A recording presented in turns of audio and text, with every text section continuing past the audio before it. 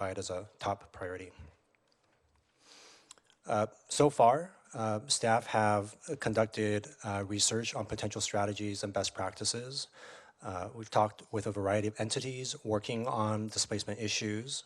We've evaluated Mountain View and regional housing data to provide some context and better understanding of what is happening in Mountain View. And we've also analyzed the issue of local land use authority and what cities can and cannot do in terms of responding to displacement. Just some initial high-level considerations based on the research. Displacement is a complex and multifaceted issue and can be caused in a variety of ways. There are limits on local land use authority, but cities can respond. The way cities can respond, there are different options, combinations of programs, and even within certain programs, there are different ways those programs can be designed and set up. But one key component that has been identified is that funding really is needed for certain strategies, and we'll talk about that later. What is important for an effective strategy is that the different programs and policies work together in an integrated way and be thought through together so that they're designed alongside each other for a comprehensive, integrated approach. There are a few discussion topics for tonight. The first is local land use authority, and again, there's limited ability to deny conforming projects or impose a moratorium. Where cities can do that is where there are significant findings that relate to public health and safety concerns. And recent state legislation has really been focused on production and as a way to respond to the underproduction throughout the state that has occurred over the last several years. Additionally, the Ellis Act gives landlords the right to go out of the rental business, and those are commonly referred to as Ellis Act evictions when a landlord chooses to withdraw the units from the market and the tenants leaving from those units. The state does recognize the displacement issue, however. For example, the Ellis Act doesn't diminish or enhance the ability of cities to mitigate impacts of tenant displacement, so there are ways it acknowledges the ability for cities to respond. Regarding state density bonus, a law, that was modified just a few years ago to have a replacement requirement if rent stabilized or deed restricted units are displaced or demolished as part of projects and seeking density bonus. And the recently passed SB 330 prohibits approval of projects with no net loss of units, and there is a replacement requirement in that law. Regarding data analysis, a couple of terms just to define. We're using CSFRA units in the report in the presentation to talk about existing CSFRA units or units that would have been under CSFRA had they existed, but they're now demolished. So just a way of shorthanding that. And then demolished units includes units that have been demolished or have been submitted as part of a formal application to be demolished. So as a way of shorthanding that. Between 2012 and 2019, there have been 32 residential projects with demolished units, totaling just over 1,000 units. They're essentially all older CSFRA units. They're mostly in the R3 zone or in zones that reference R3 standards. All of those units were built in the 50s and 70s, so essentially 40 to 70-year-old buildings. And the average size of those demolished buildings are about 32 units. In place of those demolished units are 2,400 total new units for 1,400 net new units. And just a quick update in terms of the data, of those 2,400 new units, 48% are new market rate rentals, 42% are new market rate ownership units, and 10% are BMR/affordable units. Mountain View has 35,000 residential units, 60% are rental units, and a significant number of those units are under rent stabilization. So 15,000 units, or 40% of the entire housing stock, are CSFRA units. Because the demolition units are essentially older CSFRA units, we did do some analysis on CSFRA units specifically. So of the existing stock, 91% of all CSFRA units were built in the 50s, 60s, and 70s. In terms of the parcel size, it does appear that the demolished properties are on smaller parcels, so we wanted to better understand the distribution of those units on parcel sizes. So in the shaded green, those are the number of units on a parcel size that is 1 acre or less. The shaded purple slices are the number of units between 1 to 4 acres. And for the orange shaded slices, those are the number of units on parcels that are 4 acres or more. So about a one-third, one-third, one-third split. In terms of the sales transactions, staff analyzed multifamily sales data between 1989 and 2019 over a 30-year period. On average, the annual number of transactions are 20 properties comprising about 460 units. The per unit sales amount increased from about $70,000 per unit to about $520,000 per unit, so about a 7.5 time increase. It appears that the rate of CSFRA multifamily transactions declined after 2017 and are actually lower than in neighboring cities, while the rate of transactions in a variety of neighboring cities actually increased after 2017. And the majority of sold properties do end up remaining as rentals, but all redeveloped properties were first sold to developers. Based on the analysis and on staff's research and the complexity of the issue, staff is putting forward some recommended key principles to guide the work as part of next steps.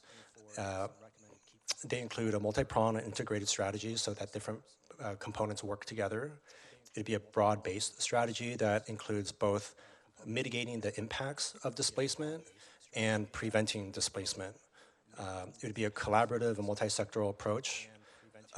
Not one agency or one sector can solve this issue by itself. The data shows that this is really a tenant issue, so tenant focused is part of the key principles. And to have the work include exploration of both unit and place-based responses, so that the goal would be to allow tenants to stay in their unit or maybe get into those replacement units, but if not that, to be able to stay in the city of Mountain View, because that has been an expressed concern as well. So the first question is, does council agree with staff's key principles for displacement response strategy? So to the strategy itself, we start with the fact that the city does have various existing and pending city programs that relate to displacement in some way. There is the Community Stabilization and Fair Rent Act that is currently in the process of being drafted for potential amendments for council consideration. The city has the existing TRAO, Tenant Relocation Assistance Ordinance. City does have a condo conversion ordinance. There hasn't been many of those in the past. There's the short-term rental assistance program, and there's also the mobile home rent stabilization work that is on the council major goals work plan as well. Staff is recommending 6 priority policies and programs for further work and evaluation. The first is an acquisition preservation program. So this concept has been discussed in a variety of ways in a variety of settings. And one way to maintain the units is to acquire them. The acquired units could be preserved. They could be rehabbed, maybe depending on the condition and the quality of those properties. But there could also be the opportunity to be able to leverage funding into new affordable housing with a goal of having no permanent displacement. Maybe there's temporary displacement while there is construction happening. It would be very important to identify potential partners. There's a lot of aspects to this program, and this is just presented here as a higher level program. Considering establishing an acquisition goal, for example, maybe it could be a pilot program, maybe it's 100 units. From initial conversations, it appears that having a goal such as that can really help drive the conversation for pulling in funding or getting implementation partners, because folks understand that a local jurisdiction understands the goals and the outcomes it's trying to achieve, and it's easier to be able to facilitate a conversation to get implementation partners for such a program. It does seem like there would need to be a sizable funding source, and ideally it would be flexible. Current public funds do have certain restrictions for public policy purposes, such as certain AMI levels, but that may not be as responsive to addressing displacement entirely. Some initial conversations suggest that the per unit acquisition subsidy could range from 125,000 to 250, just based on property values, and this does not necessarily include the rehab cost, if there is a rehab cost. The second program is a displacement mitigation program, and to evaluate requirements for market rate residential projects that include demolition of existing rental units. So we would explore a no net loss provision, but also a replacement provision for those situations that include demolition of rent stabilized units and or deed restricted units. We will look at some various compliance options, as well as a first right of return. And there are a few mechanisms that staff have come across but need to understand more and do some more evaluation. But there does seem to be at least 3 different types of mechanisms by which mitigation program could be implemented. Staff did identify modification of the trail for potentially enhanced benefits. So that would be included as a next step. It is recommended that it be conducted concurrently with the previous program, because that would allow us to look at the package as a whole and identify enhanced benefits alongside replacement requirements as well. This would likely include stakeholder meetings to get feedback about how the program could be modified. The goal is to bring a modified TREO to Council for consideration before the end of the fiscal year, but we would still have to determine the timing of that and finalize that based on how the other components of this 6-prong program looks like. The landlord rental set-aside program was a concept that has come up through research and talking with some folks about potentially finding property owners who could set aside existing rental units in the city. That would allow displaced tenants to either reside there temporarily, for example, while the original site is demolished and then rebuilt, and it could be paired with a first right of return so that those displaced tenants could return to the original site in a new unit. But it could potentially be a longer-term solution for displaced tenants as well if they, for example, choose not to return and would like to stay in those rental set-aside units. For this to work, we would need to meet with major property owners and potential partners to evaluate the feasibility of this program and the components of that design. But this concept has come up in a variety of discussions.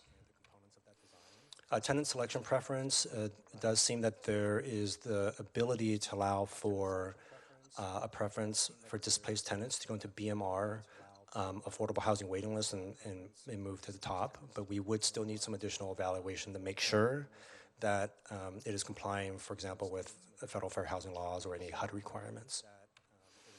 And finally, there may be the need to modify certain city regulations or policies to establish a regulatory framework to make sure that we're complying with state law, but also the ability to have that regulatory framework be a way where it can lay the foundation for an overall displacement response strategy. This is how the strategy could work, just as an illustrative example. So there's an existing apartment that's sold for demolition or redevelopment. The tenants vacate, but they receive enhanced relocation assistance. And maybe they can take that relocation assistance and move into one of the rental set-aside units. On a separate and parallel track, the project goes through the entitlement and building permit process. The building is demolished and then rebuilt with brand new units with a required replacement set of units. Those displaced tenants would then be able to have a first right of return and be able to occupy those newly built units. So question 2 is, does Council support the above priority set of programs and policies for a displacement response strategy?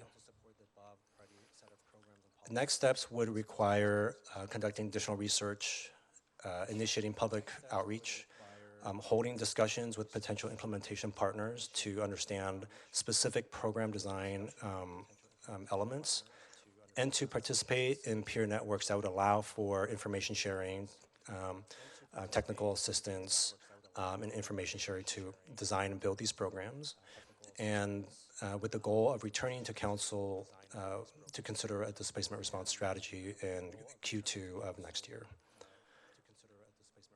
This is the summary of questions, and that concludes staff's presentation. Thank you.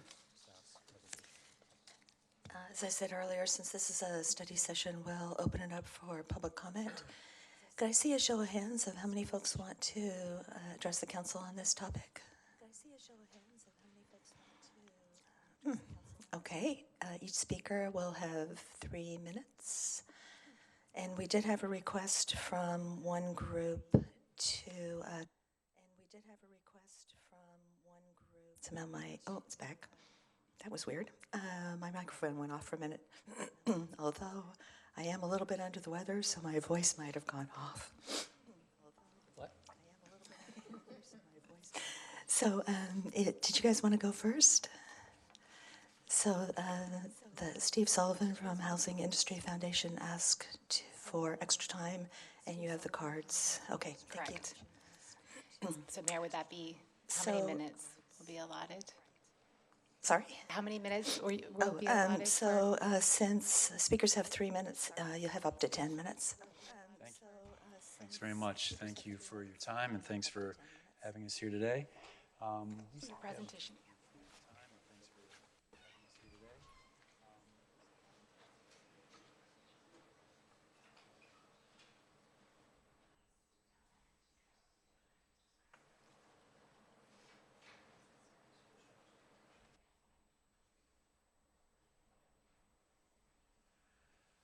Thanks again, everyone, for having us here. The Housing Industry Foundation has been in the region for just about 30 years, and our main mission is to prevent homelessness.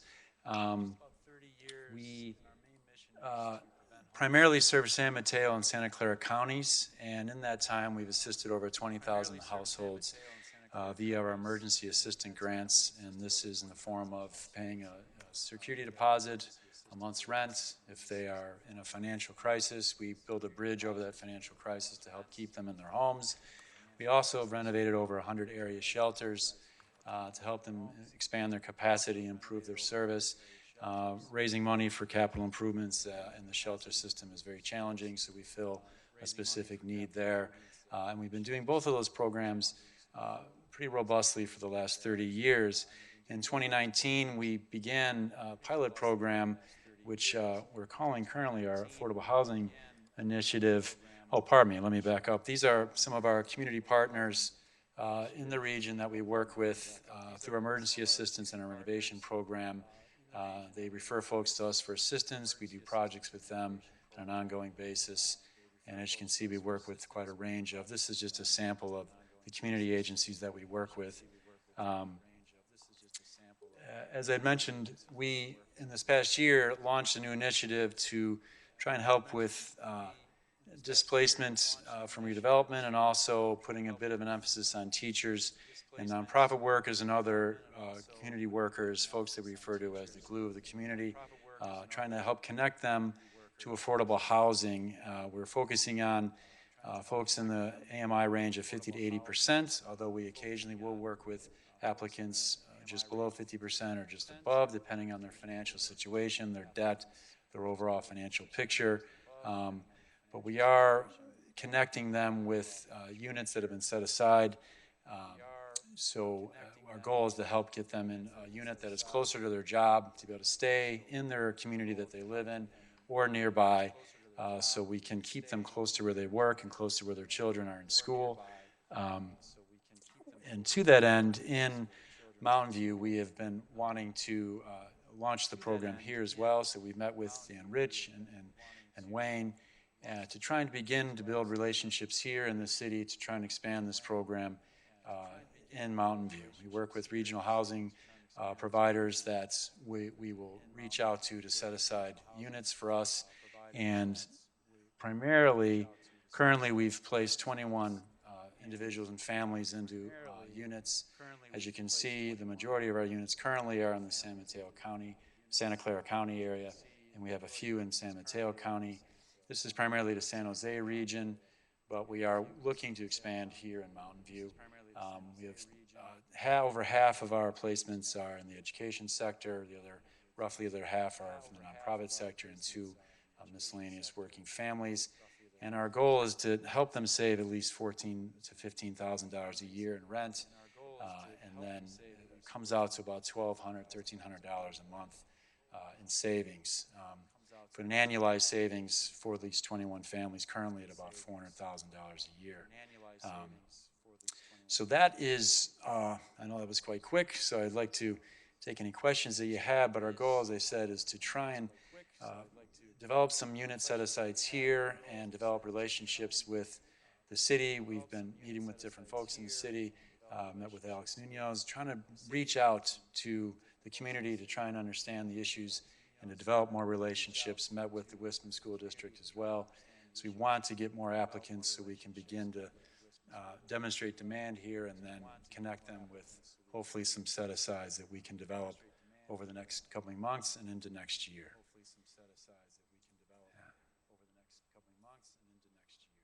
We do have some questions for you. Councilmember Ramirez. Thank you, Mayor, and thank you, Steve, for your presentation. So just a couple of quick questions. So this strikes me as quite similar to the landlord rental set-aside program that's described in the report. So it could mesh very well with the displacement response that we're crafting. Just to give us a sense of how the program works, where do you get the displaced folks or sort of the prospective tenants from? How are they referred to you? Yeah, so one way, the agencies that I showed earlier, a lot of those agencies refer folks to us. We do a lot of outreach into the community, meet with school districts, meet with individual schools. It's by hook or crook currently. We're kind of in the cold call stage with a lot of the communities we're working with, just reaching out, doing outreach. And as I mentioned earlier, trying to begin to develop relationships here so we can, build a bridge to the community and to some of the tenants here that might be good applicants for this program. And so it's a variety of ways. It's, more structured and institutional, and also, individual relationships that we're developing, expanding our network. So at this point, whatever works, we're looking into. And you've reached out to the school districts that serve Mountain View? In Wistman, we met with Wistman. We had an open house with them a few weeks back. About 16 teachers came. Today we did a conference call with another 15 to 16 teachers.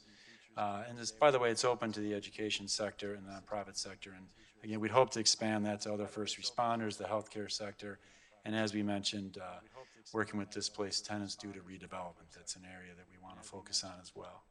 And then for the number of units you're able to reserve, how many rental property owners are you working with, and roughly how many units do you think you're able to sort of set aside for this kind of program? Currently outside of Mountain View, as I said, we're not currently in Mountain View. We're working on it, but regionally we've got about 40 to 50 units set aside in the pilot phase throughout the region. We're working with up to 20 developers, property managers and owners. And we hope to grow that as well. We're working on growing that. The more applicants that we can assemble, the more of a wait list we can build, the more demand we can demonstrate, the more we can secure more units. And then since most of these units are market rate, a lot of the folks that you're serving, probably couldn't afford the market rates, at least not for a sustained period of time. So how is the program funded? How do you help subsidize these folks? So the units are donated to us from the property managers. They're donated to us. We also have our own budget that we use to pay for this, but we need to expand our funding in that regard as well to help with subsidizing in future years, and also to help build our staff and our infrastructure to be able to grow and expand the program. Okay, and then last question, how can we be helpful to you?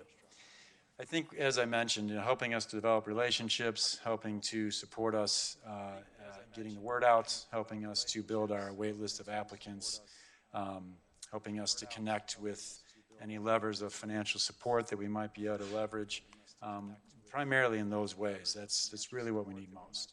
Great. Thank you. That's all. Vice Mayor Obikoga. Thank you. Thanks for being here and for your presentation. So you mentioned, is your program exclusively for teachers and nonprofits at this time? No, no, So it's you not. are, No, we're putting an emphasis on that. The idea was brought to us by one of our, someone in our network that had a son whose teacher had to leave the region, so he's really passionate about trying to help teachers. But no, we would never exclusively focus on teachers or nonprofit workers, but we are putting a bit of an emphasis on that. so and we've had a couple of projects where we've had some displaced tenants. Can the, for redevelopment, so the developers, could they contact you to Absolutely, look yeah, for absolutely. assistance? Yeah, we want folks reaching out to us from every direction. We Great. want to gather as much information as we can. And then you mentioned the landlords donate the units. So is there any kind of incentive, or other than their charitable giving, I guess, but do they, are the units set aside for like a limited amount of time, or is there some kind of, subsidy to just keep them open or anything of that No, sort? they are donating them from a charitable standpoint. It's also units that they might not they're not being rented for whatever reason. Either they have a supply that they have not yet filled, or they are specifically setting aside units for us. The goal to the reason we need to have a larger wait list and we need more applicants is that when a unit does come online and is donated to us, we want to be able to make that match as quickly as possible, because they'll donate the units and let us try to fill them, but they can only have us hold on to them for so long. So our Right. goal is to try and fill that unit within 3 to 6 weeks. Sometimes it's longer, but if it gets much beyond that, it gets a little harder to hang on to. Sure. Yeah, that was my concern, is how long can you Right. keep an apartment unit Right. vacant, especially like in a tight market like ours.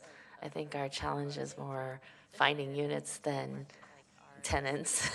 So how do Absolutely. you Yeah, we incentivize? Yeah, absolutely. Yeah, I mean, we have relationships that go back a long time, and we are, this is our industry's response to this challenge and wanting to participate in a solution to this challenge. So they're committed to it, and more folks are committed to it. We do have to be efficient with it. So as I said, the bigger the wait list, the more opportunities we have to connect folks. And you're right, it is a timing issue, because someone may apply, but they're not ready to leave their apartment, their lease is not yet up, and the unit might be available. So the more applicants we have, the more match we can, easier we can make the match. And then finally, I think you had a slide on your emergency assistance program. Is that tied to these set-aside units, or is it a completely separate? It can be. We've had examples of these families that we've helped currently. We've had a few that we helped with security deposits. We helped them with moving costs. In some cases, we help. We just want to make sure they get into the unit effectively. Great. Thank you very much. You're welcome. We just want to make Councilmember McAllister? Thanks for coming. So, Thank you. are your guidelines that if somebody is displaced in one county, that, or whatever funds you receive or donated units, do the people that live in that proximity get first crack at it, or do you say, well, we have this, you have an option to go to another area? Yeah, we're trying to make to be honest, we're trying to make the best match based on where the family is living, where their job, as I said earlier, where their job is, where their kids are going to school. Ideally, if, for instance, if we work in Mountain View, ideally we get enough units donated in Mountain View that we can keep families in Mountain View. If not, close by, Sunnyvale, nearby. But our goal is to try and reduce the stress on the family, not only the financial stress, but also the commute and having to live so far from their job. But so it's fairly flexible. If someone can make the commute to another county, we have no real limitations in terms of that. But our goal is to keep them near where they're living currently. So then somebody, if your wait list crosses county borders, you don't necessarily, if there's a better match with somebody down the line, I mean, is there priority? So something opens up in Mountain View and you go down your list and they might be 20th on the wait list. would they get a priority over somebody that's number 1 or 2? Well, to be honest, we haven't had a wait list yet, so we're going to cross that bridge when we get to it. But for us, it's about making the best match. And so if it makes sense for the family, if the unit is if we're about to lose that unit, we want to try and preserve that unit. So I anticipate we'll try to make the best match, but be mindful and cognizant of the fact how long someone's been on that wait list. And I noticed some of the organizations you work with do similar things that you do. I mean, what do you do that some of the, like CSA gives emergency assistance, helps and so forth and so forth. So are we potentially dividing our money to all these other sources versus saying, well, here's the biggest bang for the buck if we give it to one group? So what makes your organization get the money versus some of these other organizations that do similar things? Well, we do partner with a lot of those organizations on this very issue in terms of emergency assistance. So we work with a lot of different organizations that are doing, to your point, doing similar work. We often talk to them. We often coordinate and share, some of our challenges. So we're pretty collaborative with them. But I think with us is perhaps the speed in which we can turn around the assistance. Our goal is to try and get someone the assistance as quickly as possible.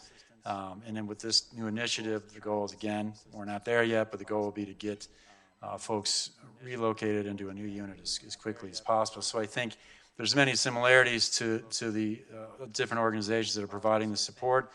We're pretty lean. It's just myself and one other staff, hopefully more soon. But we are pretty nimble and can respond pretty quickly to when things come up and when applicants come to us. Okay, thank you. You're welcome. Councilmember Hicks. Hi, thank you. I've been perusing your website, browsing it while you were talking to us, and you have an impressive list of donors. Almost everybody in the housing industry I can think of, although I haven't been able to double check it. How long have you been operating? 30 years. 30 years. And so this is kind of your Housing Industry Foundation. This is the industry's response to the affordable housing problem. And how many, you're getting $30,000, $40,000 from multiple organizations. How many people are you currently serving? So we serve about 400 people a year with emergency assistance. We do anywhere from 3 to 5 renovations, at least 2 of them being significant renovations. And currently, as I said, we've placed about 20 plus people in the new initiative that we're currently operating in.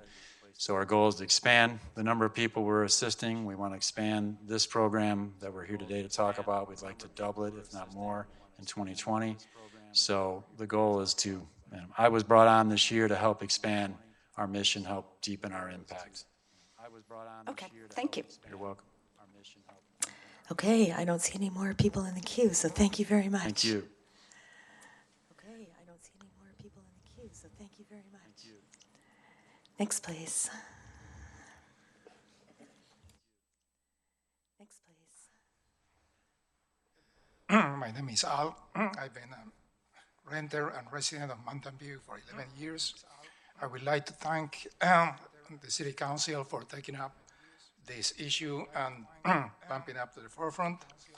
The memo presented by city staff is an excellent blueprint to solve tenant displacement, and I would like to thank the city staff too.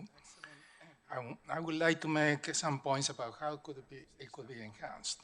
There should be like a 3-pronged approach: tenant protection, affordable housing preservation, and affordable housing production. On tenant protection, a tenant right to purchase will go a long way, whereby a rent-stabilized property that comes up for sale should be offered first to the tenants, then to the city, and finally to the commercial real estate market.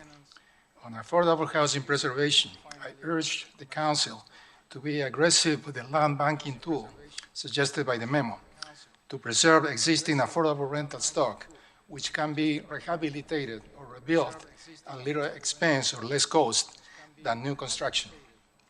Think about the carbon footprint that new construction requires versus preserving existing rental stock and increasing even density. based on existing stock. Again, before any displacement occurs. Ramp up the activity during recessions. Mountain View is already doing this on a very limited scale, and I refer to the Dana 996 property.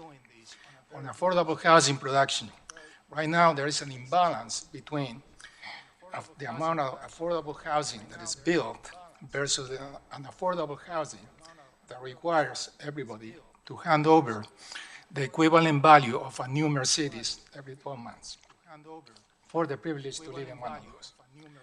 The problem can be addressed by, for example, introducing rate control provisions like San Jose already does for new development projects. The other measure that you can attach is bringing in nonprofit developers into the mix. Usually they are at a disadvantage because of access to capital and resources. They are competing with market rate developers. I urge you to level the playing field by adopting sound fiscal policies. Access to housing should be an equal opportunity affair. Everybody should have a shot at affordable housing, not only low income, mid income, the missing middle, and so on. When it's time to take decisions, be bold, not just bold, but be Silicon Valley bold. We all love this city, and we can build a better and sustainable Mountain View while preserving its diversity. Thank you very much. Thank you. And if folks can remember to turn in a blue card before or after you speak with the city clerk, that would be great. Thank you. Good evening. My name is Amanda. I just want to first thank you all for giving this topic the consideration it deserves. I really appreciate that. There's a couple things that I just wanted to bring up and point out. We have some really great eviction policies for the city. I've seen a bunch from other cities before they put them in place. And I've seen some friends who've been evicted in cities where they don't have great policies. And to me, I'm just glad to know that those policies are there for me. And I hope we can keep those and maintain those as part of a displacement plan with all the multi-pronged approach that it looks like the report has. The second is there is a need for a broad workforce here in the area. I'm a tech worker, but I'm not an engineer by any means.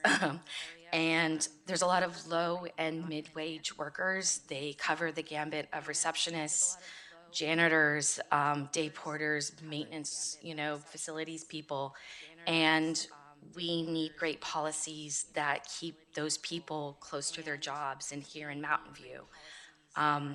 I think it was a SF article recently that basically started comparing, janitors to engineers and how approximately half of the jobs created in this area are really low-wage jobs. So it would be wonderful to see some of the policies and the ideas that have come out of the report be there in order to support these low-wage workers, mid-wage workers, and keep people here in this area and not displacing them and forcing them to move super far away, commuting 3 or 4 hours just to get to a really low-wage job here.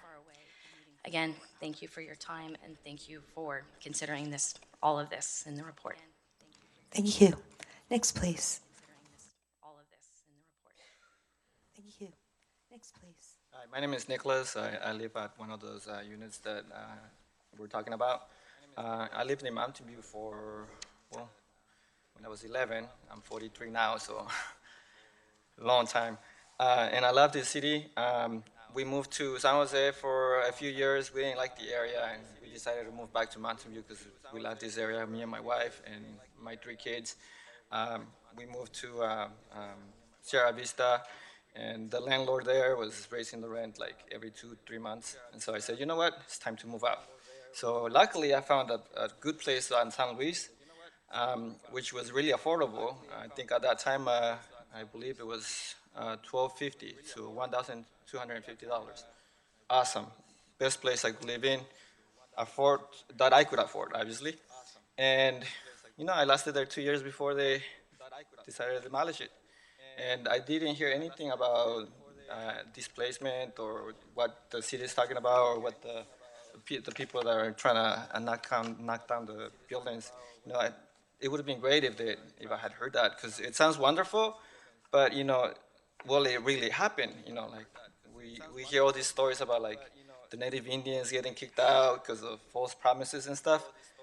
I don't want to be one of them. Also, you know, like it sounds great. So I would really love it if these people here can keep their words and if the city can enforce it somehow. It sounds great. I'm kind of looking forward to it, but will it happen?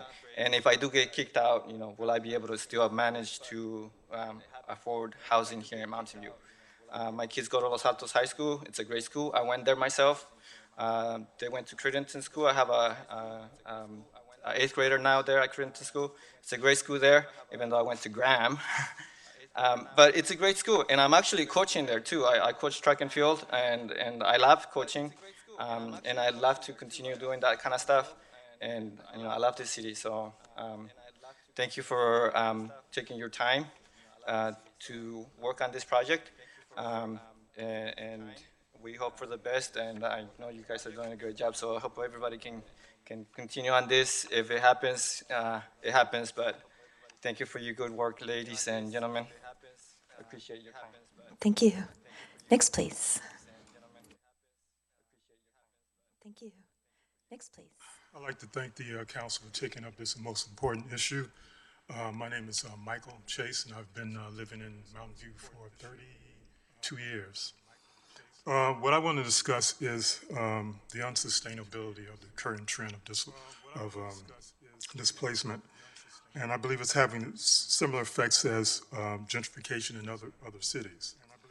Displacement as defined by the Urban Displacement Project, quote, the process by which a household is forced to move from its residence or is prevented from moving into a new neighborhood that was previously accessible to them because of conditions beyond their control, unquote. Gentrification is described as a process of neighborhood change that includes economic change in a historically disinvested neighborhood by means of real estate investment and new higher income residents moving in, as well as demographic change not only in terms of income level, but also in terms of changes in education level and racial makeup of residents. The real estate investment causing displacement in Mountain View through demolition of rental housing is having the same results as gentrification. Demographically, the same groups are disproportionately affected: racial minorities, working class, poor, and working poor. Displacement here is bound to mirror the effects of gentrification in neighborhoods in cities around the Bay Area where cost of living, especially in terms of housing, causes residents to leave the region or the state, causing a reduction in diversity of both racial and economic.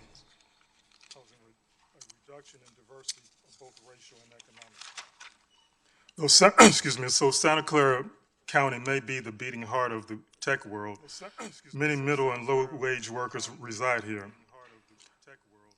According to the State Employment Development Department, the top 5 fastest growing occupations in the state between 2016 and 2026 account for 33,000 of the 126,950 projected new jobs.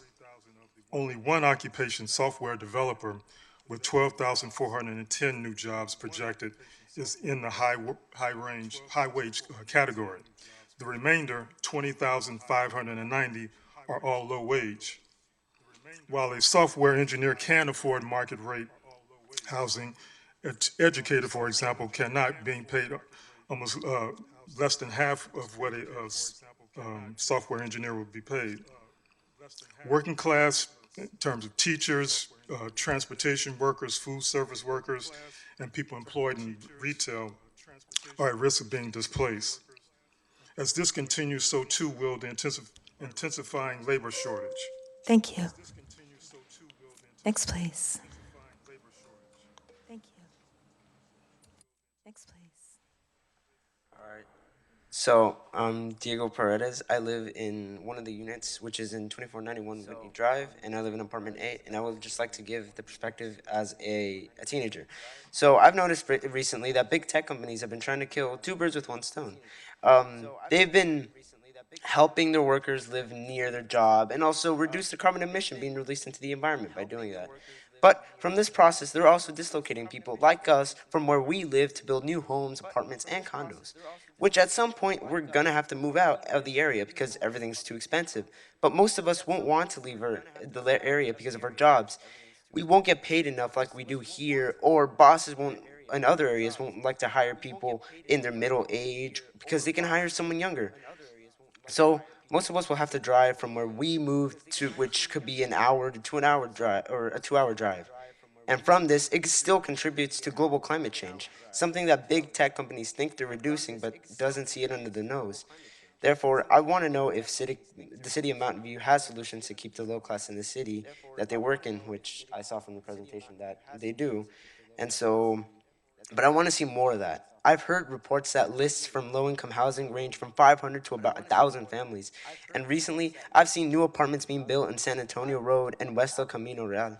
But how come those aren't being proposed or built currently to serve for the lower class? Why isn't there a law where the owner of the apartments can make 10 or 30% of those units affordable to the lower class residents? Why isn't there a solution like this? This is wage discrimination. They're destroying rent control apartments so people with higher wages can move in. It's unfair, but what I've learned is that being poor isn't a crime. Thank you. It's unfair, but what I've learned is that being poor. Thank you. Next, please. Hello, Bruce England for Wisman Station Drive for Mountain View Coalition for Sustainable Planning. We submitted a comment letter, so I'll keep this relatively short. We thought the staff report was very well done, very thorough and well reasoned, so we strongly support it. And I just want to mention that Wayne met with our organization earlier this month, and that was very helpful to us to understand all the issues and challenges. And as it says in the staff report, addressing displacement meets several of the goals that you have currently, the council goals. So we'll help with that. We also think that ultimately what's needed is more housing. So displacement is something that has to be addressed because it's really a problem, but ultimately we need more housing. And we'd like to see some of the R3 and MM zones in particular looked at for adding housing in the city, and that's mentioned in our letter too. Our organization has been working on safe parking, and we're currently trying to identify private property lots where we might be able to expand safe parking. But again, that's a stopgap measure to address the larger issue of inadequate amount of housing. So we urge you to vote yes on the two questions that staff has put before you, and that we can proceed from there. Thank you very much. Thank you. Next, please. Thank you. Next, Hi. Sorry, you'll have to pardon me. I'm getting over a cold, so may not sound quite as I should. So thank you, council members, for the opportunity to speak tonight. My name is Mitch Mankin. I'm here from Silicon Valley at Home, the voice of Silicon. Sorry, the voice of affordable housing in Silicon Valley. Man, I can't even talk today. We are here to express strong support for the principles and strategies that are presented in the staff report. This is clearly a really pressing issue. People don't have a place to go when their homes are demolished. Prices are rising too fast, so we really appreciate the effort that staff's put into this and the effort to develop something that's really integrated and comprehensive. The staff report that we saw identifies a range of strategies that they provide immediate solutions, but also think about structural changes that support long-term affordability and equity. To us, it's really important that this becomes not a menu of options, but more an integrated, pragmatic policy solution that works together. Each piece of it as a standalone response wouldn't be sufficient, but the myriad forms of the crisis can be addressed together as part of these strategies that address each other's blind spots.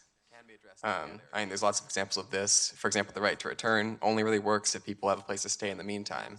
So there are strategies to address that.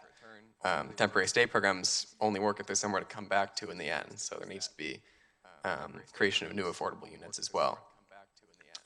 In the same way that increased trail benefits help for a short period of time, but once again, only work if there's an apartment to come back to at some point that has a low rent. Another example is that acquiring and preserving buildings causes much less disruption to people's lives than having to move and live somewhere else temporarily. but it's also a heavier lift, so it makes sense to have other programs that help in the meantime. There are so many interactions and reinforcements that wouldn't fit into the time we have, but we think that giving staff direction to explore all these possibilities and support all these principles, it means that they can also explore collaborations with other groups that could help fund or implement some of the solutions. We heard from some of them today already. And it takes a village to address this crisis, so flexibility and direction to staff is really key so we can find creative, innovative solutions that are appropriate to a Silicon Valley city. So thank you very much. We support the staff report in its entirety. So we have a couple of questions for you, Councilmember McAllister. Well, thank you for coming and your persistence and advocating for the affordable housing. So you read it and mentioned a lot of concerns and solutions. And so I've asked you on a few occasions that you are part of the solution, that your members are part of the solution. They can buy these units, they can build these units, they can address it. So how are you making out with asking your members and your supporters to be part of the solution and to pay for all these things that you were talking about, to build their own workforce housing, to buy additional units, and to do that? So how has progress been made on your part? So we figured this would be a great opportunity for this because staff is essentially proposing a program where the city acquires these units and preserves them as affordable. So once that program exists, it's possible to get funding from all kinds of sources to support that effort and make sure that there are ways that everyone in the community is contributing in to make sure that people can stay in the community. But have any of your members stepped up yet to contribute, to not pool money, but actually take on a project of their own to increase the housing stock? I mean, I would be somewhat worried about corporations owning housing as opposed to the city. I think in terms of equity, it makes sense for the city to go through with the program. Yeah, as soon as there's a program to support, I hope that people will sign on to support it. Okay. But yeah, providing further direction to continue on this will mean that this program can be created and then there'll be Well, lots of I appreciate you going back to your members and asking them to step up. That would be helpful for the solutions. Thank you. Yeah. Vice Mayor Abikoga. Thank you. So thanks for being here. I guess I wanted to follow along the lines of Councilmember McAllister's question and dive a little deeper. So I've seen your tweets and posts about the funding that certain companies have been providing towards housing. How much of that is towards this issue of displacement, or have you discussed that with these member companies of yours as a part of the solution for affordable housing? I'm trying to think of what are good examples of this. I think one of the really tough parts of creating a program, for example, the first option here, or the first policy here, is that there's not enough funding for nonprofits and other affordable developers to actually acquire these buildings, especially if they're in competition with market rate developers. So it's really helpful. For example, the Housing Trust provides a lot of the bridge funding that exists. So a lot of the time, if you see things on Twitter, it's often us sharing that people have contributed, for example, the Tech Fund. There are a lot of good initiatives that are going forward that are sort of along the same lines. But I would say actually that Mountain View's suite, I guess I'd say, of programs here is one of the most comprehensive that I've seen, and it could be really exciting to see that, whichever way it's funded, happen. Well, I guess my question is, we can create the programs, but as you've heard and the HIF gentleman has mentioned, it's a question of resources. And your organization seems to be, at least you take credit for getting the companies to fund affordable housing initiatives. So my question is, can we get your cooperation, your partnership in getting some of those funds into these programs? Because this is also a part of affordable housing or housing preservation. And I see the $500 million here and $1 billion there. And my question has been, when are we, Mountain View, going to get some of that? Because we are working really hard to create the programs and initiatives, but at the end of the day, we need the resources. So that's my question I pose to you and your organization. Will you help us get some of that grant money to help us fund these programs? Yeah, so we already talked to staff about ways that potentially we could help out once this sort of is set in motion. It sort of needs direction to go forward so the programs can be fleshed out and a lot more research can be done. But yeah, certainly, I mean, it's something we could do. We can Yeah, try I'd like to have a stronger commitment. So whatever it takes, if we have to talk to your boss or whoever, that's fine. I'd like to see a commitment. Thanks. Yeah, at any point when there's a program to fund, we can certainly look for funding for it, but before it exists, it's kind of hard. Councilman Kamei. Thank you. One of the things that I know the SV at Home, it's a 501c3, right, designation. And so for the earlier speaker with the Housing Industry Foundation, their list of partner agencies consists of a lot of other 501c3 organizations. And I know that casework is probably not or hasn't been part of the portfolio of SV at Home, but I think what you're hearing from my colleagues is perhaps interest in going a step further from advocacy to ways that we can, some actionable items. And so I'd be interested in SV at Home participating as a partner agency in some of these programs that we're starting to hear and talk about. And I think it could take things a step further when bringing up concerns about displacement on how we can all partner together to be part of the solution. So I think, I'd be interested in hearing back from you if your organization would be interested in doing things like this, being a partner agency and other things like that. So you're correct to say that we don't have the case management capability, Right. we don't have the staff that know how to do that. We're really a pretty small organization. We're about 10 folks who are all focused on policy and these sorts of things, as opposed to, for example, doing case management. Right. So we're definitely different from HIF. We don't really have capacity to do that, but certainly we're supporting organizations that do that as well. And I wonder if part of it can be just funneling people to certain different groups that kind of do more of that work, right? And so what has SV at Home done in terms of being a conduit towards putting people in touch with more resources if they aren't able to provide it themselves? Sorry, I'm a little confused.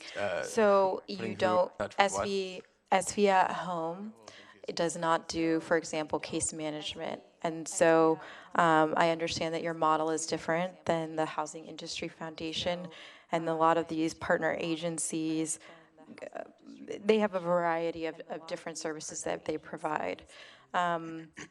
So I am interested in if SV at Home would be interested in doing something like becoming a partner agency, and two, if people come to you with questions about displacement, what are the things that your organization does to help provide people or point people in the direction of services if you don't provide them, like homeless case management? Okay, yeah, so I'm hearing two questions. Right, The second one so there's being- there are two different things that I'm trying to target and that are, I think, of interest and have come up a couple times when you've come forward. And so that's why I decided to lean forward and just ask. I think it'd be interesting to hear more feedback. And it doesn't have to be now on the spot when you're recovering from your cold, but it could be part of an ongoing conversation. Sure. I'll start with the second one. People do contact us looking for various assistance. Often folks who are worrying about becoming homeless or if their housing runs out. While we don't have those services internally, I mean, this is sort of ad hoc, but I'll, find the resources for them and do some research on it. That's something I've done for various people who have basically come to our door and said, what can we do? Where do we go? And there's a whole bunch of various agencies around the county, from county social services to places like the Picardo Regional Center in San Jose that we'll direct people to if they come to us for help. Because we do want people to find their way to the people who can help them the best. Great, thanks. Thank you. Next, please. My name is Raja Bianca. It's the first time I'm speaking in front of you as council. Thank you for hosting this. I'll give you a little bit of my personal background and help you understand why I'm standing here. So I came from Phoenix, Arizona to the Bay Area in 2000, and that's when my parents had gone bankrupt fully personally and lost their home to foreclosure. So I came with everything I had in my car, and I ended up trying to find a place to live, and I found a place to live for $700 a month in someone's house in Palo Alto. And I rented a room in their house. And ultimately, I got a job, and I became okay successful, I guess, enough to buy a house. In 2004, I bought a house in Cupertino, and I was delighted. I saw the values consistently go up, and I've lived in that house since. And you'd be surprised here, some people, my neighbors, would be very surprised what I'm going to say now. Because a year after I bought my house, I ran for city council. And I ran under a no-growth strategy. In fact, there was a measure in our city about heights, density, and setbacks. I ran for saying that we should have none of that, keep our preservation of our character of our homes, to avoid high-rise density housing in our neighborhoods. And I had people, after I lost in 2005, I lost in 2007, both anti-growth type of messages that I had at the time. And I noticed, my second time I ran, people that were on the street corner protesting against me for my council run. And they were saying, how can you say this? And one of the people I recognized, so I got out of the car, I spoke with her, and she actually worked with my office at Juniper Networks, where I worked in Sunnyvale. And she was a secretary there, and it's never left my mind. And over the years, I've then built my own business in Mountain View. I've grown up here now in the sense that my kids have grown up here. I've had 25 employees in Mountain View, paid my taxes, and what I've noticed is the future that I thought of myself in Silicon Valley is not the future that the people I hire can have. And the reason is Google, the big companies, hire these engineers at higher salaries than what small business owners like myself can afford. And that is a very sad thing, because I ultimately had to move on my entire operation on Shoreline to Arizona. So I moved my team and I said, look, I grew up in Arizona. It's a much better place to live. You can't live in Mountain View. We paid for relocation for our whole staff to Tempe, Arizona. And so over the years, I've started thinking a totally different mindset. And so I have just recently decided that I'm going to try to make a bigger impact. So I have purchased a R3 zoned lot in Mountain View, which was a condemned building, a 9-apartment building. And this particular lot is now allowing me, under the current zoning, for just 2 units. So I hope that you consider those things for R3. Thank you. Thank you. Next, please. Thank you. Next, please. Philip Cosby, Madam Mayor, members of the council. I want to particularly thank the city staff for doing a comprehensive staff memo for the study session. It seemed to include a number of tools that would allow council to develop a policy that would allow no net loss of affordable housing when endurably properties are redeveloped. And while I am thankful that we're hearing this report now as a result of the priority that you gave displacement earlier in the year, I also wanted to remind everyone that we're still encountering demolitions, we're still encountering displacement of tenants, and urge everyone to work promptly to get effective policies in place. Thank you. Thank you. Next, please. Good evening, Sandra Esparza. Good evening, everyone. I want to thank every one of you tonight and for making stop displacement. Put this as a council priority early this year. Also, thank you to you guys for having a good research. And I hope you will answer yes to the staff questions to keep Mountain View, our city, your city, moving closer towards having no more displacement. Thank you. Have a great night. Thank you. Next, no please. more displacement. Thank you. Have a great night. Thank you. Next, please. Good evening, all. I want to echo other people's support for the incredibly comprehensive, creative staff report that you have now. And I do hope that you will support it by saying yes for both of the questions, and to make sure that you put us on a track to do what can be done in short term and continue the work in the long term. Not unexpectedly, Advocates for Affordable Housing not only supports the staff report, but supports the League of Women Voters letter, which you received.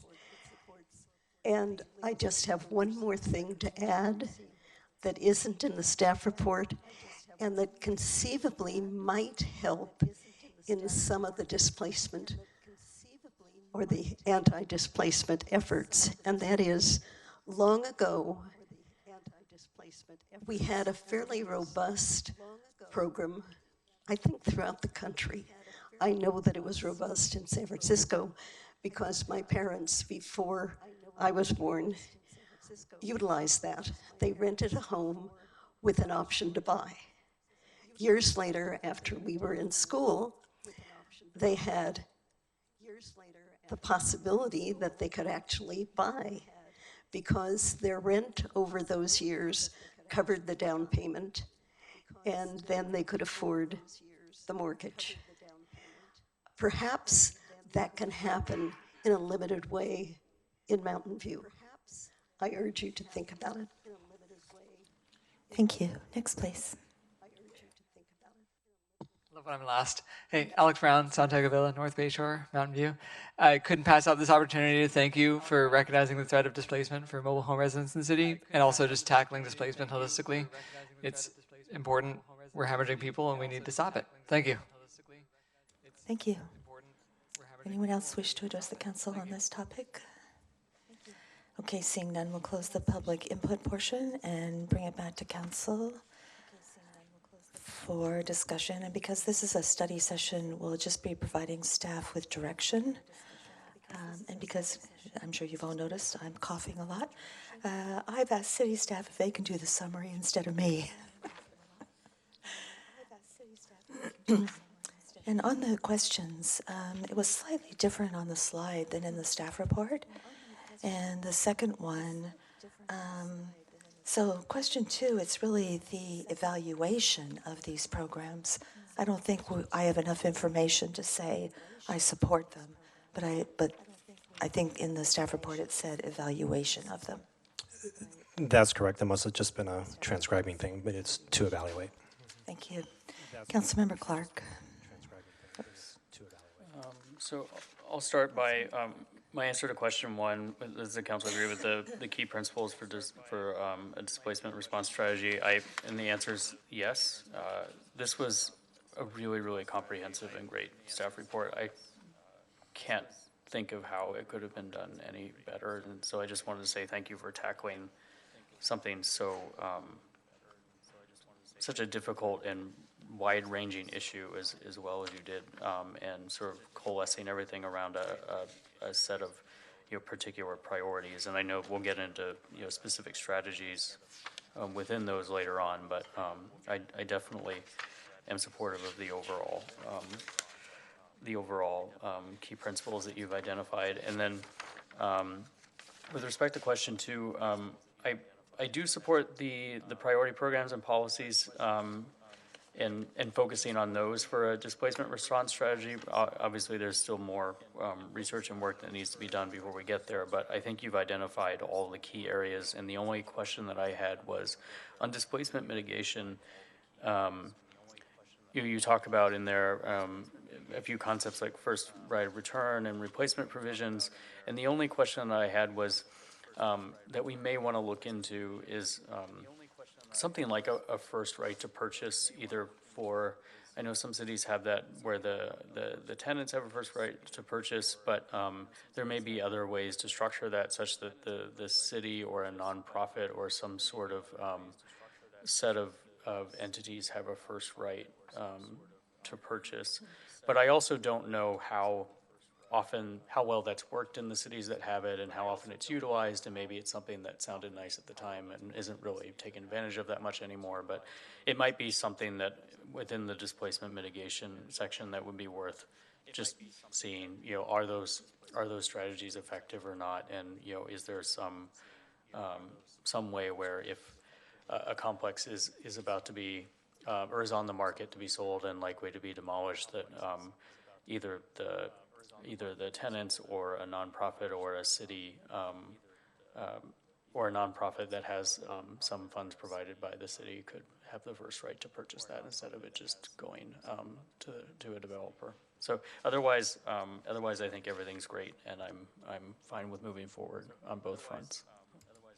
Vice Mayor Albikoga. Thank you, and thank you, staff, for this very comprehensive report. I'm always very impressed with the affordable housing strategies report we had, and this one also. I guess I had a couple of questions before I answer the questions. Let's see, where should I start? I guess I'll start with the landlord set-aside program. As we heard from HIF this evening, do you see a potential of just combining efforts or maybe supporting HIF rather than creating a completely new program? Yes, we definitely see the possibility of that. HIF would be one of the organizations that we would want to speak with further, in an organization that we had in mind. And based on council direction, we would initiate further conversations with them.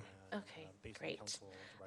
Yes, I think the more we can partner and not duplicate efforts, I say the better. And I really would like to see efficiencies realized. In regards to,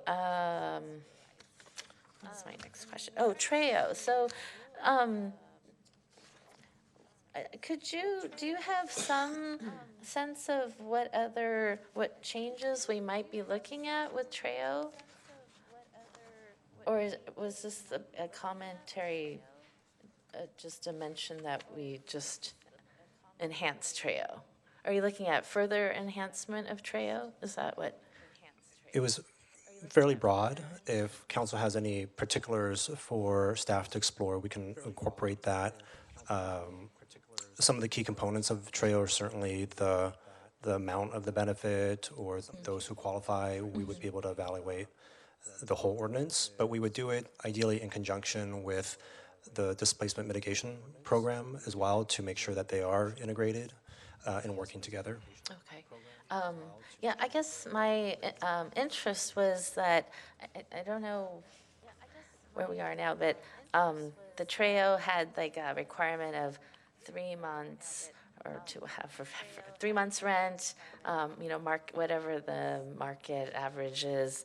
And I've been thinking more and more, and I know I mentioned it when we were looking at one of the projects, but of looking at the delta between what's being paid and then what it would cost to get into another unit, and being able to just have the Treo provide for that delta for a certain set amount of time, whether it's 12 months or 18 months. And so looking at it in that regard would be, to me, I think, more helpful for me to see, how effective that program could be.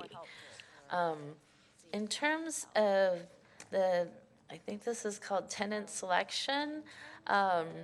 So I've asked this before, and I continue to ask it, and I think I got somewhat of a answer from Palo Alto Housing when I met with them the other day, but is this in regards to BMR units, and, or I guess in regards to BMR units, my interest is, to give our existing Mountain View residents first priority. So, we talk about displacement and so forth. How do we, if we're building a 200-unit affordable housing project and we have, let's say, 20 tenants being displaced is there a way that we can give them first priority into those BMR units? Is that tied to the funding? If it's, purely city funding, or if it's the 15% BMR requirement, inclusionary zoning requirement we have now, do we have that kind of more flexibility to decide who gets to go into those units? It does depend on the program. Our understanding is that so first, the city has a live-work preference for both the BMR program and for the projects that the city provides funding for, so the 100% deed restricted. Okay. On the 100% deed restricted, it's our understanding that if 4% tax credits were involved, there are limitations on that. Right, and as I heard Measure A funds as well, that then we only get a certain percentage of the total that we can put our people in. And I believe Measure A has other considerations as well, such as working with the county in terms of placing folks from that list as well. Right. So that would have an additional layer to it. The 100% affordable projects that have 9% tax credits, Okay. we understand that has more flexibility and there really? could be a preference. Okay, great. With BMR, the idea is that there wouldn't be external funding, so there wouldn't be those external restrictions. So then those could we prioritize our? Correct. Great, Yeah. all right. Good, yes. We would want to continue just to make sure that we're always compliant with fair housing regs, but that being said, this is our understanding of. Great, thank you.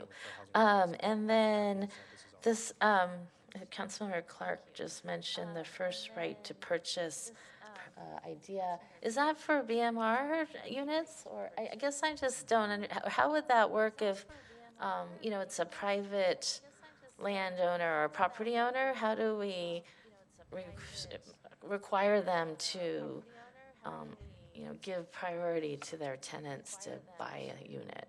Like, don't they have the ability, it's their property, so they can decide if they want to hold on to it forever or not? Or can we make them sell?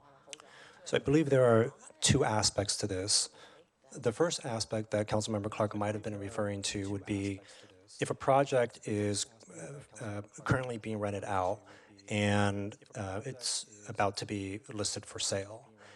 The programs such as the Tenant Opportunity to Purchase Act, such as the one in DC that folks have talked about, puts in place a set of requirements to allow the tenants to come together and bring together the capital to purchase that building as part of an acquisition strategy. Okay. So I think something like the TOPA program, or SF has a different version of it, which is more about prioritizing nonprofit developers to be notified and to be able to purchase the COPA program. That would be part of the Program 1 evaluation, the acquisition/preservation strategy. The displacement mitigation program, program number 2, would be perhaps a different version of that. It would be a first right of refusal, for example. So if an existing rent-stabilized apartment were demolished and rebuilt with new rental units, then the first right of return would allow temporarily displaced residents to go back to those rental units. By the same analogy, if they were displaced and the units were demolished for new ownership units, then by analogy, to explore a first right of refusal to purchase those units. So there are some similar concepts that they would be different and analyzed differently under the two different programs. Okay, great. And then finally, once we've talked about affordable housing and upping like our inclusionary zoning percentage, or when we were talking about North Bayshore, I remember very clearly how SV at Home had said we could never require more than 20% affordable units. So in light of that, I guess my concern is with like SB 330, the replacement, if it gets to like 30, 40, 50%, could any of these programs potentially hinder the development of new housing? I believe that would need to be part of our next steps in figuring out what kind of analysis or potentially a feasibility component comes into it. Okay. I know that there is another work item in terms of R3 modifications. Sure. So to the extent that those modifications lead to a greater number of units on site, that can help pencil, but City we need to bonus flesh all of that out. program okay. Got it. Great, thank you. So in light of that, pretty easy question one. Yes, I support key principles. I think it's been emphasized that trying to create a comprehensive program that works together is important. And I think I look forward to learning more about each program. And so at that point, I think we'll be able to do more prioritizing. Thank you. Councilmember Ramirez. Thank you. Councilmember Ramirez. Thank you, Mayor. So first, I want to echo the comments from my colleagues and thank staff for, I agree with Councilmember Clark. I know it's difficult to summarize a topic as expansive and challenging as this one, but you did it very well, and I think the analysis that accompanied, the questions and the preliminary ideas was very helpful in sort of shaping my approach to this. So thank you, and I also want to thank the members of the public who have been engaged on this issue.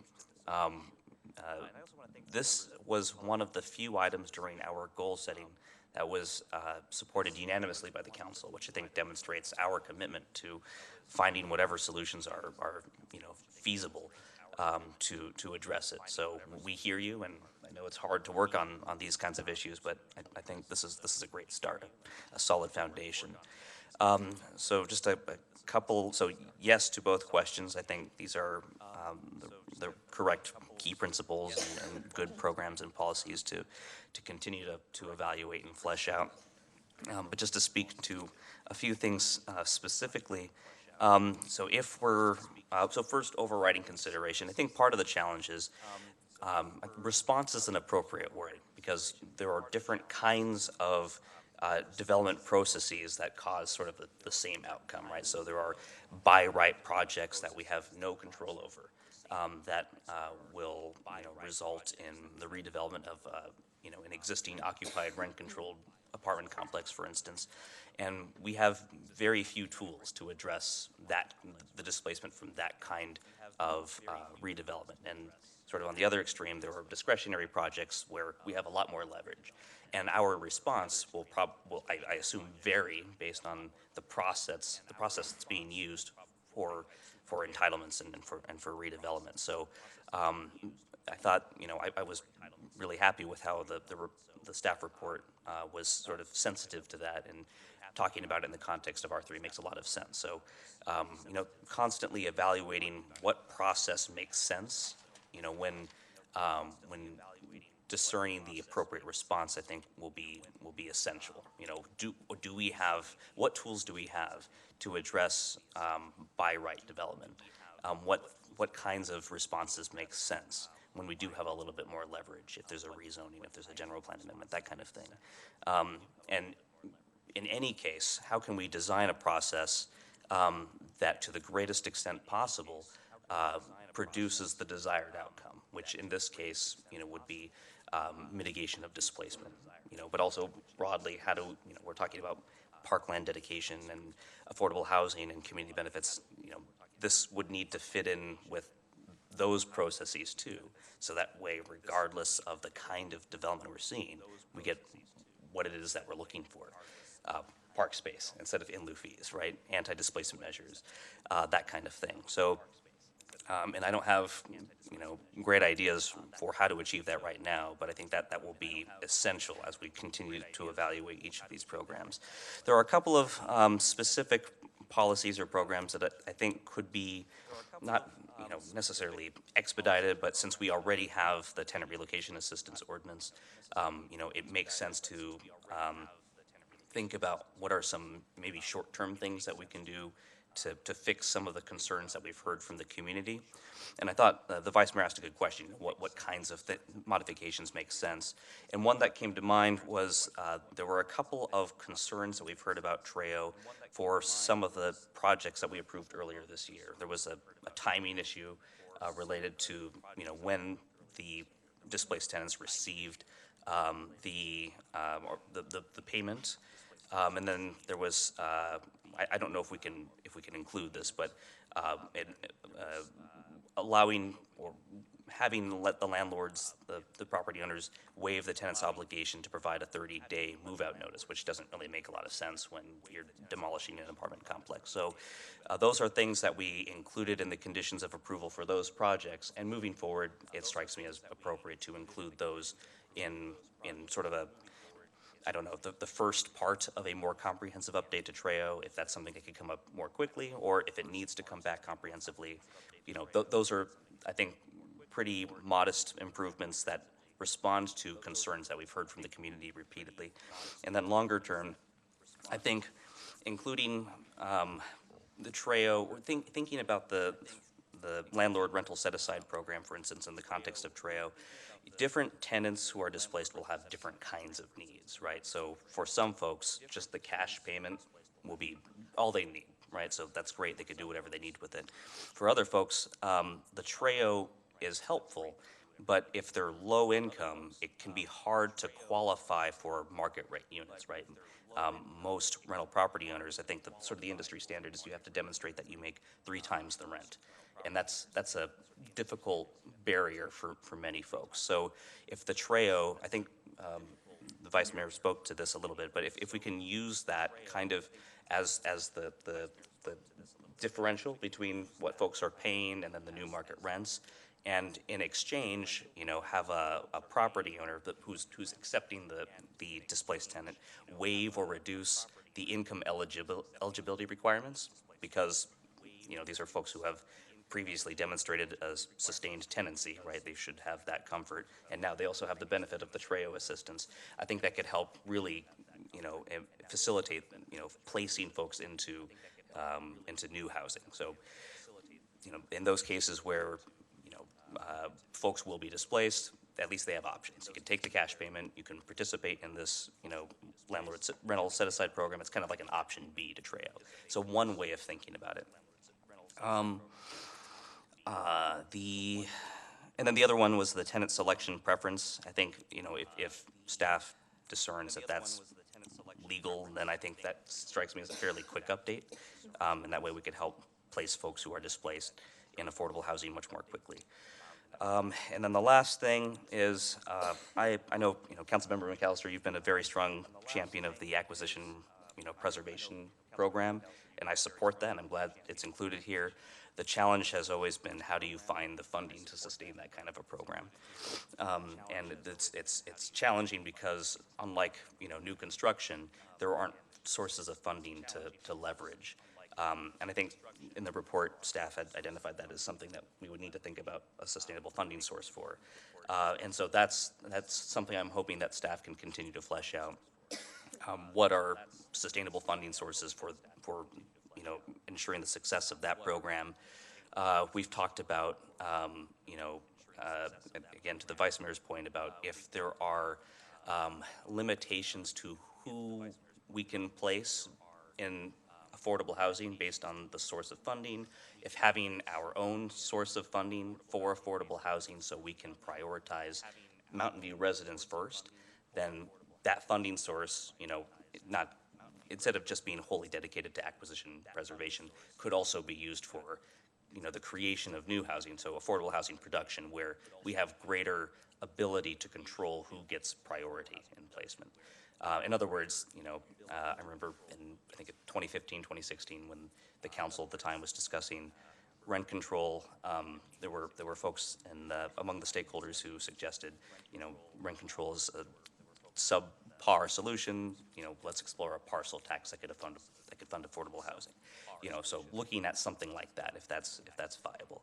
But the key being, I want the acquisition preservation program to succeed. But we appreciate how costly it is, and I think if we're going to have it succeed, identifying a sustainable funding source will be critical. So all that said, I support where staff is going with this, and I'm excited to see what the outcome is. Thank you. Councilmember Hicks. So I wanted to start, like the previous speakers, by thanking Mr. Chen for this comprehensive response to council's question, and also any other staff who might have worked on the report. I also wanted to thank members of the public who I think did a great job tonight of helping us focus on what makes this particular topic so important. I think that, like many of you said, displacement, it's not just, we're not just facing an affordable housing crisis with displacement as kind of the footnote. I think that displacement should be put front and center of when we're looking at the affordable housing crisis.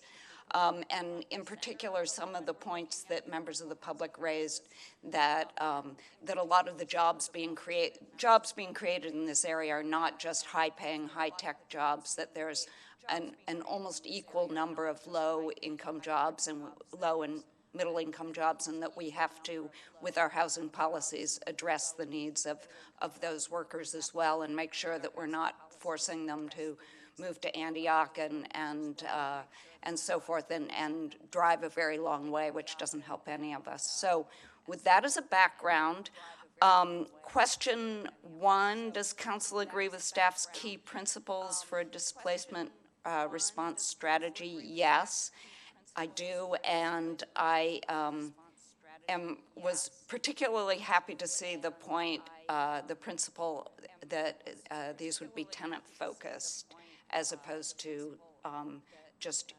unit-focused, that we're focusing on the present tenants. The second question, does council support the above priority programs and policies to evaluate for a displacement response strategy? I do, and a couple of additions. It seems like our upcoming session on R3 zoning overlaps with this to some degree, and were you foreseeing adding a discussion of displacement within that topic, or how are you, or have you not foreseen what you're going to do at that point? I think what we would do is look at opportunities, and you're going to see the scope of work for the R3, and provide us direction on which approach you want us to take. And if you do want us to look at opportunities in the beginning, of course, to increase density. And then we can look at how that might be used to incentivize or require some of these strategies. Of course, you could always use more regulatory ways of doing that, and you could do that entirely in the context of this, the approach to addressing displacement. But if you were to look at a zoning or an overlay approach, we would want that to be done as part of the R3. Well, that's exactly what I was going to request, that you include zoning and overlay and sort of a broad spectrum of possibilities of addressing displacement within the R3 zoning topic as well. Yes, we've sort of anticipated that a little bit, and we're, I'm looking forward to council direction on the R3 scope. Okay, great. Then another possible addition was a member of the public mentioned that we might reevaluate how we fund parks, because we, as a part of the sort of broad spectrum of things that you're looking at, because we are not requiring park fees with ADUs, and I think not if there's one-to-one replacement of units, but yes, if there are more units. So that's one that we might look at. And let's see if there are any more. I'm also particularly interested in one of the things you look into further being replacement policies related to rent-controlled units, given SB 330 and state density bonus law. Is that one of the things you'll be looking at? Okay. And then I would just echo things that previous council people have mentioned, like exploring how to make sure we can serve those who live and work in Mountain View, tweaking the TREO, and finding sustainable funding sources. Thank you. Councilmember Kamei? Great, thanks. I want to echo the sentiments of gratitude towards staff and the public in being involved in this process. I know that we all have wanted to talk about displacement much sooner, but at least we are talking about it, and I know that it was placed as a council priority back in February, and I think the staff report as a reflection of it was worth the wait in terms of coming back with the options. So for myself, I'm just going to answer the 2 questions and then provide comments. So for question 1 and 2, my answers are yes. And when, I guess, I'd like to share my overarching kind of thought process when we're thinking of displacement. One of them is reactive, ways that the city can be reactive for projects that are in the pipeline that are dealing with displacement currently, and proactive, how can we address that with council policies in terms of, for example, which was mentioned related to TREO, to address displacement. So I think that those are the 2 kind of buckets. And in an effort to kind of move away from an ad hoc approach that we've taken just because of the timing, and a way to find a set of standards so that both those who are in older units feel like they understand what the process is, as well as those in the development community who are looking to, take over these parcels of land. I think the clarity there is something I heard a lot in the last couple months in terms of, on both sides, wanting to make sure that the communication is there. And I think when we're looking at the suite of options, coming to a reality that it might not be just one program, but needing to overlap programs. So because of the high cost of living that we have in this area. So for example, in the City of London, they have a BMR type program, and then they also have something that is similar to the a TOPA program that a resident is able to use at this, kind of in conjunction. And those might be things that I'd like more information on being able to explore. Because ultimately, I think while TREO and different things are helpful, what would really help create more stability are opportunities to own. And what are we doing for those in the low to moderate AMI category to be able to purchase? And how can we tackle that kind of more programmatically? And then something I think we can do right now is something that I heard both the Vice Mayor and Councilmember Ramirez bring up, which is TREO. And I know that's set to come forward in May. I'd like to, I think that's a way we can kind of solidify things that we've already been doing with other projects where we dealt with displacement. And so I don't know if there's any way to make it sooner than May, but I would be interested at least in the TREO component as we discuss displacement. And the other thing that I did want to note as a comment is on our community development, we have a section on our website, our community development, we have a tab that says housing, neighborhood and housing. I'd love to add a couple maybe informational tabs on what we're doing to address displacement in the city. And I know we may have been waiting for this council item to come forward, but I think the more we as a city can communicate resources, the better. Thank you. Councilmember McAllister? Like anything, I always have a few questions. I will not keep them short, so there you go. So there, I learned a lot from the questions from my fellow council members on our city council questions. So I just wanted to follow up on a couple of them to help me better understand. But I do, before I forget, I'd like to reference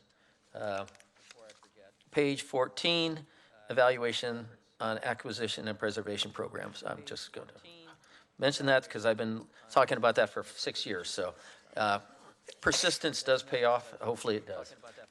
So I think that's a great idea. So we'll work on that. Yeah, keep it up. This word recontrol of new units. If somebody takes a unit out or puts it back, what do you mean by recontrol? Does it make it a rent control unit if you take it out? And does it, that's the first question. The second part, what's the rent?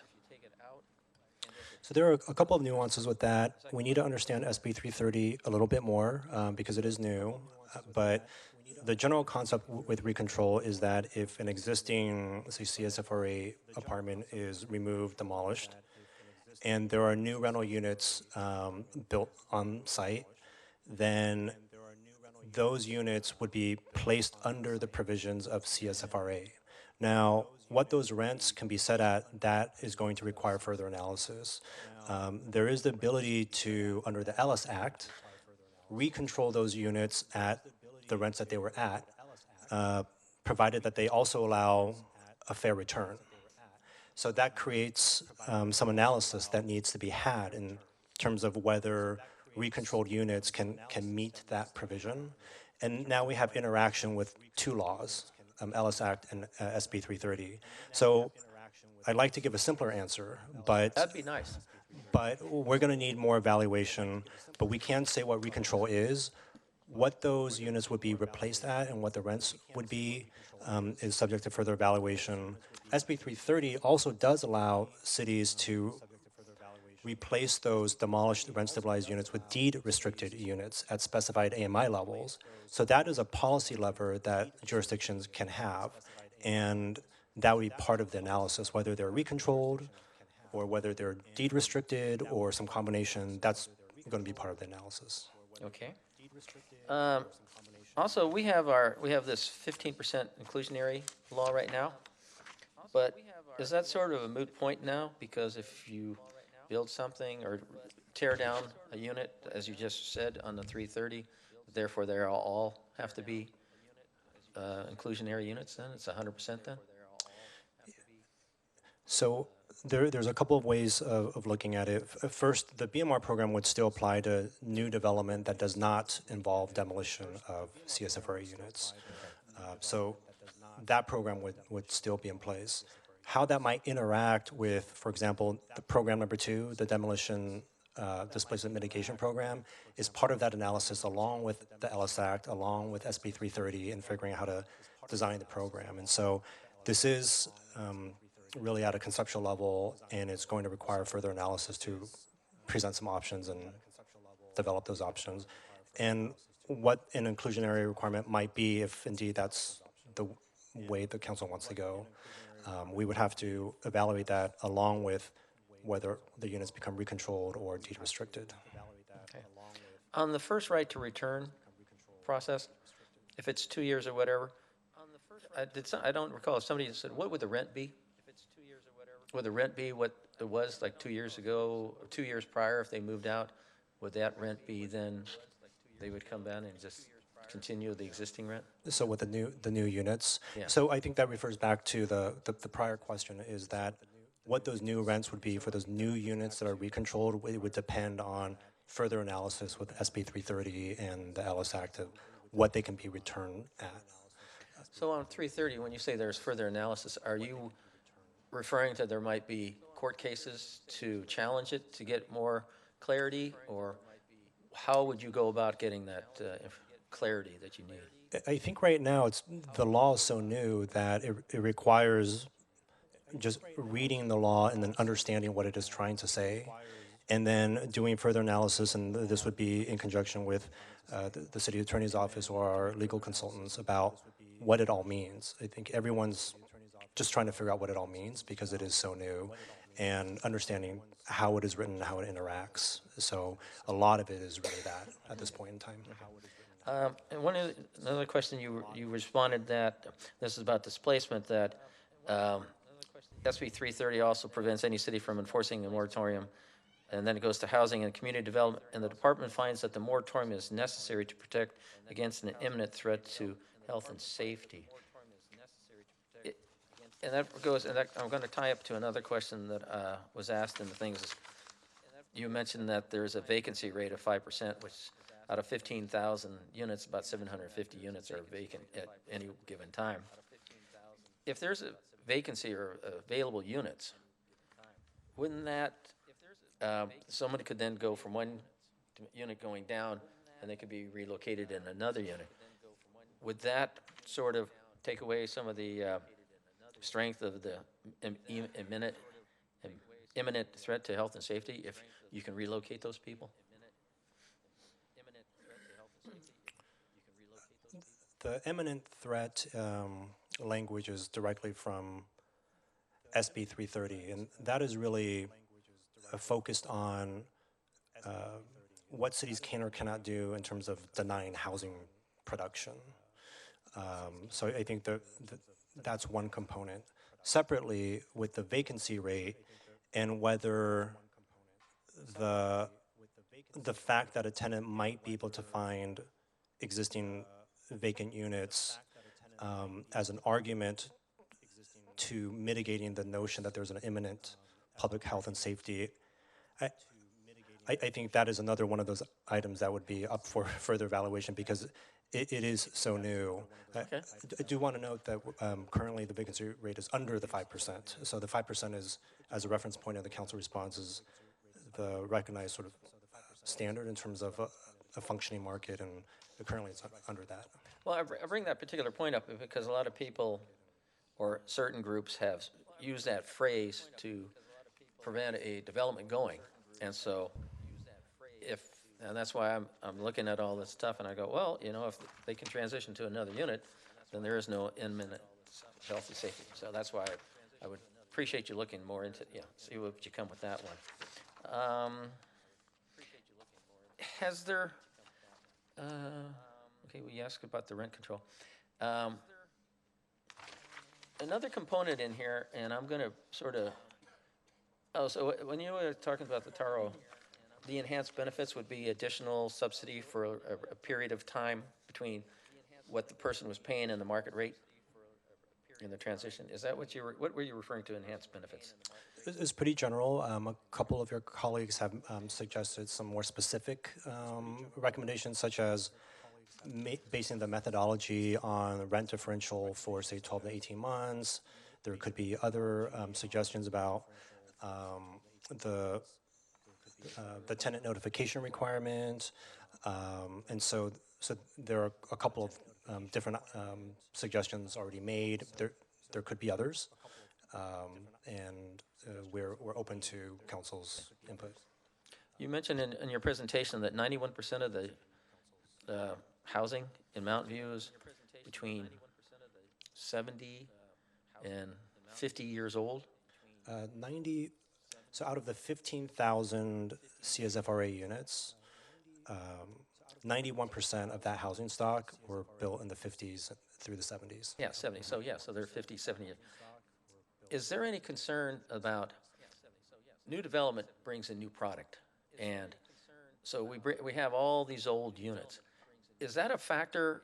And I didn't see it in the report. Or is it something that, as we look at redevelopment, that we have a lot of old units, we have earthquake issues, we have construction issues, that the use of life is, concerns, that for this, is that something that we want to consider in the redevelopment, that we do need to refresh this old housing supply?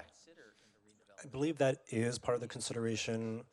That has informed the notion of a broad-based strategy that is mitigating displacement rather than just preventing displacement, because there is a recognition that there is going to be redevelopment. Maybe in certain cases it would be better to redevelop, but maybe not all of the cases. There is a separate work item that is occurring right now regarding CSFRA ballot amendments that is looking to incorporate the ability for separate individual rent increase petition pass-throughs that would include capital improvements related to end of the useful life, as well as seismic retrofits. So through that avenue, there are options being developed for extending the useful life and being able to respond to issues like seismic concerns. So units built in the 50s, would you say that they're into their useful life? The, those buildings are older. They could be more oldest. susceptible to needing capital improvements or seismic retrofits, for example. And I'm going to go back to one other question. I have a last question. What is another component of all this thing you're talking about is if people are even going to develop. Have you talked to developers? Have you sat down with them and say, you know, what are your thoughts? I mean, we're going from one direction, but I see a lot of reasons that somebody will go and go, if you have to replace units with something, then why would a developer come into the city of Mountain View and redevelop or buy something?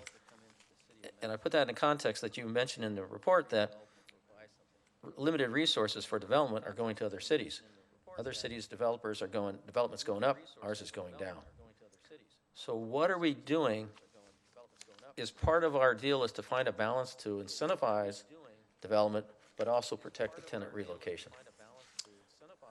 Definitely. I think the data point about the comparison with other cities was more about the rate of sales transactions of multifamily properties rather than the rate of developing new units.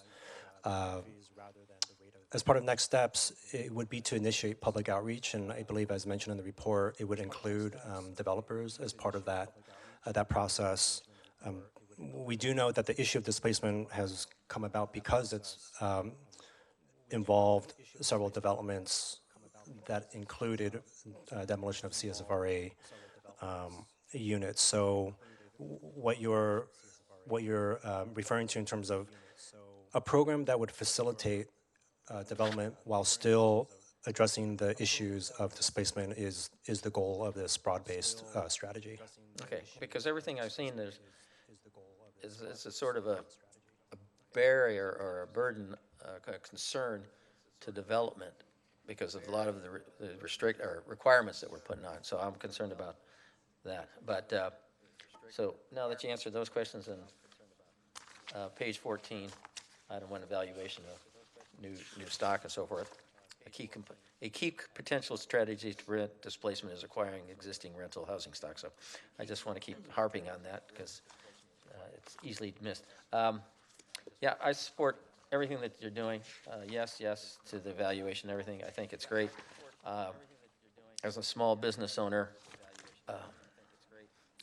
and I am a small business owner, you don't make a lot of money selling $3 scoops.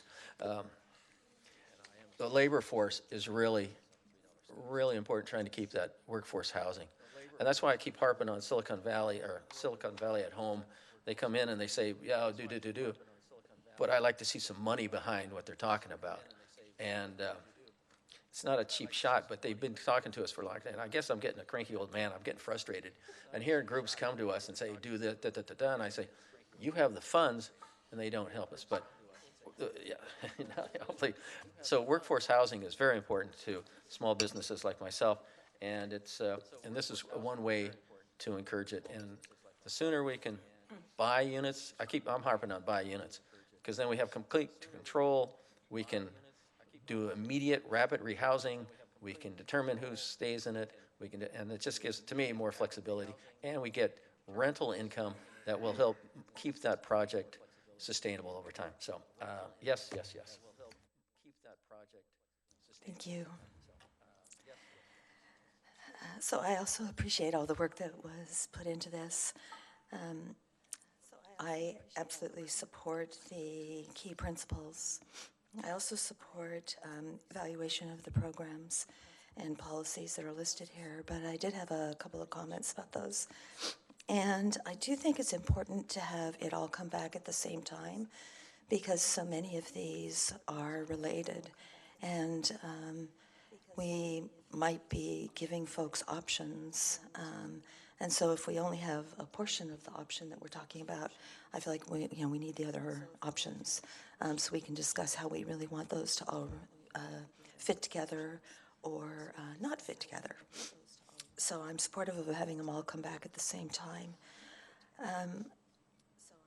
I saw in here about the preservation of units, and I did. And at first glance, I was thinking, okay, this makes sense to start with a smaller project. But then the more I thought about it, which is why I'm glad this is going to come back to us, because I'm sure you'll think about it more too. If the smaller complexes are the ones that right now are being redeveloped, and therefore we get a large increase in the number of units, is it really the smaller complexes that we want to preserve? Maybe we want to preserve a larger complex that could accommodate lots of people who are living in a bunch of smaller complexes. So it's like, this is one where I don't want to make a real snap decision on it. I really want us to dive into that, to understand the dynamics, to figure out what would be the most appropriate approach. I'm supportive of buying the units and refurbishing them, but I think we really need to think about this carefully. Thank you.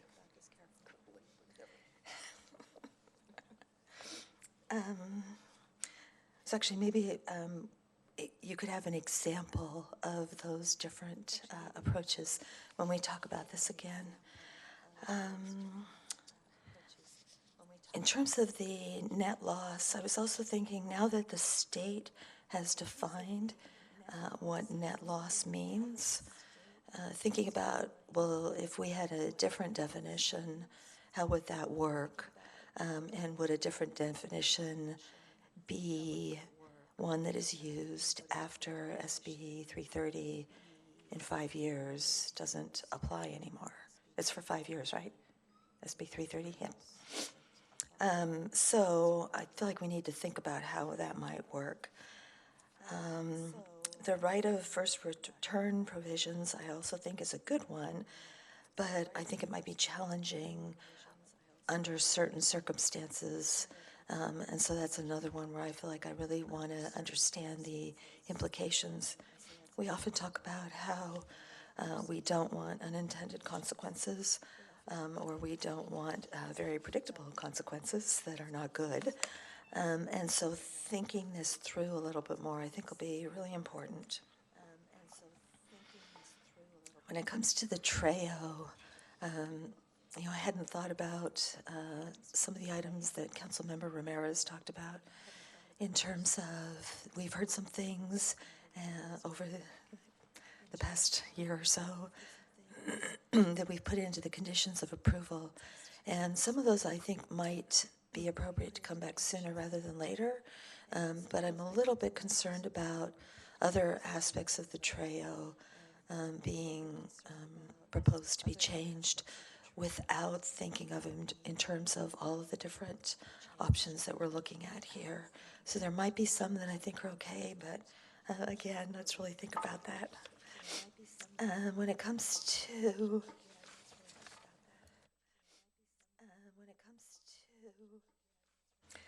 I knew I was going to cough my way through this meeting. When it comes to the landlord rental set-aside, I appreciate that program, and I appreciate the information we got and the program that Housing Industry Foundation has. And I would like to further explore that. Actually, I met HIF at a real estate symposium maybe a year ago. I can't remember how long ago it was. And I was incredibly intrigued with what they are doing. And on the side here, I have been trying to hook them up with potential sources of funding, because to me it seems like they've got the infrastructure and the thought and the relationships. And so to leverage all that and not duplicate it, I think would be great. I think I also sent one potential candidate for placement their way, but I don't think that person ever really followed up, which is unfortunate because I think HIF could help them. So I'm very interested in this one. Again, the right of first return, I think, could be a little bit tricky, so I really want to think about that. And I absolutely support having a preference for folks who are from Mountain View, who are being displaced in anything we do here. So I would want to make sure that there aren't restrictions on that in any of these options. So I'm going to ask staff to summarize, or our city manager. Ready for a summary? Okay, I'll give it a shot. So first and most importantly, there was unanimous kudos for Wayne and staff for a very well-written report and thorough report, so I want to echo that. There was also unanimous support for all the key principles. On the priorities and programs of question 2, what I heard was you want to analyze all of them. There was nothing taken off the table. There were some questions about bringing some things back sooner, particularly Treo or the tenant preference issue, but then also a countervailing view that they're all intertwined and have to kind of come as a package. So it would be good to get clarity and maybe ask staff to chime in and whether or not, particularly the very specific narrow changes to Treo, reflective of conditions you've already made, whether that one piece would be appropriate and possible to bring back sooner, but to keep everything else together as a package. I think we could identify some narrower options to bring back for council, and after this meeting we can review the Treo and identify what those could be and work that into our timeline. Okay, and then other than that, I mean, there were several specific comments about different elements. Again, nothing was taken off the table. They're all to be analyzed. There were 2 issues I heard that were, in my mind, new that I heard one member speak about, so I just want to clarify whether or not there's any further work on those. One had to do from Councilmember Hicks on park funding. I don't think that was in the staff report, so if that's something the council wants us to explore.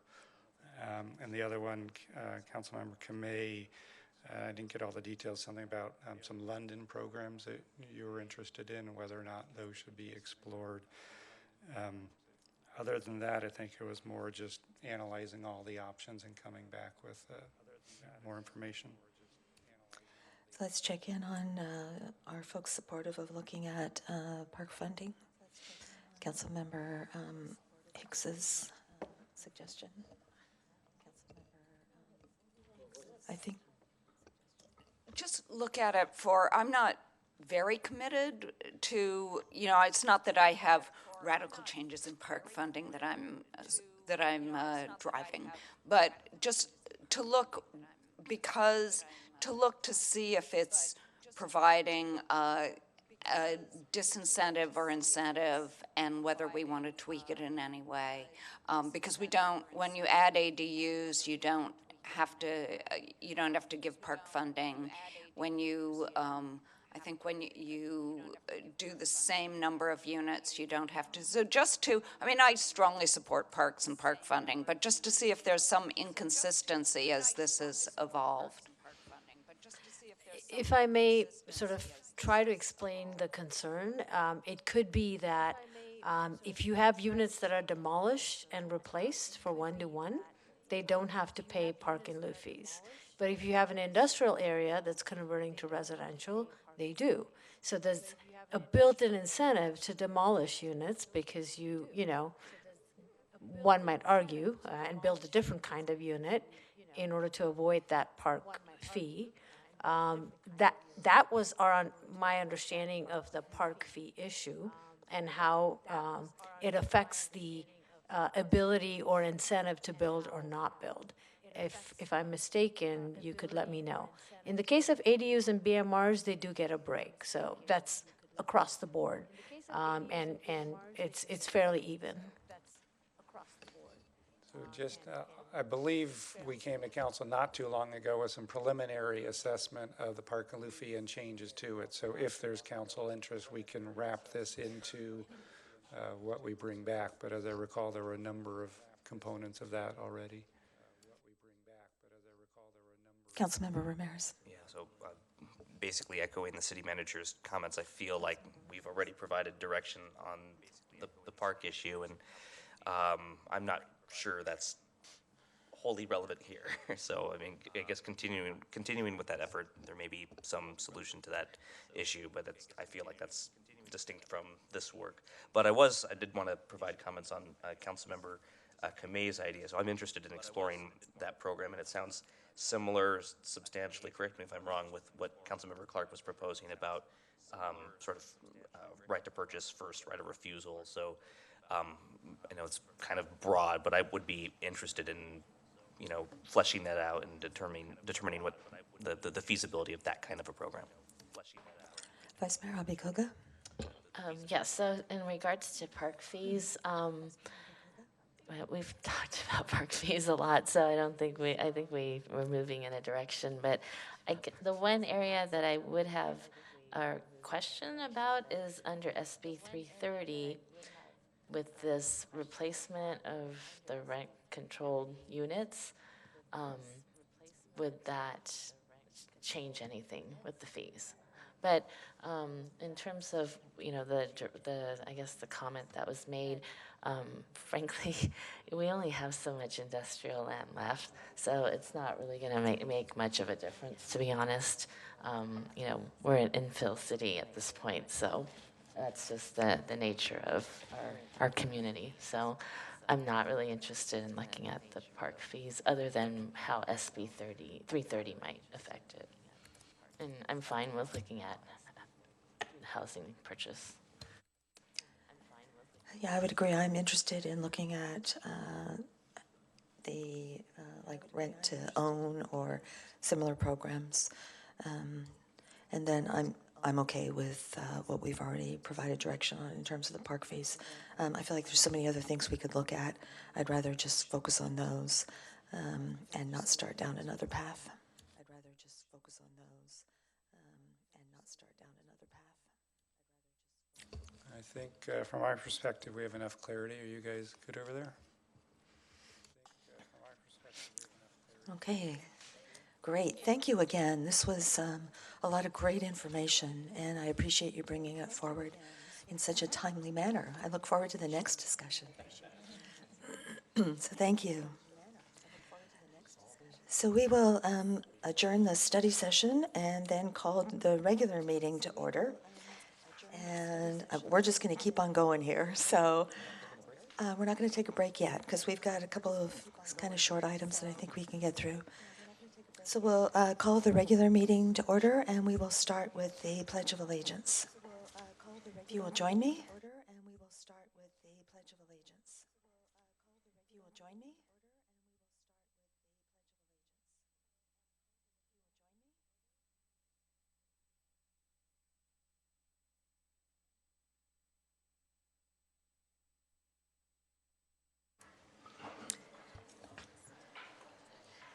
And if City Clerk would do roll call. All council members are present. Thank you. Thank you. First up, we have a presentation. I was hoping you were here. I couldn't see. Yes. We have a presentation by Foothill College President Nguyen.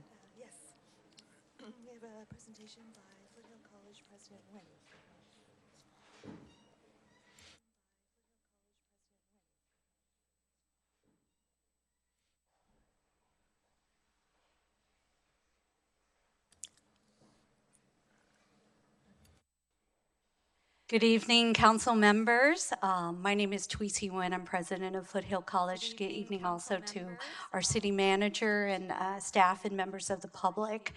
First and foremost, before I talk about the substance of our conversation today, which is really an opportunity for me to give you an update on how things are going at Foothill College, give you actually some insight into some polling that we've done recently in the community about what the community thinks of how we're doing at Foothill College. And 3 is to actually get your own insight into what you think our priorities should be. But before I even do that, I want to thank, first of all, our mayor and our vice mayor for coming to our graduation.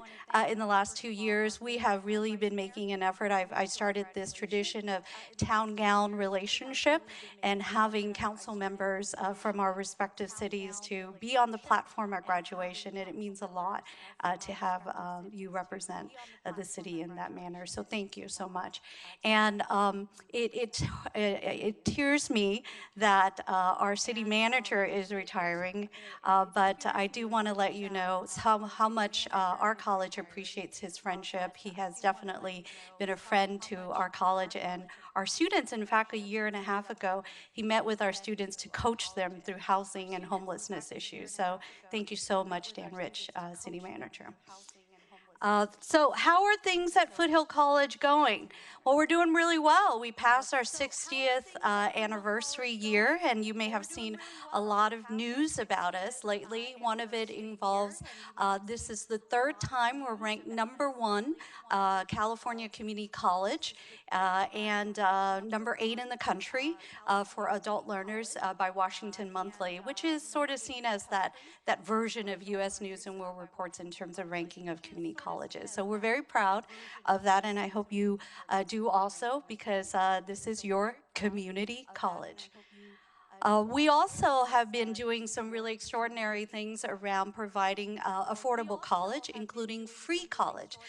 That's a waiver of all tuition and fees at Foothill College, and even paying for books for 2 years for first-time, full-time students. So, and we're getting a large number of students really taking advantage of that program. So that's also another quite extraordinary. Now, this ad right here you're seeing, you may have also seen it in the Mountain View Voice, along with other local newspapers around our rankings.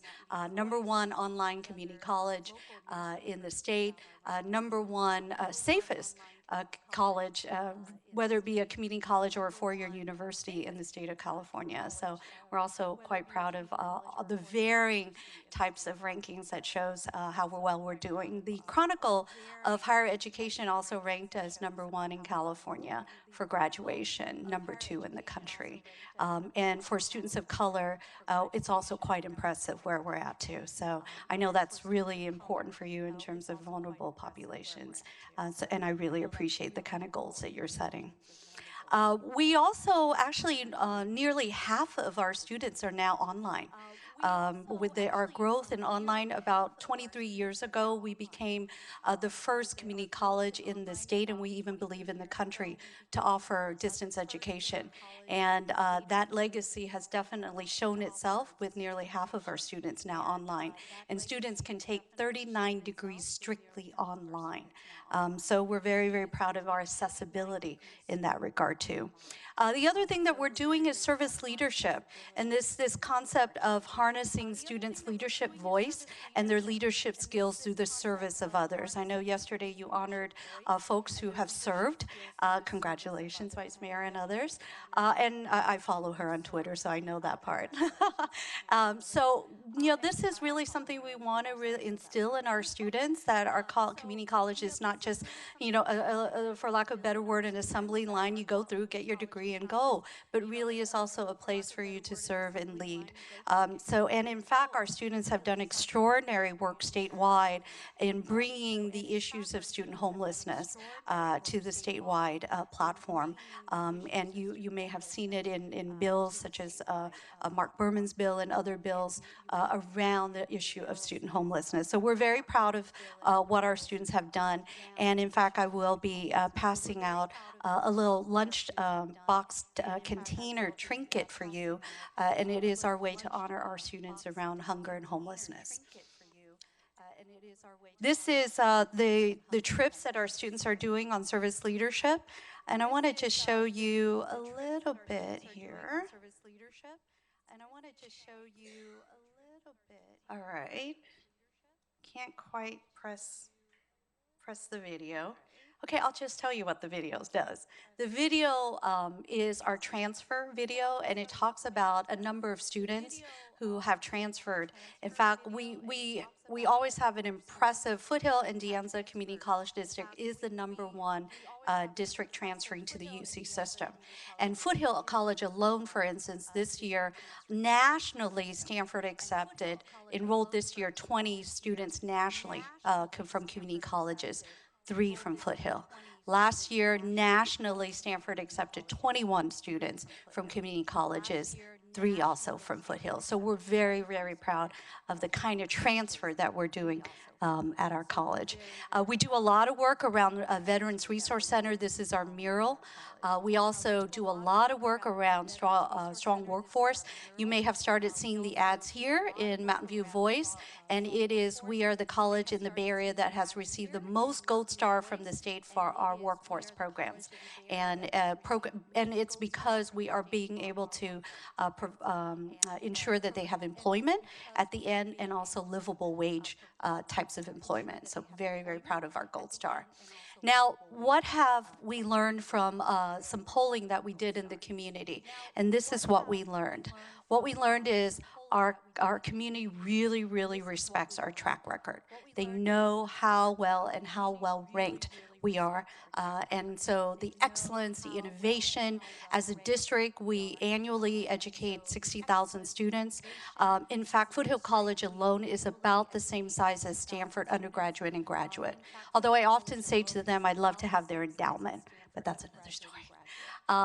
And we're very diverse, as you know. The other, though, is that the community recognizes the challenge of affordability, and Foothill College is, 5 times less than what you're seeing at the UC systems and the Cal State system. Look at the price difference.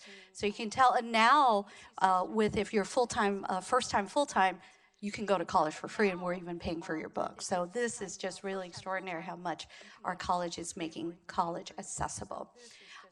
These are the areas our communities recognize us for, and as you can tell, that's a lot. It's almost like, what else is there? Because we are really recognized for an extraordinary amount of things. And again, this is the particular workforce types of job training programs our college is recognized for. We serve all students. From veterans, working students, lifelong learners to seniors. And of course, these are our priorities, and the priorities, actually, there are priorities, but it was very interesting that our community recognized that these are priorities. So they said, please help students facing hunger and homelessness. And I know you just had a study session around displacement and housing, and I really appreciate the kind of conversation. The community definitely recognizes all the other things that we do around transfer and workforce preparation. So, what am I asking of you? I'm asking for your input and feedback. So we definitely have gotten the community feedback, but we want to get community leaders' feedback, and you are the leaders of the community. So there is a form, very simple, very easy, that I asked if you could fill it out, and maybe we can collect it afterwards from the board clerk. And our chief of staff is going to pass it out to the members of the public. And then for any members of the public, the viewing audience, they can also go to the website link and give us some feedback. And there's some really a critical question about, is it important for our college to support students facing food insecurity and hunger? And is it important for our college to support students experiencing homelessness? So we really want to hear from you about that, especially considering what the solutions could be. The kind of town-gown relationship is going to be critical for this. Don't you agree? Yeah. So I am more than happy to answer any questions you may have right now. Councilmember McAllister? So what happened with Assembly Member Mark Berman's bill?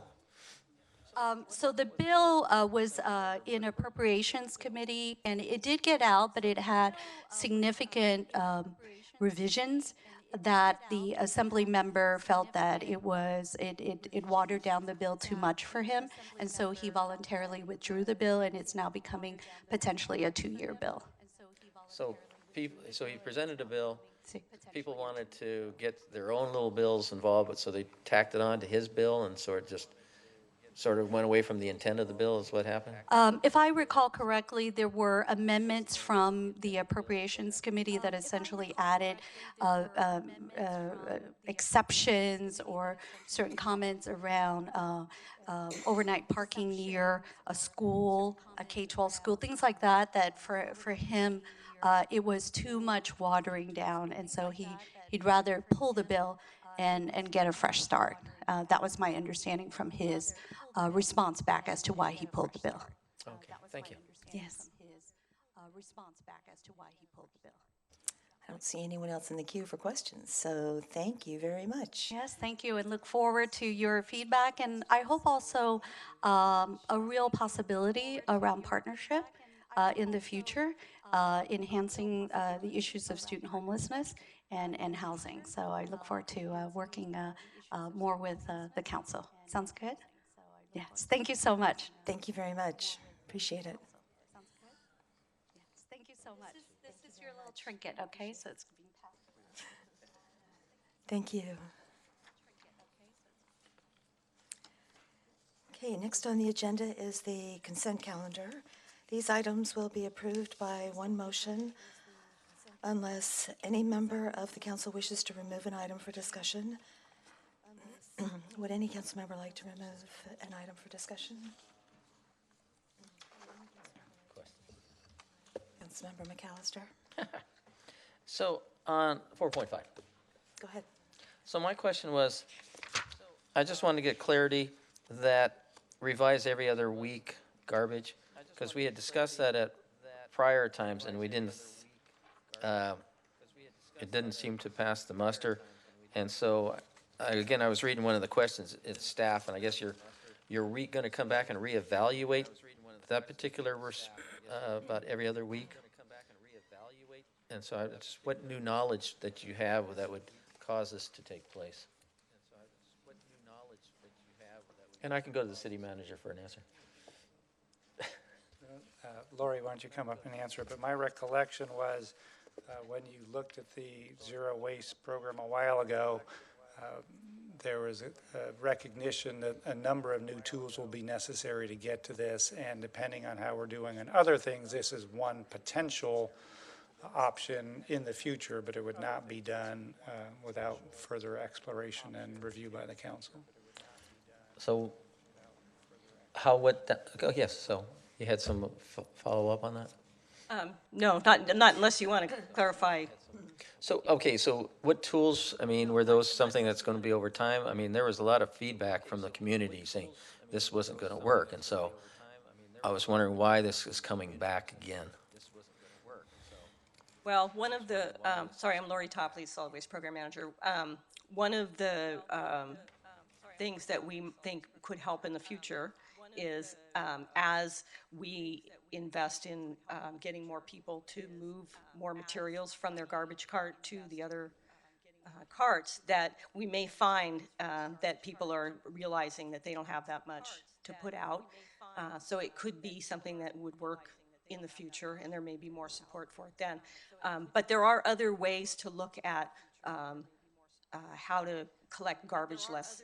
We could do smaller carts. There are other things that other people might be investigating. And so we would just want to look at all the options and not rule anything out until we get a chance to look at everything in the future. When were you, what was your timeline at looking at all these things? I don't have that plan right in front of me, but I think that is one of the long-term initiatives, and maybe those don't start until after 2025, so it's a number of years. Yeah. To our city manager, long-term is 3 months, and so that's... Yeah, no, it's one of the long-term initiatives. Okay, thank you. Councilmember Hicks. Well, John, you seem satisfied now, but I was going to say that one of the activists on the, who was, when I was not on council, but you were, who was opposed to moving to every other week garbage collection, did call me about this item. And when we read it over together, she was satisfied that this was very long-term, and it was when a certain series of conditions changed that made it possible. So she was like, okay, don't even bring it up. Oh, you can always bring it up, but she wasn't interested anymore. Okay, any other comments from council? Would any member of the public like to comment on an item on the consent calendar? Yes. Regarding item 4.2, the water main crossing from Macon and San Rafael. While you're down there, I was just wondering if you could have like an underpass for bikes and pedestrians so that you can connect the Pear neighborhood and the new East Terabella neighborhood. Just add more, non-car options to be able to get between the new retail options that are going to be available in both of those areas. Thanks. Thank you. Any other members of the public want to comment on an item on the consent calendar? Okay, seeing none, we have a motion from Councilmember Clark. Okay, seeing none, Councilmember Clark? Oh, the motion is just to approve the consent calendar. Okay, and we have a motion by Councilmember Clark and a second by Vice Mayor Abe-Koga.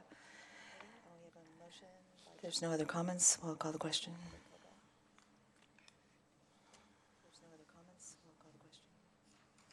That passes unanimously.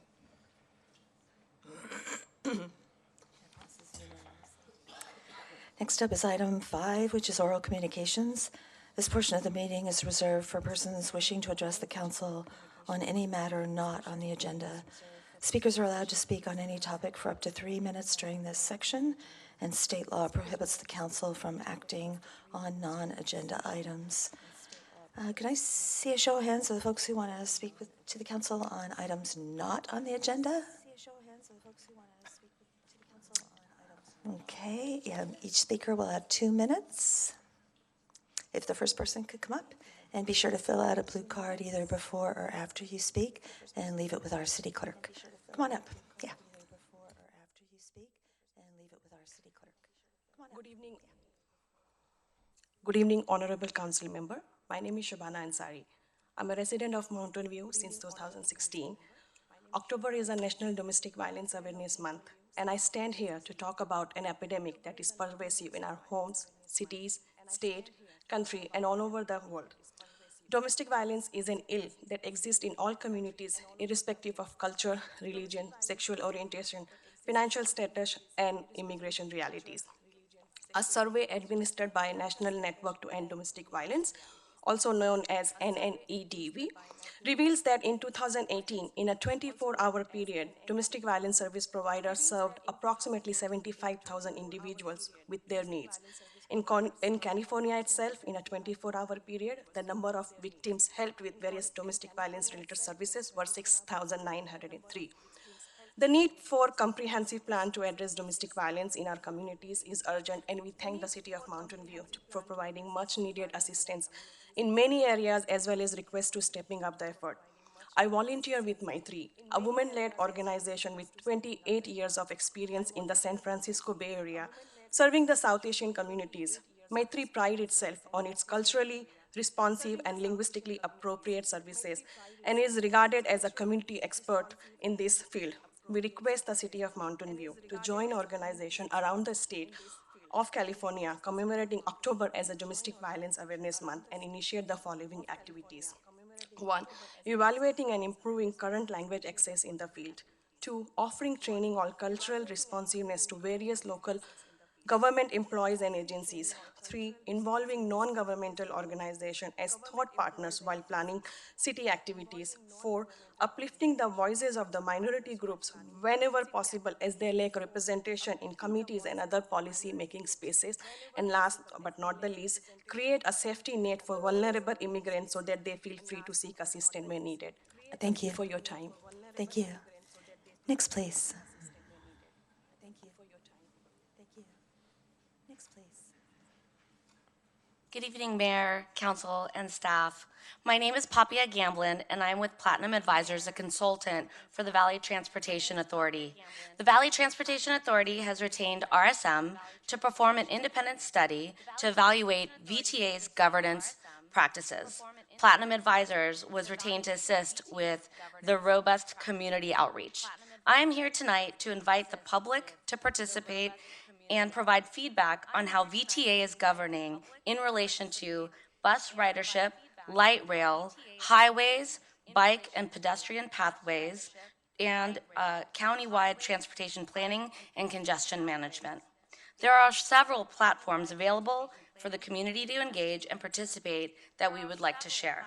RSM will be hosting an in-person community meeting on November 20th at 7 p.m. at the County Government Building at 70 West Heading. They will also be conducting a virtual town hall webinar on November 21st, which will allow the public and members of the community to provide comments and ask questions. The webinar will also be recorded so community members can watch at their convenience in any location. There is also a dedicated voicemail for members of the public to leave anonymous, confidential feedback by calling 408-952-4200. A webpage and survey at vta.org has been dedicated to this effort to provide more details and gain feedback.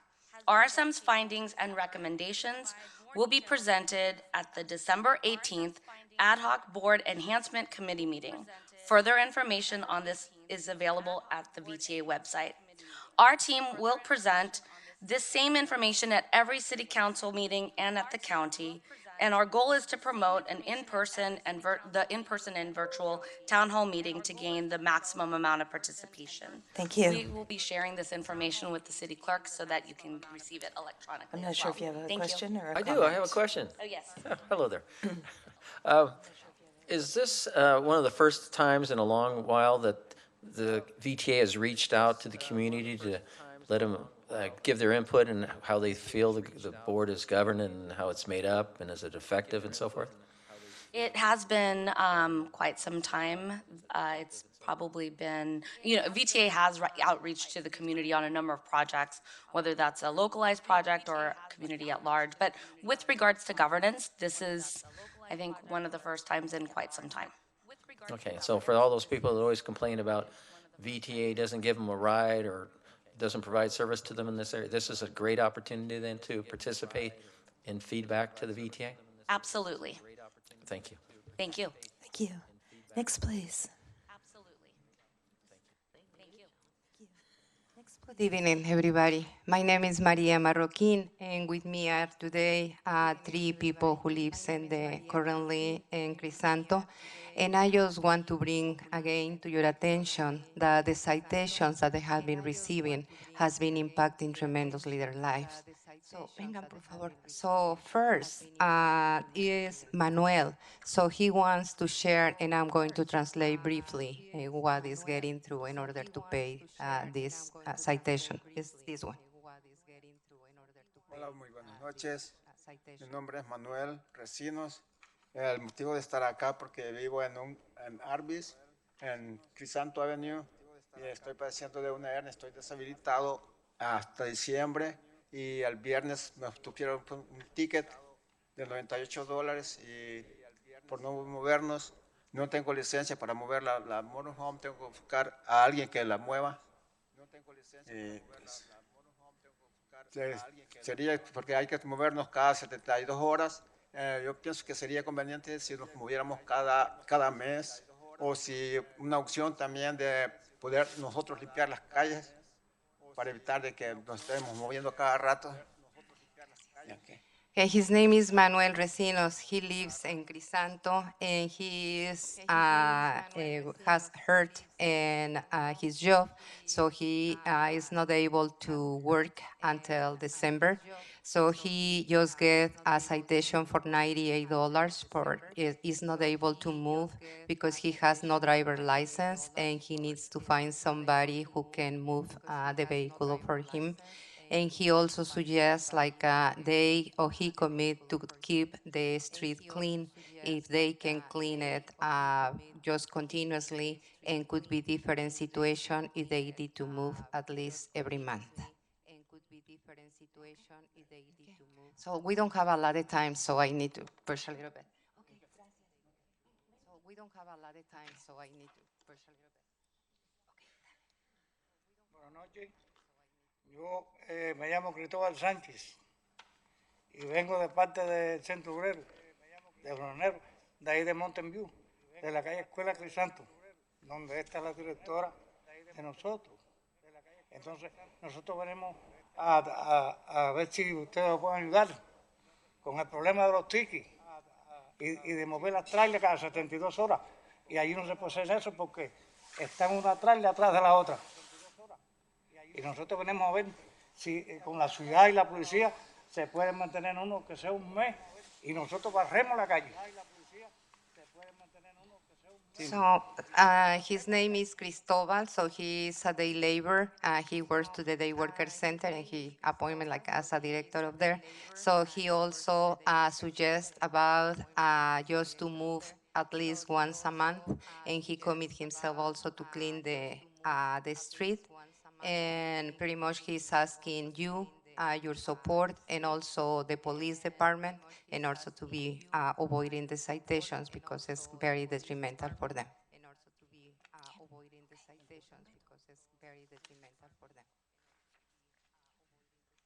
This is Don Beto. Buenas noches, yo soy Alberto Reséndez. If you could speak into the microphone. Y por lo cual estoy, allí vivo en una ven, allí en Crisanto. Entonces, pues también pasa lo mismo de que cada vez por no movernos nos dan un ticket y entonces, pues a veces se nos hace pesado pagarlo por nuestra avanzada edad que tenemos y no podemos trabajar muy seguido. Entonces, pues nos hallamos apurados y que si no, pues no nos movemos así seguido, pues nos dan un ticket. Ya entonces, pues nos hallamos afatigados sobre eso. Y queremos también a veces, ustedes nos hacen favor de ayudarnos, que no nos den tickets tan seguido, pues, ya que pues no podemos cubrir un ticket y pues, se nos hace muy difícil. Sí. So his name is Alberto Reséndiz. By the way, he's the gardener of the Day Worker Center. So if you like the garden there, is because him. So he said, adding all the comments that the previous speakers made, so also he had about his age, like it's very difficult for him go to work and then be able to pay the citations. So he really is begging for your help and your intervention in order to stop the citations to them. Thank you very much. If you have questions? Anybody have questions? Thank you. Thank you. Next, please. Oh, I wasn't sure. Were you in line for? Okay. Is there anyone else who wishes to address the council on items not on the agenda? Okay, then we'll close this portion. And we will move on to item 7.1, which is the South Wisman Park Design, Project 1734. Approve the conceptual plan and select a name for the park. Good evening, Honorable Mayor and council members. My name is Ray Rodriguez, and I am a Senior Project Manager in Public Works. And I am here to review the two recommendations with you tonight for your consideration.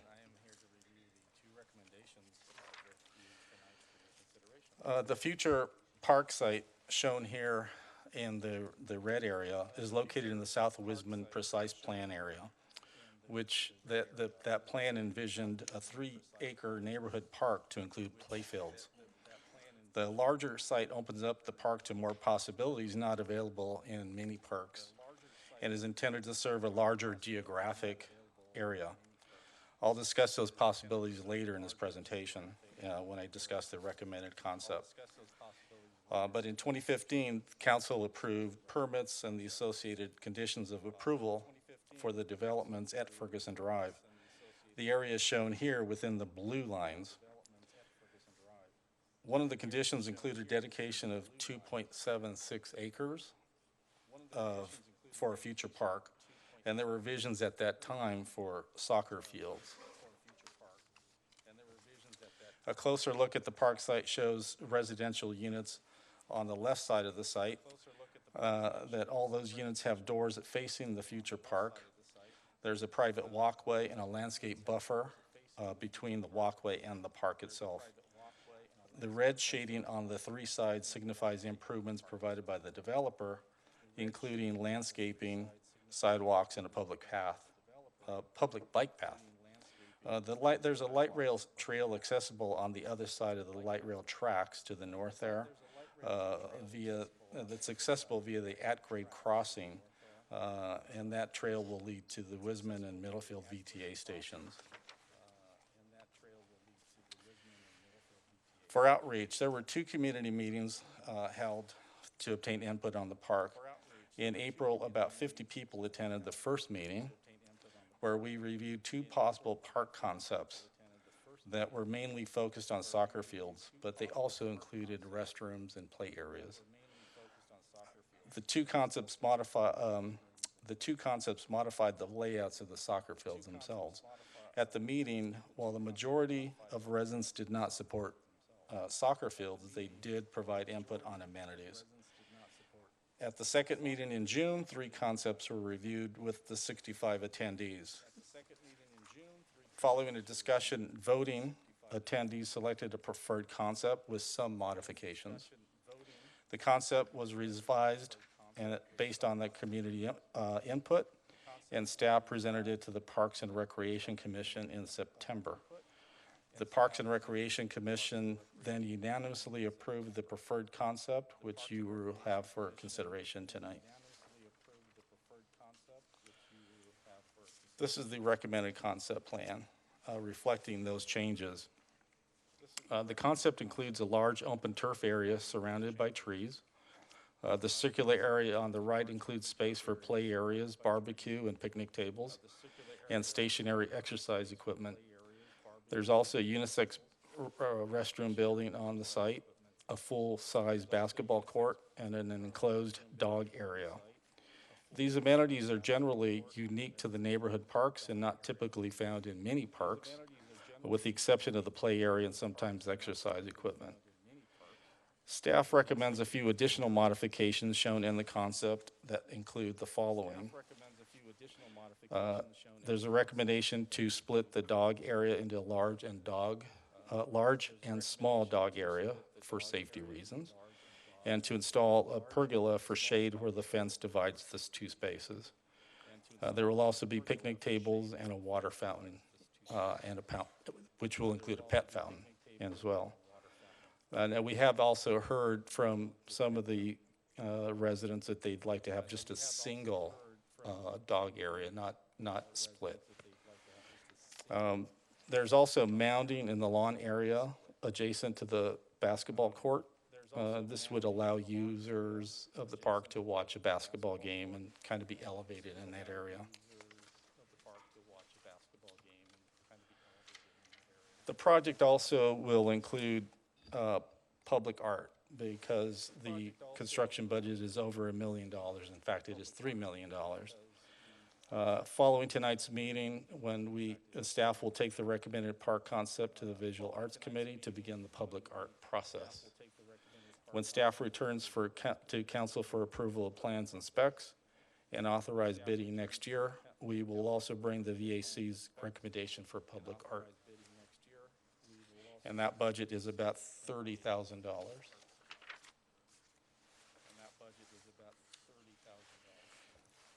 The second recommendation tonight is to select a name for the new park. Council Policy K-17 provides the criteria and process to name a park, which staff followed for this project. The guidelines in the policy are included in the report, and I have listed them here as well. The process is for the Parks and Recreation Commission to submit at least 2 recommendations for the park name to council. Again, following the policy, staff reached out to the public for submission of suggestions for the park name, and this table reflects those suggestions received. Staff included the Pyramid Park and Infinity Park name, since it was not suggested by the community, and typically the street name is often selected as the park name to provide a geographic reference. The Parks and Recreation Commission does recommend Pyramid Park, and their second choice is Infinity Park. The next steps, following council approval tonight, consultants will begin the design process to develop documents for bidding next spring and to begin construction in the fall of 2020. The project budget for construction is currently programmed at $4.8 million and is included in the 5-year capital improvement program. The request to appropriate the funding will be included with the 2020-21 CIP process. This concludes my presentation, and I have the 2 recommendations on this slide now for your review. Thank you. Thank you. It's always fun to talk about parks. Are there any questions from council members? Vice Mayor Abekoga? Thank you for the report. Just one question. What was the reasoning for having one dog park area instead of 2? I think, for one, I think that it's a common practice in dog parks generally, and it's common to separate them because the larger dogs may not be always friendly to the smaller dogs. Oh, right. I was the other way. Like, why was there community interest in having just one park? I guess. The feedback we got is that they feel they just want to have more space for the dogs to be able to run after a ball. Okay. So it just makes a longer run. Thank you. Councilmember McAllister? Yeah, a couple of questions. On the dog park, we have a lot of dog parks, parks that have off-leash areas that aren't fenced off, that have time restrictions. Was that a consideration? We did get some of that feedback from the community, but I think that what happens is it's easier to contain the dogs and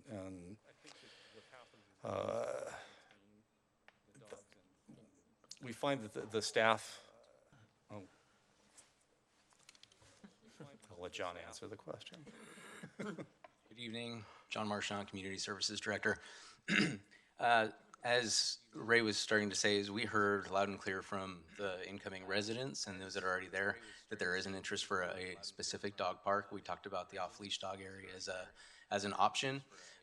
What also helped tip us over the kind of the other side was that there's access to the VTA corridor right there, and so being able to separate the dogs for safety reasons and control reasons so that they don't end up in that area.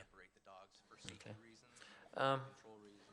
This park, when it's the size of it, based on, let's say, 3 acres, play safe, what is the geographical area that is normally associated with a 3-acre park? What's about, instead of just little pocket parks are right for the little neighborhood, so a 3-acre park, what kind of geographic sphere does that supposed to include? Potentially. Oh, John Marchand. I don't know if we have a specific number of residents or a specific radius that we're trying to accommodate. It's a matter of also the some of the boundaries that the area is bound between with some of the larger streets for access to those locations. So I can't answer a specific number of residents that we're trying to accommodate with this park specifically.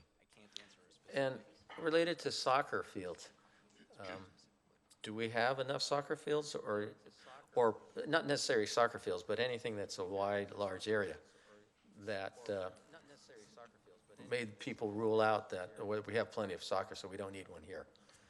With this site, there were a couple of accommodations that we were looking to make through the process. Number one is with McKelvey coming on board, that's going to help alleviate some of the congestion at Shoreline. We have the Vargas School that's going to be opening up with a turf field. We're going to be able to bring more sports to that location as well. So we're going to feel a little bit of a alleviation, at least short term. One of the issues with this site specifically was appropriate parking for the number of people we were expecting to come for not only even just one soccer field per se. We were actually looking to possibly have 2 soccer fields. Once we started looking at the number of families that would be coming to a location for that type of use, the parking in this area was not going to be able to accommodate that, and it would negatively impact the local residents. How many parking is there on the two streets now, or proposed? I believe we're at 35 approximately. Okay. Okay. I've gone past soccer games on a regular basis over at Huff, and there's usually not more than 35 people there, so, well, that's for comments. I'll hold off on that. Hang on. Thank you.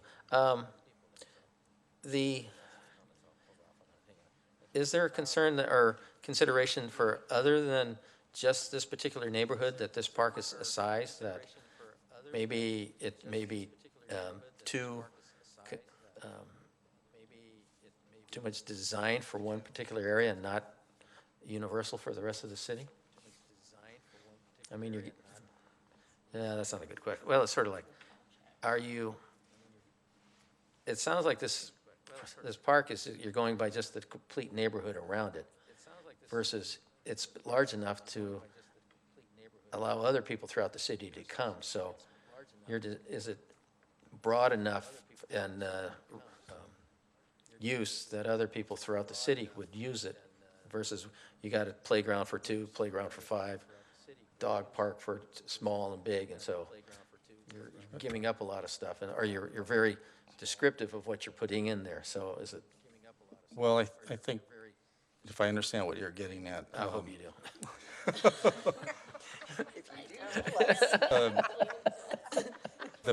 The picnic area that has barbecue. So there's a number of barbecue pits and picnic tables. And so that will accommodate a large number of people. It's not typical in a mini park. I mean, it looks like, yeah. Well, I'll add that since I live in the Wisman area, there isn't a dog park like this in the Wisman area. And I know a lot of folks who live close to me go to the San Antonio Center to use the dog park there. So I feel like this is great to have one much closer. And a basketball court, I can imagine a ton of pickup games there. Are you doing comments or questions? I'm answering your question. Okay, thank you. Well, okay, with all the modification or the amenities there, how much does that diminish the open turf area? Or change the open turf area from what was initially proposed? Yes. I have some numbers here for you. The turf area is about 40,000 square feet, and if you take a look at that circular area on the concept, that's about 150 feet across. I don't have a square footage on that exactly. The dog park area is about 13,000 square feet. How's that compared to the one at Shoreline? Yeah, it's very similar. Okay, those are my questions. Thanks. Councilmember Kamei? Great, thanks. I actually have a follow-up question about something Councilmember Castro is bringing up. So for the basketball court, is the idea that it would just be kind of a passive court, kind of like at San Verone Park, and that's why there isn't the parking concerns that there would be with the soccer fields? I'm seeing nodding. Okay, got it. Yeah. And then for the tables, the picnic benches, are those to rent like they are at Rangsdorf and in Cuesta, or would it just be kind of more open, or are we thinking about going down that path too? At the moment, we are not looking to make that a reservable space, first come, first serve, similar to other parks. Okay, all right, thank you. Councilmember Hicks? I have a question about park names, which is actually not something I'm super passionate about. I actually don't really care what the park name is, but I keep seeing that we have certain guidelines related to street names and historical figures, and then I don't know exactly what happens, but it seems like we go out to the public and get people brainstorming about a lot of very creative names that then we're unlikely to pick. And I feel like there's some disjuncture there that maybe we're not telling members of the public that we're not going to pick those particular names, or I don't know exactly what's going on, but I thought I would bring that up and ask, because I can imagine my children thinking up all these fabulous names and seeing them never being picked, and just wonder, where are we going with that? Could we be more clear, maybe to the public, about what kinds of names we're looking for, or maybe have some feedback on that issue? Well, what we do usually at the second community meeting on these park projects is, after we're finished reviewing the concepts, we hand out a postcard with the policy, and let the residents know we're seeking their suggestions for names. So we give them a copy of the policy, and those are the guidelines that we're following. We don't try to impose any other suggestions. We just let them submit what they would like to submit. Okay, like I said, this is not for me the biggest issue of the night, and I'm not going to belabor it, but it's just something that I see coming up continuously, of people thinking of all these creative names, and then council goes with the street names. So I thought I would mention that, and we can maybe think about it in the future. Any other questions from council members? Okay, we will open this up for public comment. If there's anyone who wishes to address the council on this item, please be sure to fill out a blue card either before or after you speak with our city clerk. Excuse me. Good evening, Honorable Mayor and council members. Frank Kelsick, Infinity Way. I just wanted to thank staff very much for all the hard work, the diligent work, and coalescing input from the entire community for this new park within the precise plan. I believe that the plan before you this evening does incorporate, for the most part, but actually fairly well, the input from the community, and ask your support in approving the plan before you this evening. Thank you very much. Thank you. Is there anyone else? Yes. Good evening. My name is Serge Bont, a Mountain View resident. So I had actually a question that tails to Councilmember Hicks' question about park names. It's how did we come up with street names? Because in my neighborhood, it looks like it's picked by first names. I live on Lloyd. There is Todd. There is Cafe nearby. In this case, we have Pyramid and Infinity, and they don't seem very descriptive. And I don't know if we had a policy or a policy to change the names, because I don't know, it just seemed pretty random to me. Thank you. Thank you. Anyone else wishing to address the council on this topic? Okay, we'll close the public input portion and bring it back to council for any further questions or discussion, and then a vote. Vice Mayor Abikoga. Thank you. Thank you to staff for bringing this forward. It's, I think, been a long time in coming. I remember the development project from back in 2003, I think it was, or 4. And so it's great to see the park coming to fruition. I think this is great. I appreciate the community input. I was really rather surprised at the number of participants who came to the community meetings to provide input. That was very exciting, I thought. And I understand back in like the early 2000s when we started talking about this project area, I recall the conversation, and at that time playing fields was a real issue, a concern, but I think, and I remember the project as it was going through, just in terms of the need, there more sports teams being wanting to play in Mountain View, and just having a oversubscription of the fields that we had. But I think since then we've had Shoreline open up, and then some of the others. Well, McKelvey's coming online too, so I can understand the interest in switching this to more of a multi-use park, and I support that. I guess I was, as Councilmember McAllister was talking, I was likening this to maybe Sylvan Park. I don't know if Sylvan might be bigger, but a similar type of park where you have many different, activities available. It is probably primarily the neighborhood, but it does, I think, attract folks from all over. So I think we'll see the same for this park. So okay, I guess there's others in queue.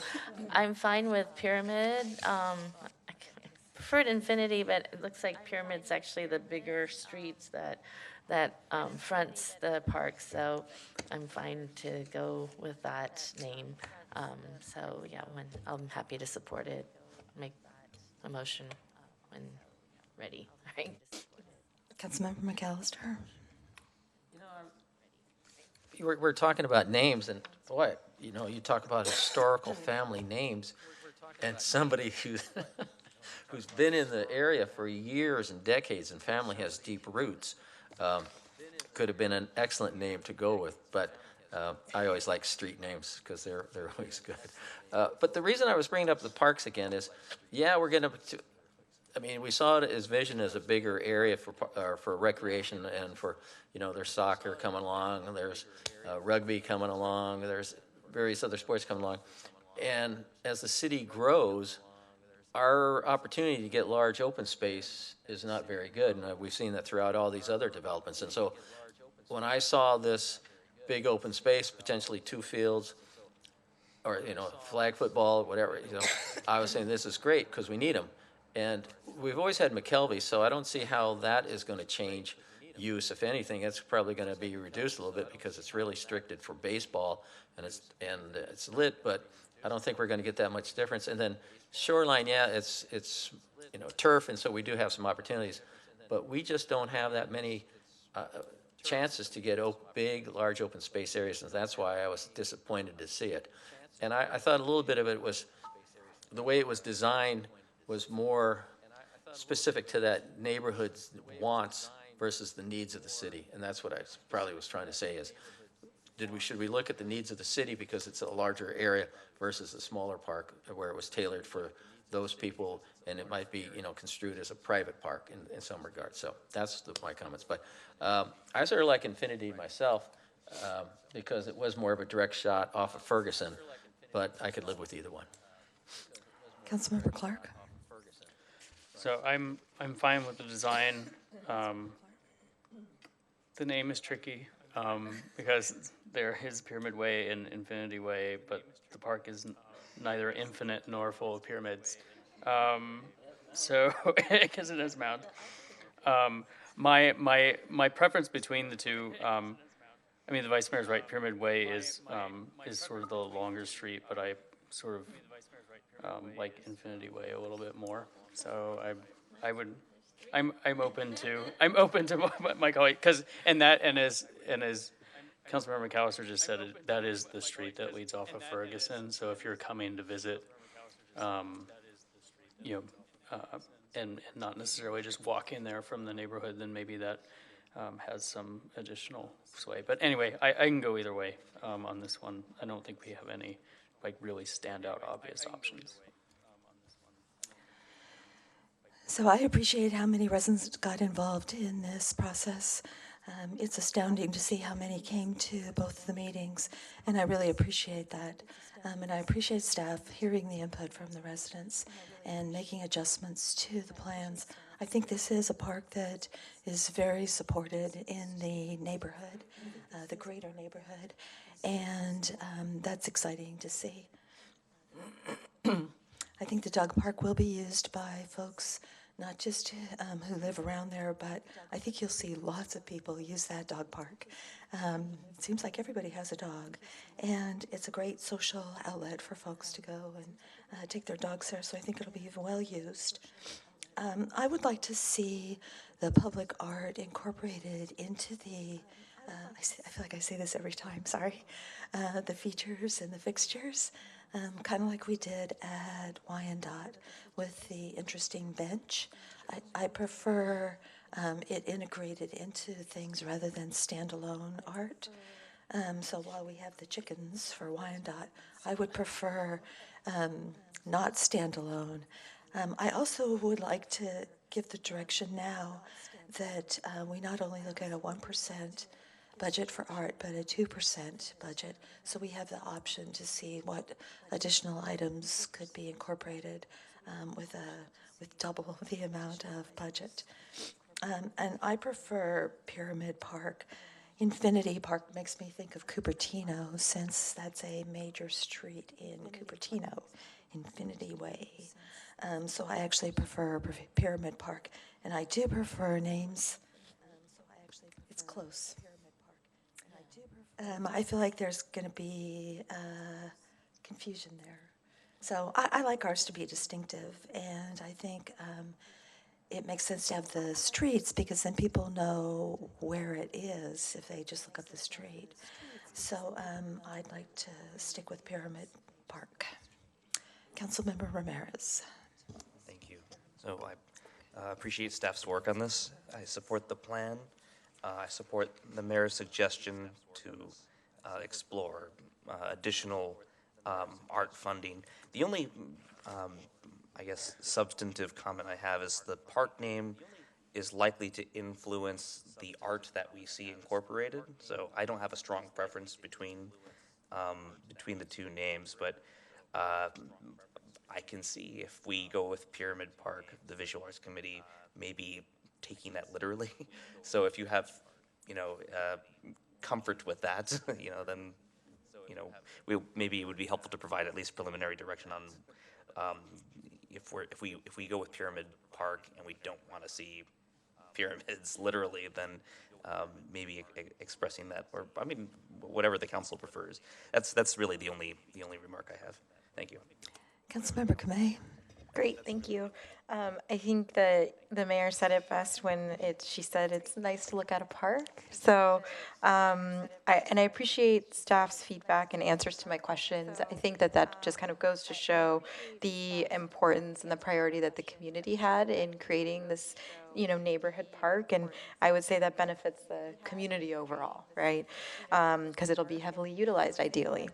And I myself don't have a preference for the name. I do think that one of the reasons we go with street names is so that people can easily identify where it is. That's been a tradition that we've had, and I'm comfortable with that. The increased from 1% to 2% for the public art is something I support.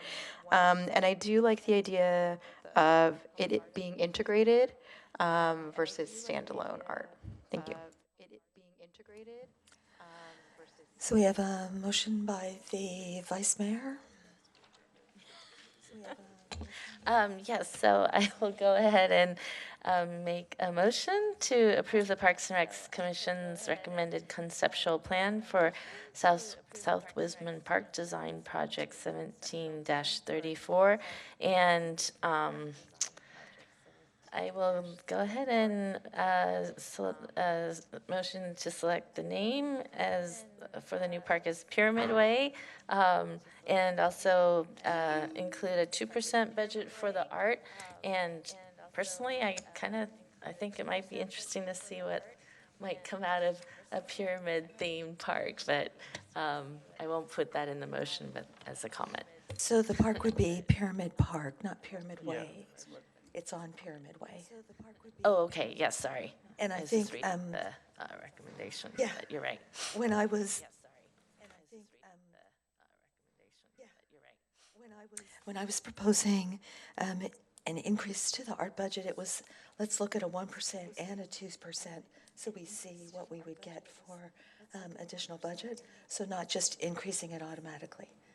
But yeah, and if I could jump in, maybe some more general direction to look at that, but also that 1% for art is actually a standalone policy, which isn't an item before you tonight. But you certainly could add on to the motion a direction for staff to look at reviewing that policy, but also bringing back options. What if the policy was changed, what the 2% could look like? Because right now it's not part of your motion tonight. So our current policy says it has to be standalone art? Oh, no. That's a standalone policy The 1%, I'm okay. sorry, I wasn't clear about that. Okay.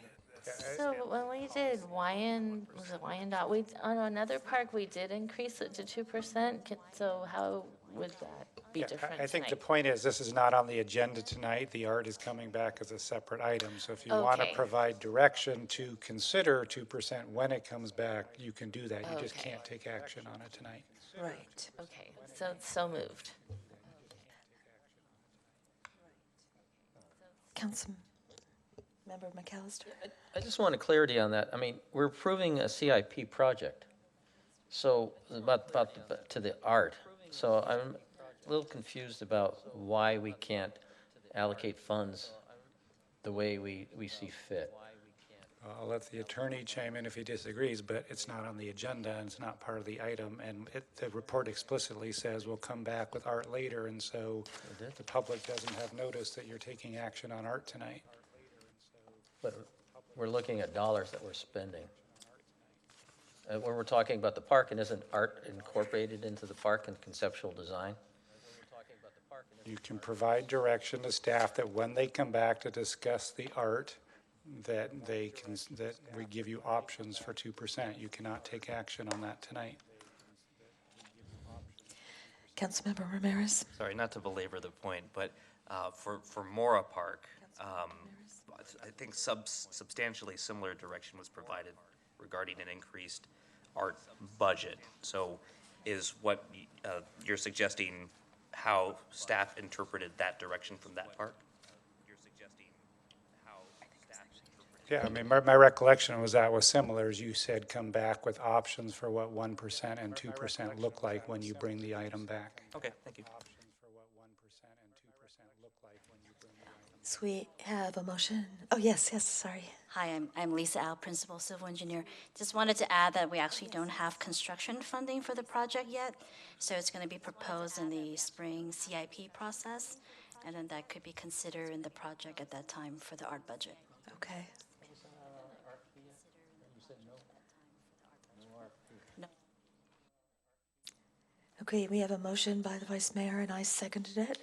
And it's to approve the conceptual plan, to name it Pyramid Park, and to give staff direction that when this comes back, to give us a 1% and a 2% option for the public art. Everybody clear? Okay, we'll call the question. I'm sorry, could I just clarify, did the motion also include any direction regarding the art, direction for the, no, okay, thank you. I made a comment that I personally would like to see some pyramid incorporation, but I did not include it in the motion. Actually, though, but I mentioned, and some other folks did, which thank you for reminding us. I did mention that I thought it would be good to have it incorporated in rather than standalone art. And I know Councilmember Kamei said she agreed with that. I don't know if other folks agreed with that. So actually, I would make a friendly amendment if we could include that. Okay, and since I seconded it, I'm okay with that.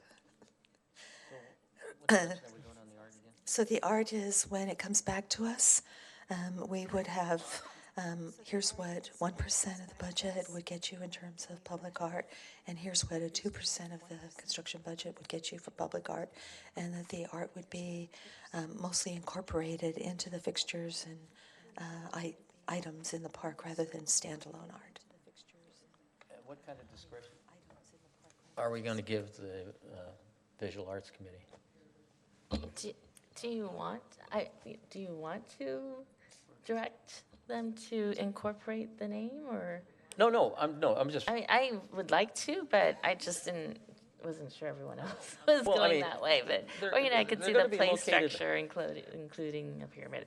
There's ways to do that, but I didn't know if we want to be that descriptive. Yeah, that's why I was thinking I was leaving it up to the Visual Arts, because you will be on a corner, and I think a corner would be a great way to put some visual art on a corner to highlight whatever you were asking for.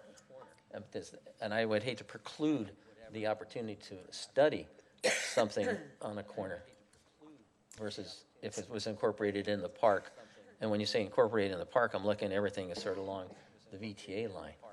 And so that's, I want to get So I clarity guess, on that. okay, so since I was the one who suggested that, I would be okay if we had options, some of it standalone and some of it incorporated into the fixtures and features of the park. But I don't believe the Visual Arts Committee gets involved in picking like the play structures. No, not the play structure, but the Oh, art. no, Margaret was talking about that. If it's going to be incorporated, then it could be part of the play structure, right? I guess I was thinking more the benches and tables and fence and things like that, but I guess look to staff for guidance on this one. I think we're getting a little bit into the weeds here. I think the way it worked last time is you gave general direction to the VAC, and in that case, they looked at a range of art options and made some recommendations, which ultimately come back to you. So I think there's enough direction, particularly if you say, look at options for incorporating at least some of the art into the features, but not necessarily all of it, and that will be the direction we give them. Okay, so I will change what I said to that we give direction to the Visual Arts Committee to look at options for incorporating art into the features as well as standalone and come back with options for us. Is that good with you? Okay. Oh, I have one more. No, last- I'm you got- sorry, you've asked it. No. One last, it has nothing to do. When will the RFP be sent out? Now that you have direction on a park? The process is that we will go to Visual Arts Committee, committee meeting next month, their first meeting in November. We'll present to them this concept and show them some of the opportunities they can look at and consider. They will put together kind of the criteria that they would like artists to submit on. I'm sorry? Go ahead, okay. I was thinking the whole park, the RFP for the whole park versus just visual arts. So you're, Oh, you're talking about the construction? yeah, the RFP for construction, yeah. That bid will go out next, probably in June, And 2020. And the timeline, because June is, why so long? So just to be clear, what you're talking about tonight is conceptual design. This park has not been designed. It has to go through the entire technical design process. So as the report says, final design is not expected until summer of 2020. That's when it will come back to you for plans and specifications once you have final design. Thank you. Okay, we're going to call the question. Okay, we're going to call the question. That passes unanimously. Okay, we will close item 7.1. And since we've been going since 5 o'clock, we are going to take a 10-minute break on this clock and come back at 8:30. Oh, yeah, sure. Sorry, we are going to have one announcement before we take a break. Thank you, Mayor. After speaking with the city attorney, I am recusing myself on item 7.2 due to the potential for bias or the perception of bias with regard to a service provider potentially impacted by decisions related to this item. Thank you. Okay, now we'll take a break till 8:30. Thank you. Okay, now we'll take a break till 8:30.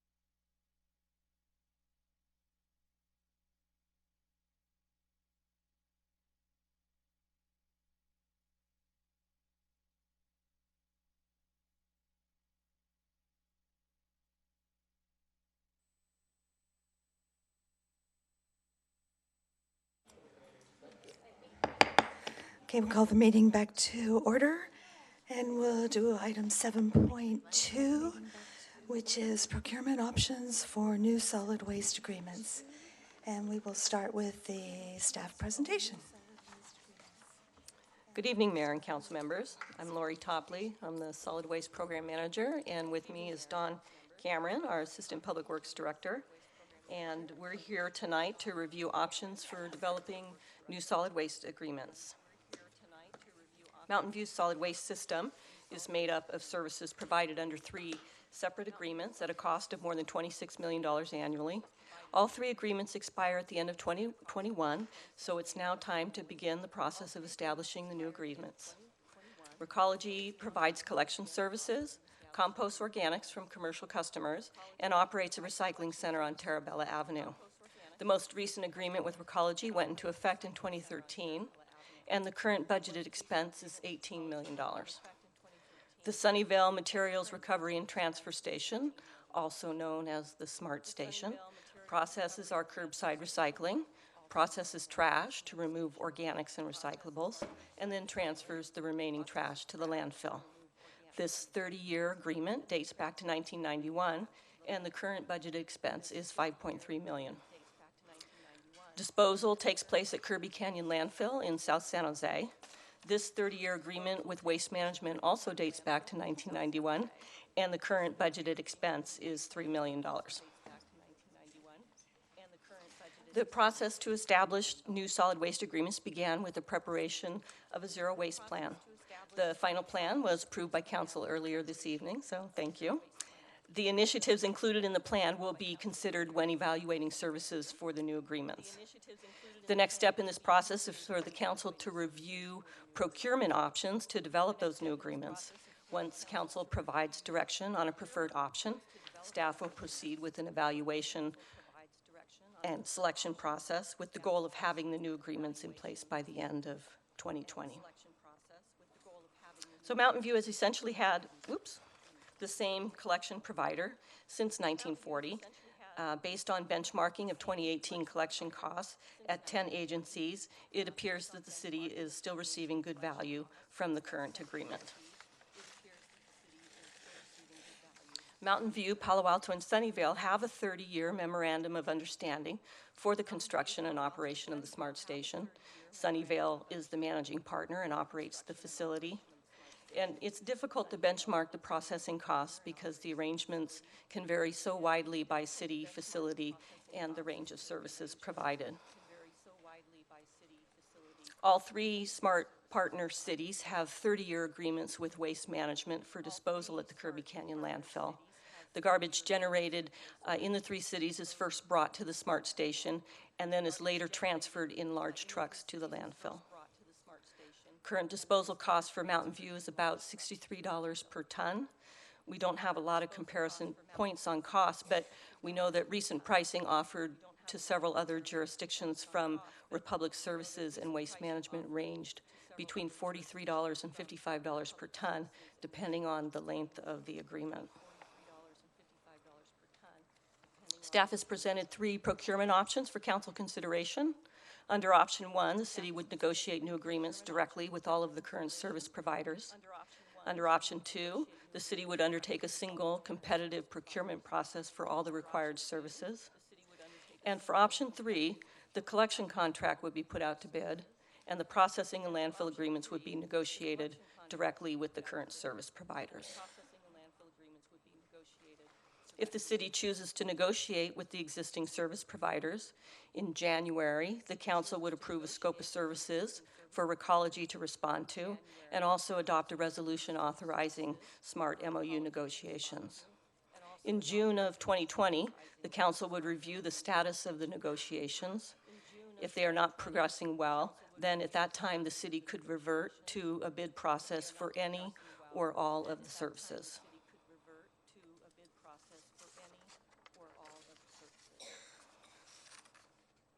I think I went too far. Nope.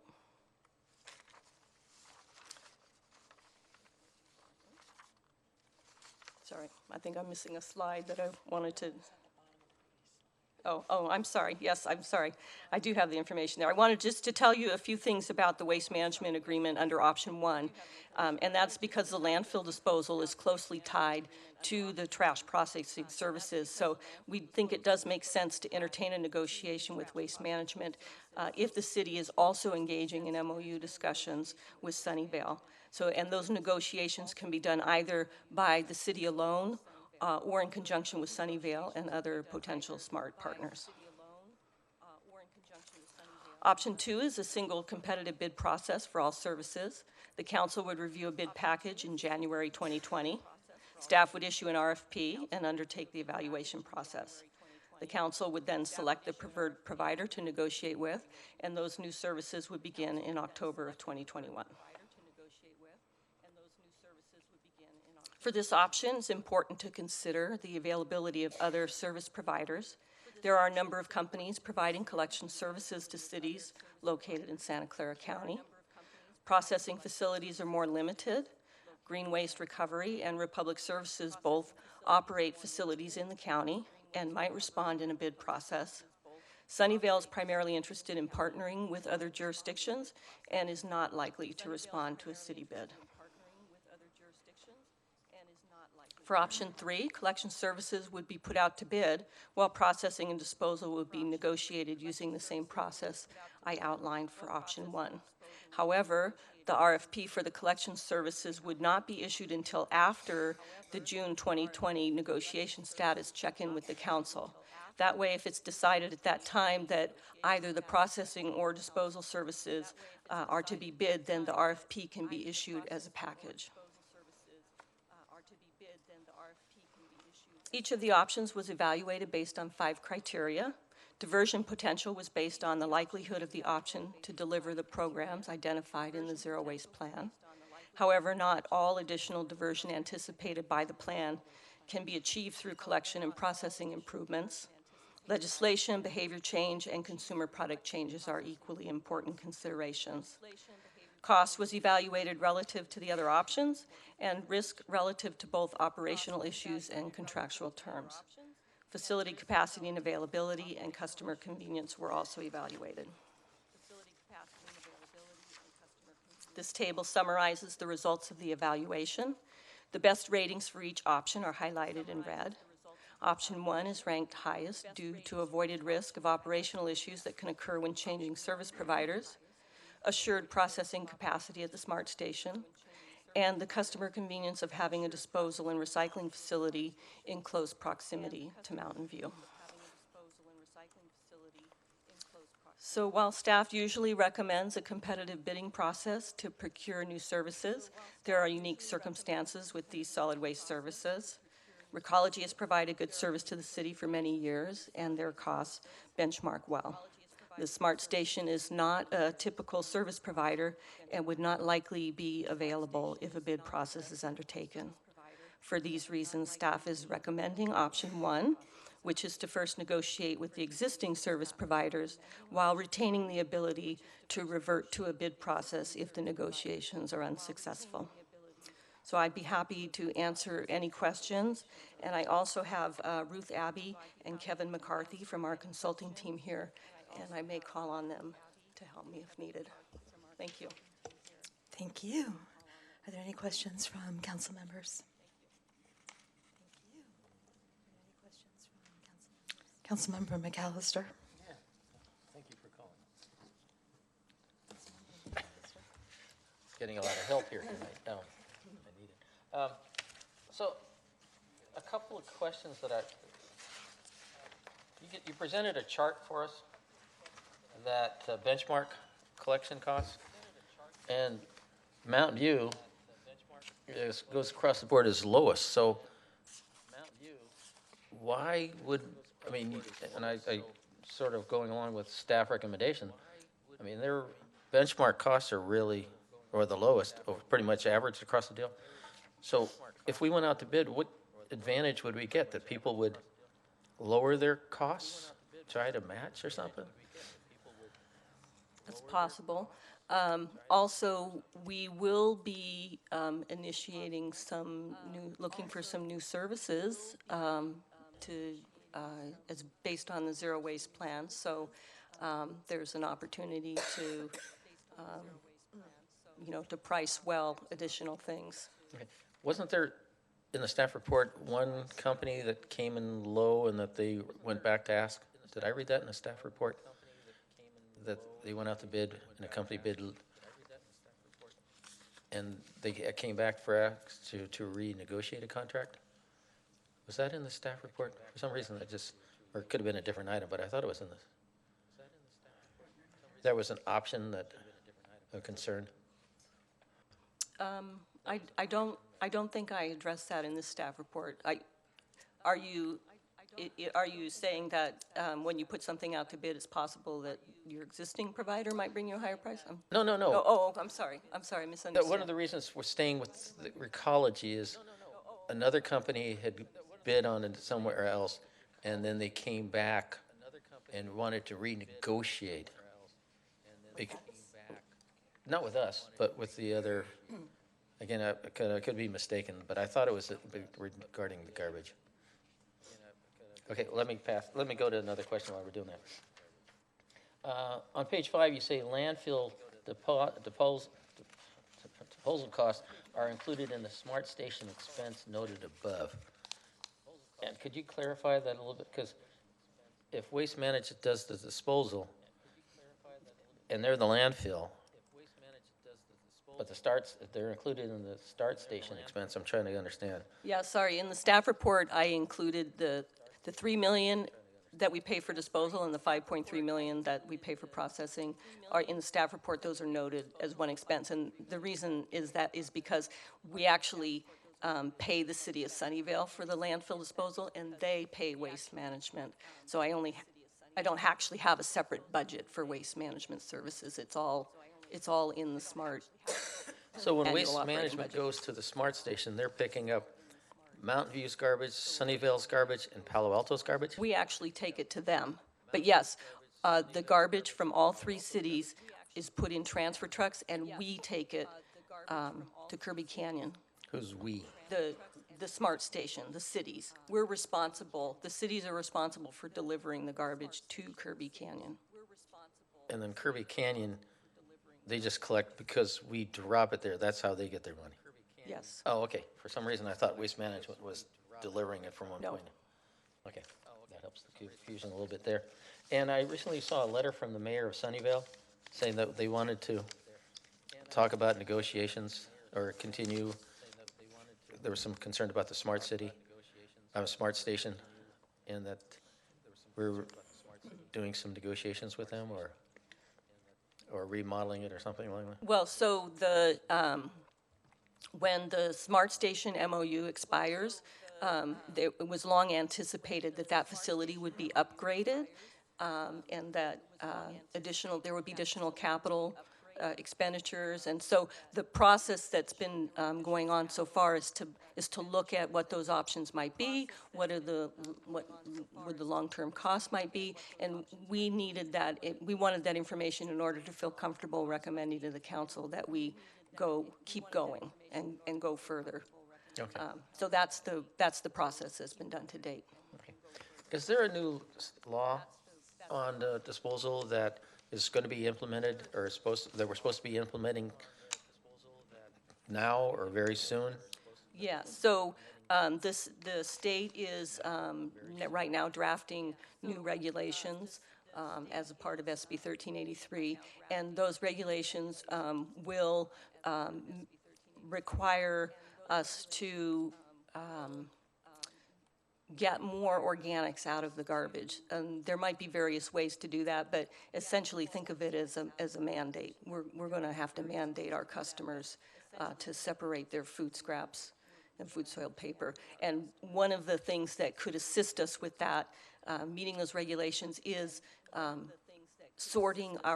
continuing to sort our trash. So we think that's going to be an important thing to keep doing going forward, is to pull organics and recyclables out of the trash when people don't quite get it out themselves. Yeah. Okay, so those are my questions for now. Thank you. Any other questions from council members? Okay, we'll open this item up for public input. Is there anyone who wishes to address the council on this item?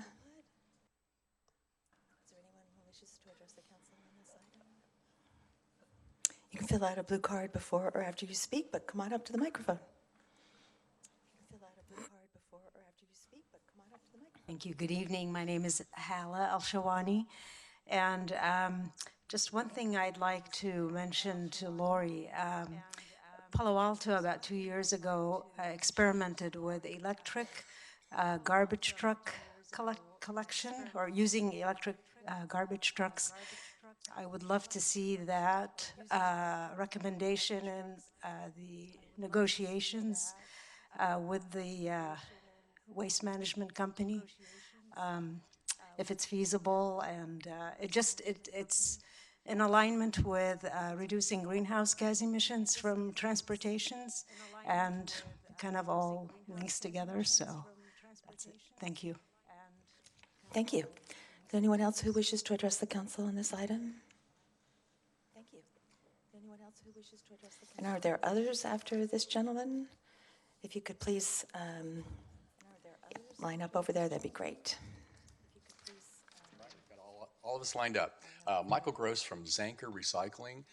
We have a construction and demolition recycling operation in Alviso, in the north part of San Jose. There wasn't a lot of talk about construction and demolition debris. And when we talk about solid waste as a whole, construction waste and demolition debris is about 30%. Now, you guys just passed a zero waste plan.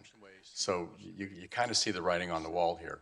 But one thing that you kind of left out is on this RFP process, you have the largest construction and demolition recycling operation in the United States as your next door neighbor. And we have just invested $12 million last year in one sort line that we use robots to actually do sorting and stuff. But we've, over the last 3 or 4 years now, we have put in 3 other operations to handle your construction and demolition debris. So it's just looking at some back numbers. In 2018, there was about 22,000 tons of construction and demolition debris that came from the city of Mountain View to our facility, and we recycled it. So that's people bringing stuff there that, not through the debris box from your hauler, but through other means. This serves their own self-haul material. Maybe they're tearing down a building or something. There's an opportunity for the city to actually be part of that and for the debris boxes to come directly to Zanker. So I think one of the options when you guys are talking about this is potentially bringing the construction and demolition debris to a facility like Zanker. Thank you very much. Thank you. Next, please. Good evening, Ms. Mayor, members of the council. My name is Emily Finn, and I'm here representing Green Waste Recovery and also Zanker Road Resource Management, in part, that owns and operates the Z-Best composting facility down in Gilroy. I know that staff and the consultants put a lot of effort into bringing this item forth tonight. One of the things that we would like to have the council strongly consider, each of the 3 options includes the negotiation of a MOU with the Smart Station. And one of the things that was absent, unfortunately, from the staff report is that the Smart Station actually sends all of the green waste, the clean green material, and then also all of the garbage processing fines down to our facility in Gilroy. And that contract also expires in 2022. So as part of our green waste family of companies, we'd really love the opportunity to provide comprehensive, all-inclusive pricing for mixed waste processing, for any other processing services that the city might like, including what Michael said with regard to construction and demolition debris. That can be mixed waste processing, it can be dual stream or single stream recycling processing, it can be clean yard waste, it can be yard waste commingled with food waste. We have lots of different options. And believe it or not, it's very simple and straightforward for us to provide you with that pricing. As an example, the city of Santa Clara recently issued an RFI for mixed waste processing. They did that, I believe, in August, and that we responded to that RFI. and we are already in the process of negotiating that contract that's going to go before their council on December 10th of this year. So in less than 4 months, they were able to issue an RFI that was very basic. It just provides how much per ton are you going to provide for this service, how much per ton for this service. If we do all three of these services, what would those pricing options look like? So it's pretty basic. It's not as complicated as the collection service options. And so we would just really love to have the opportunity to be able to provide that pricing. And as part of the Green Waste and Zanker family of companies, the Smart Station right now is relying on that material coming down to one of our facilities. And we do provide, of course, preferred pricing to our internal family of companies. So in terms of a cost competitive advantage, if you receive ZBest's composting facility services through the Green Waste Zanker family of companies, that's going to be more competitive pricing than if that goes through the Smart Station. And in all of our contracts, we also include the disposal component, so there wouldn't be necessarily a need to renegotiate with Waste Management for the Curvy Canyon contract. So we just like the opportunity, and we're here in your backyard, so let us know. Thank you. I have a question for you. Did you say, in the staff report, it has a table that shows the major service providers and facilities, and the Smart Station says dual stream, Green Waste Recovery says single stream for recyclables processing. Are you saying you could actually do dual stream? So some of the service providers, the other companies that bring us material, do collect it in a dual stream. So when it's collected in a dual stream, it can either go into the truck, maintaining those compartments where it remains separated. But what it can also do is it can just be the container that the resident or the business puts that in. It encourages them to keep the materials cleaner because they're separating them at the point of generation.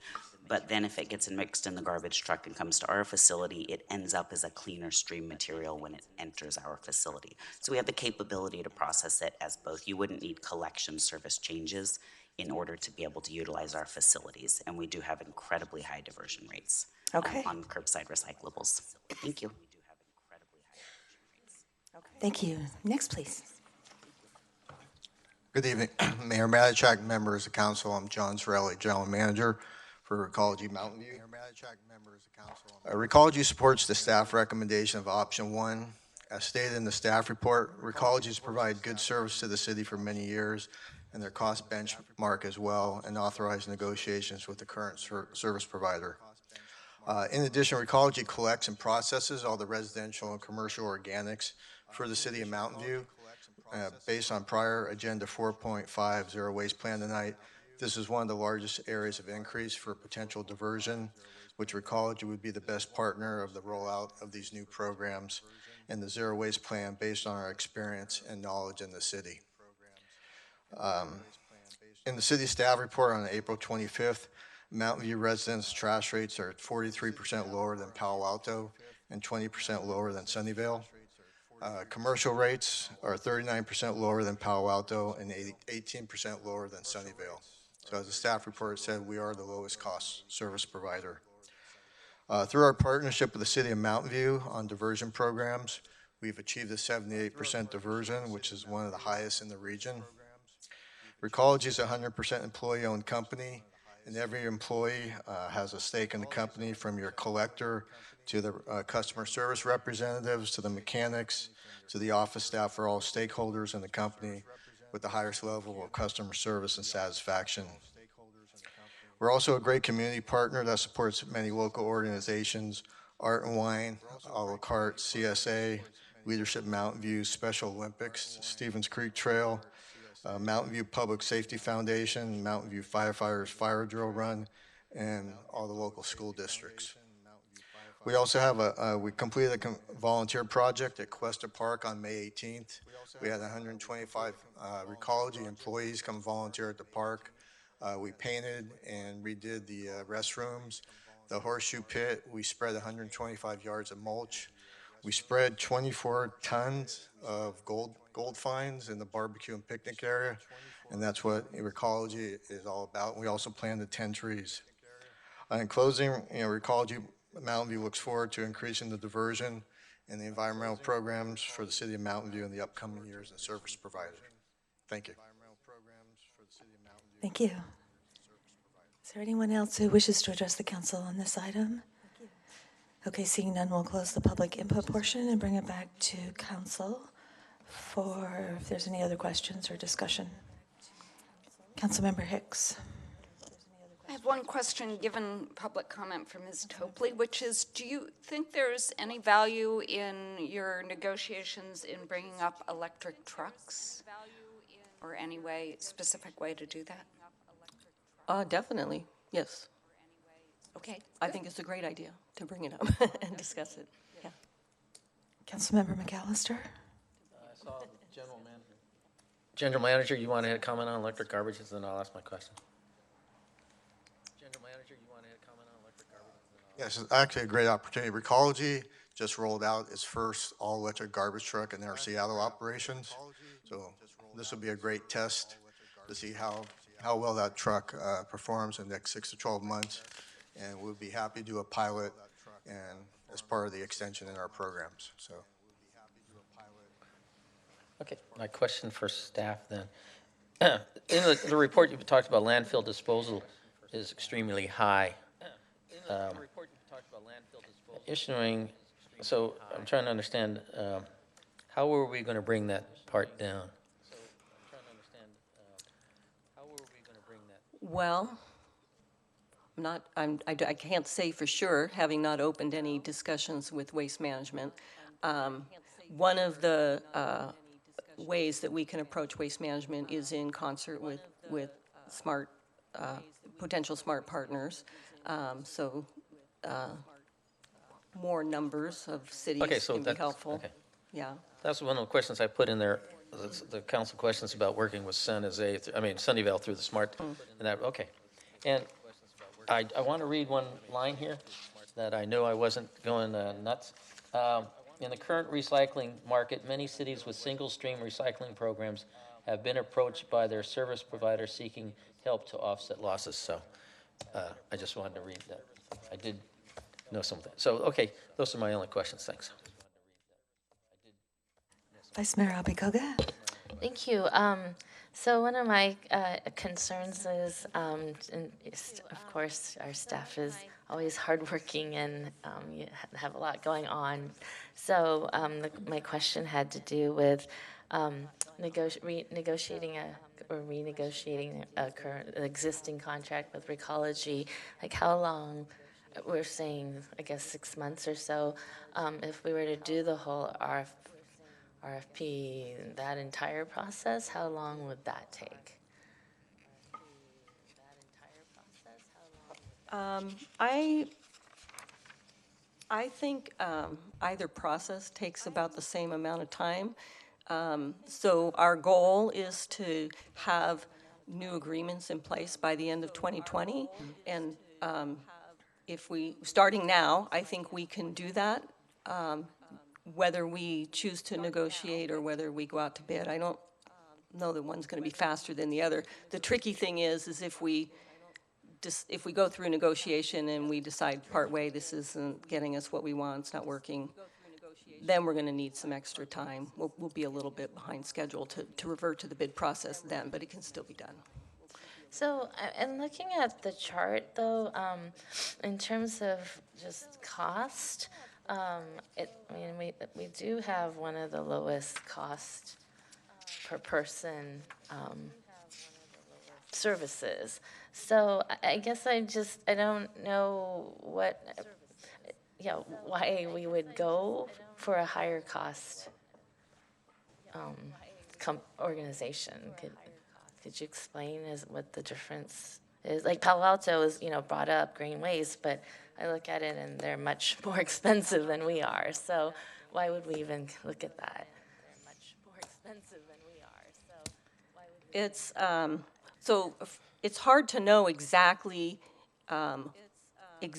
what these cities are paying for without going out to bid. It's the only way to know true apples to apples pricing. So the benchmarking is a way to try and isolate similar collection services, but it's not foolproof. So, sure. for example, I know that Palo Alto has more staffing through green waste than we have through Recology.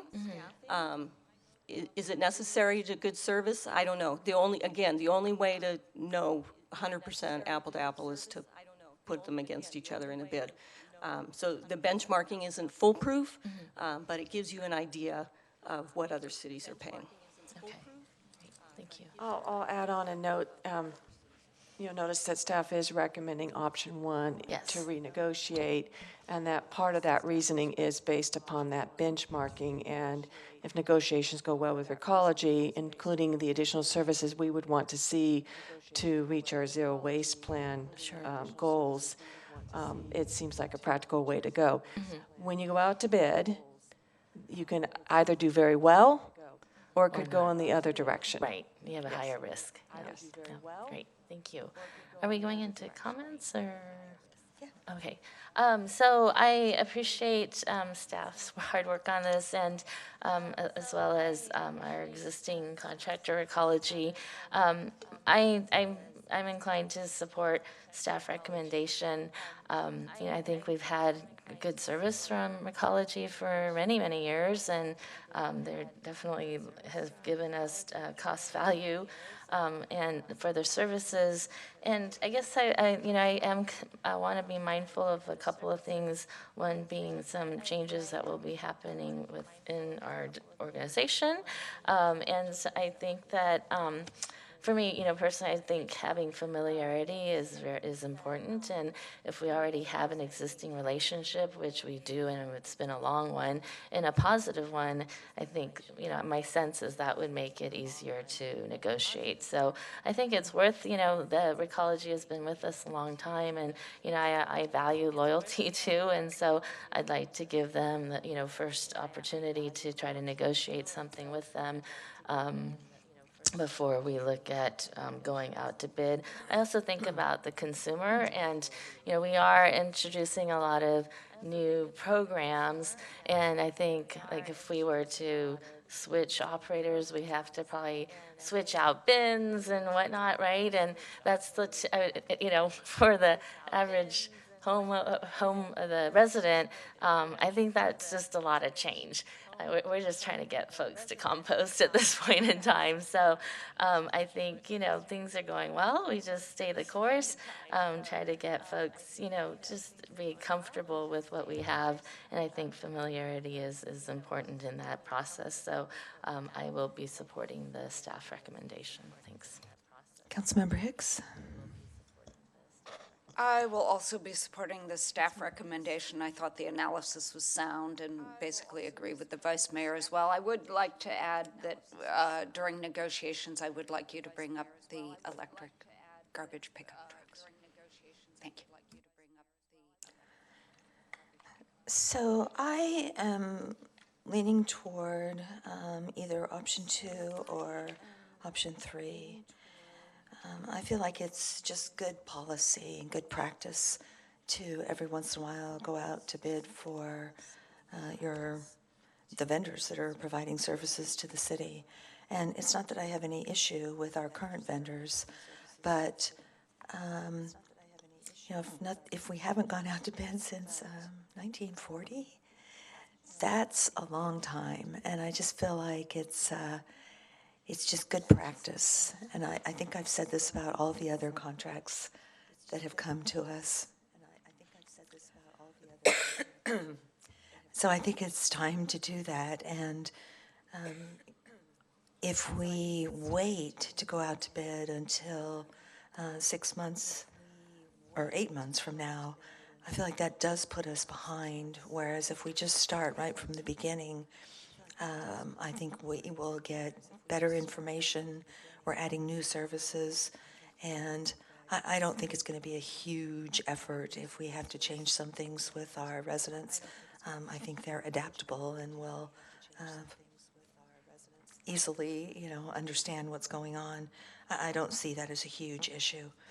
So I would like to go out to bid either for all of the services or for some of the services. I think it's just good business practice.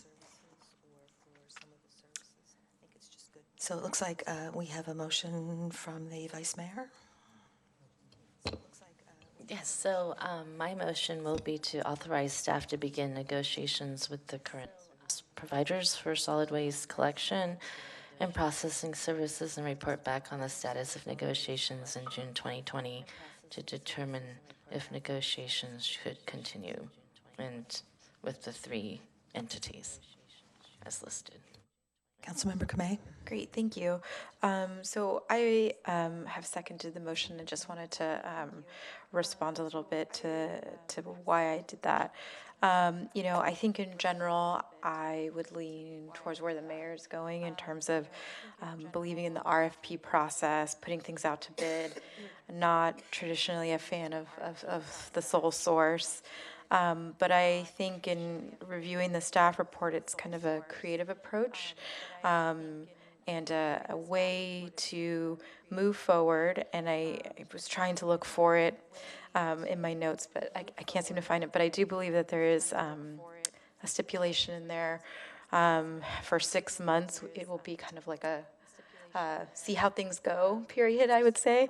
And should that not, should there be any issues, then we can go out for the full bid process. So I think for me, that measure makes me feel comfortable with the staff recommendation.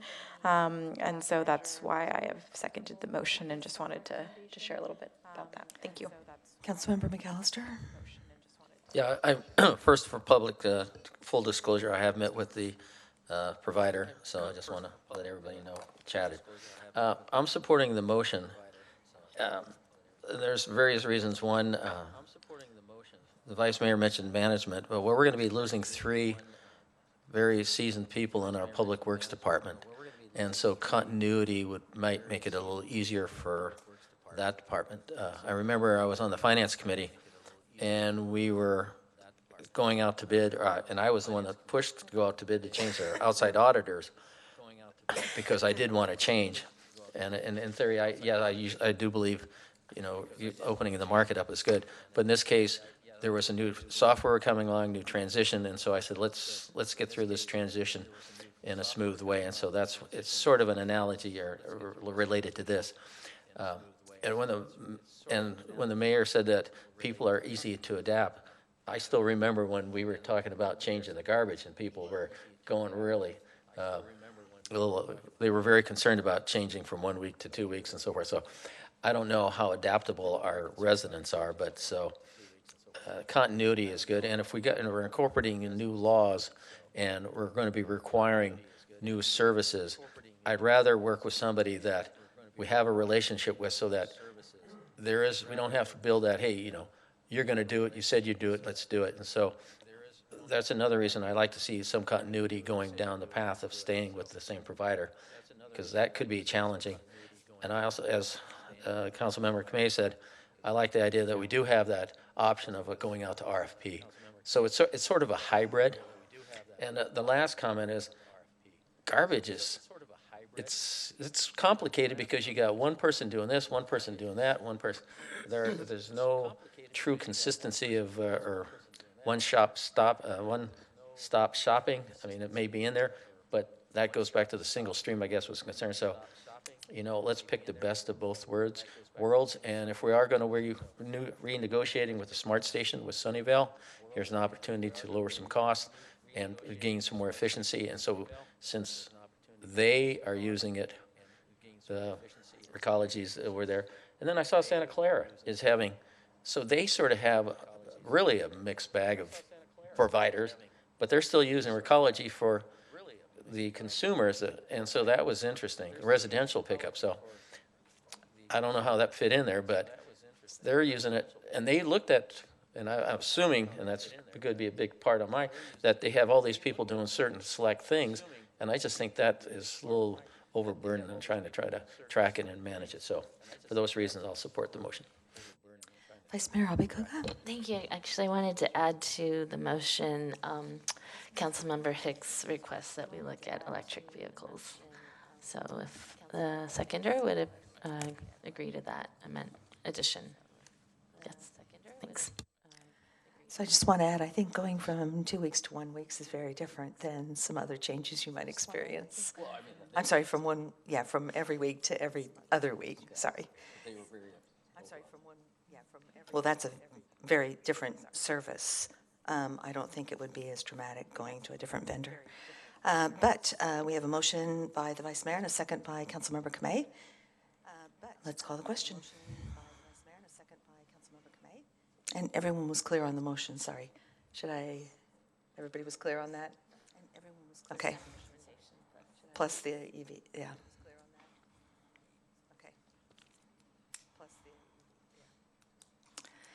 So that passes 5 yes, 1 no, and 1 recuse. Okay. Thank you very much.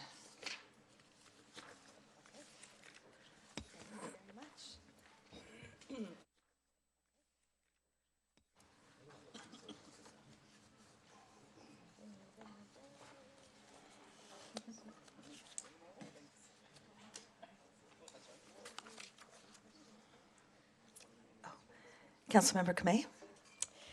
I just wanted to announce my recusal from this item. Okay, so I'm recusing myself from this item due to my interest in real property, which is located in close proximity to the project site.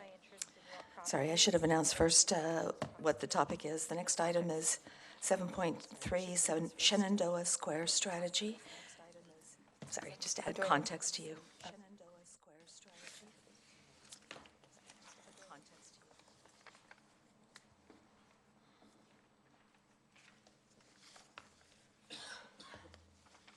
Okay, we will start with a staff report, presentation.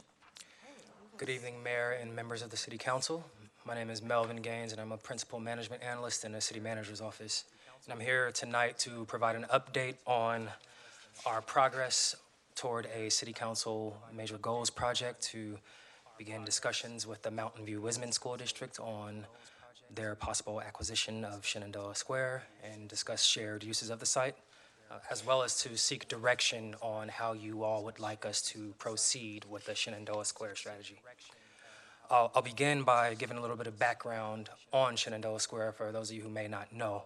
So Shenandoah Square is a 17-acre site located at the northwest corner of Moffett Boulevard and Middlefield Road that is currently an island within the city of Mountain View on unincorporated county land. The property is under the custody of the United States Army, but it's managed through a ground lease by the California Military Communities, which is a public-private partnership between the Army and Clark Realty Capital. It's currently improved with 126 townhomes, which were constructed in 1989, and most of them are occupied by military personnel and civilian federal employees. In 2015, the United States Army expressed a desire to sell the Shenandoah Square property sell or lease the Shenandoah Square property in order to recapitalize their Residential Communities Initiative family housing program in California. In December of 2015, the City Council authorized a gatekeeper request for CMC, which included a general plan amendment, precise plan for multifamily residential development with up to 1,000 or approximately 1,000 units, as well as annexation into the city of Mountain View.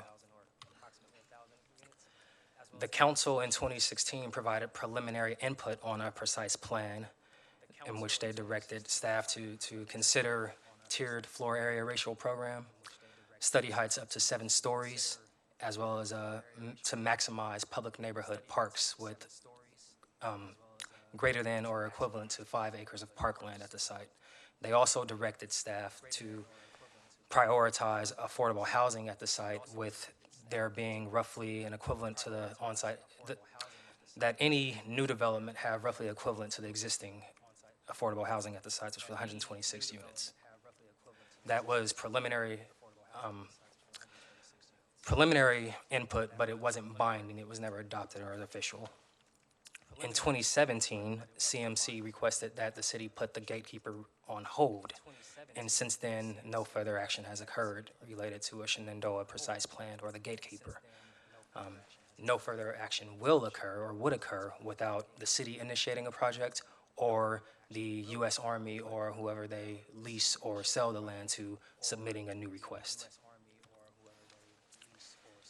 I believe earlier in this year, Mountain View Wisman School District submitted a letter to the Army expressing their interest in purchasing the Shenandoah Square property for a school site. Considering that request, in May, City Council provided direction for staff to work with the Mountain View Wisman School District to explore the possibility of the district acquiring the Shenandoah site, as well as discussing shared uses of the property, including affordable housing. Earlier in October, Mountain View Wisman School District informed the city that they're no longer interested in acquiring Shenandoah Square for a school site.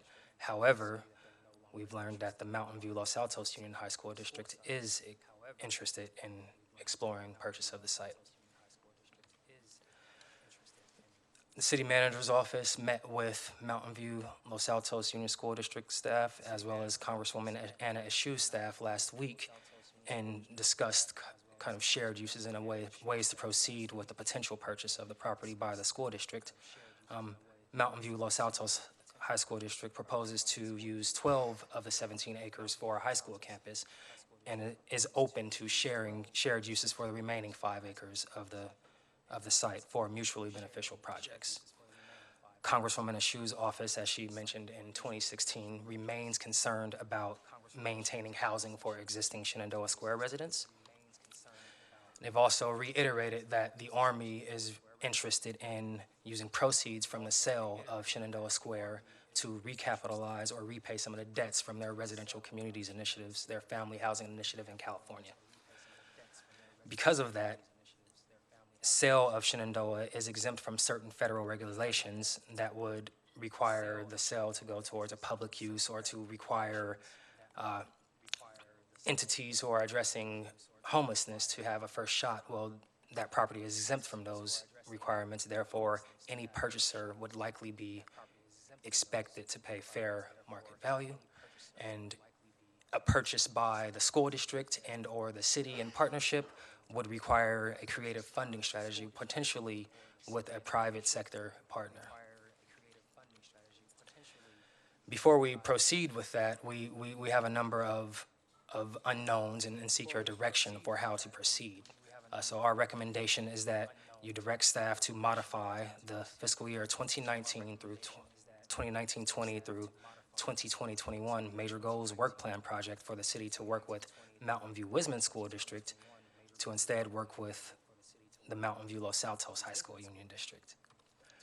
We also ask that you provide direction on the city's strategy related to the Army's sale of Shenandoah Square and provide direction on the types of uses you would like to see at Shenandoah Square, particularly with the shared use with the Mountain View Los Altos Union High School District.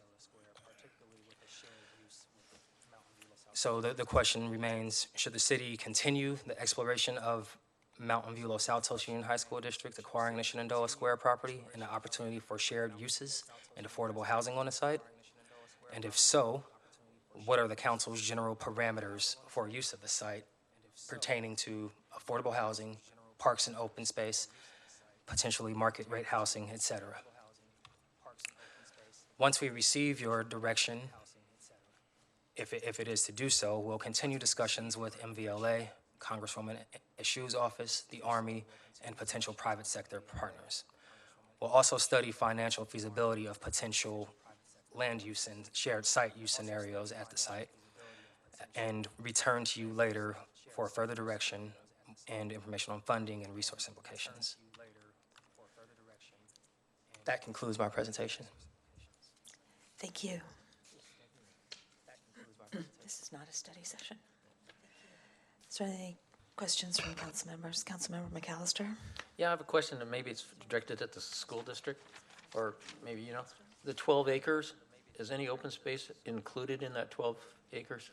My understanding from the school districts, the superintendent wrote a letter, and they're present here today, and they may answer for themselves if they like. However, the 12 acres was strictly for school use, and they're open to the other acreage Okay, being well, used for. When I'm saying open space, but are there going to be buildings on the 12 acres, or is part of that going to be fields for the school to be used? I can share that we have an early architectural design that has it just for the buildings, the 12 acres. Okay, thank you. And so then potential, well, so, wait. Will you need fields there? Yes, we will. Okay, so that's where the joint use potentially comes in on. Correct. And do you know how many acres? I know it's early, real early in the proposal. How many acres you might need for fields? No, we don't know exactly how many acres at this time. Okay, thank you. No, we don't know exactly how many. Councilmember Ramirez. Thank you. Just a couple of questions. First, the staff report mentions that there are vacant units currently on the site. Has the city approached the Army about potentially using those vacant units in the interim to achieve some of our affordable housing objectives, or do they have some plan for those vacant units? My understanding is that there are 126 townhomes there, and 8 of them are vacant, and those are largely in a declined state and in need of repair before other people could occupy them. Okay, thank you. And then, how does this fit into the broader school strategy that the council provided input on earlier? So if a school materializes here, how would that impact the strategy moving forward? Well, it's unclear at this point, but it certainly could be a component. Part of the next analysis and the fiscal analysis will be how would you fund such a thing, and contributions of land and or funds from a school strategy could be a component of that. Okay, thank you. Any other questions from council members? I just have one, and in the staff report it talks about pre-zoning, and it's pre-zoned for public facilities. If we went forward, would we do another pre-zoning? Yeah, so as unincorporated land, it's pre-zoned in the event that it is incorporated or annexed by the city, then that zoning becomes the zoning for that area. It's currently actually low-density residential is the current use of the site. So the pre-zoning, once we annex it, would take place. For a school, public facility would be sufficient, but if you wanted to do denser residential development, then zoning would need to change. The pre-zoning. The pre-zoning. So it's recommended that we pre-zone it, do a precise plan before annexing it, because once you annex, you have to wait 2 years before you can change the zoning.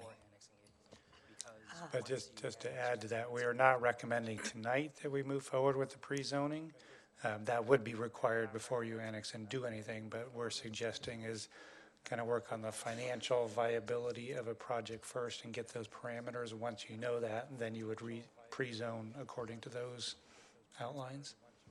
Sorry, I just didn't know the benefits of pre-zoning, but now I understand the process, how that works. Okay, any other questions? Okay.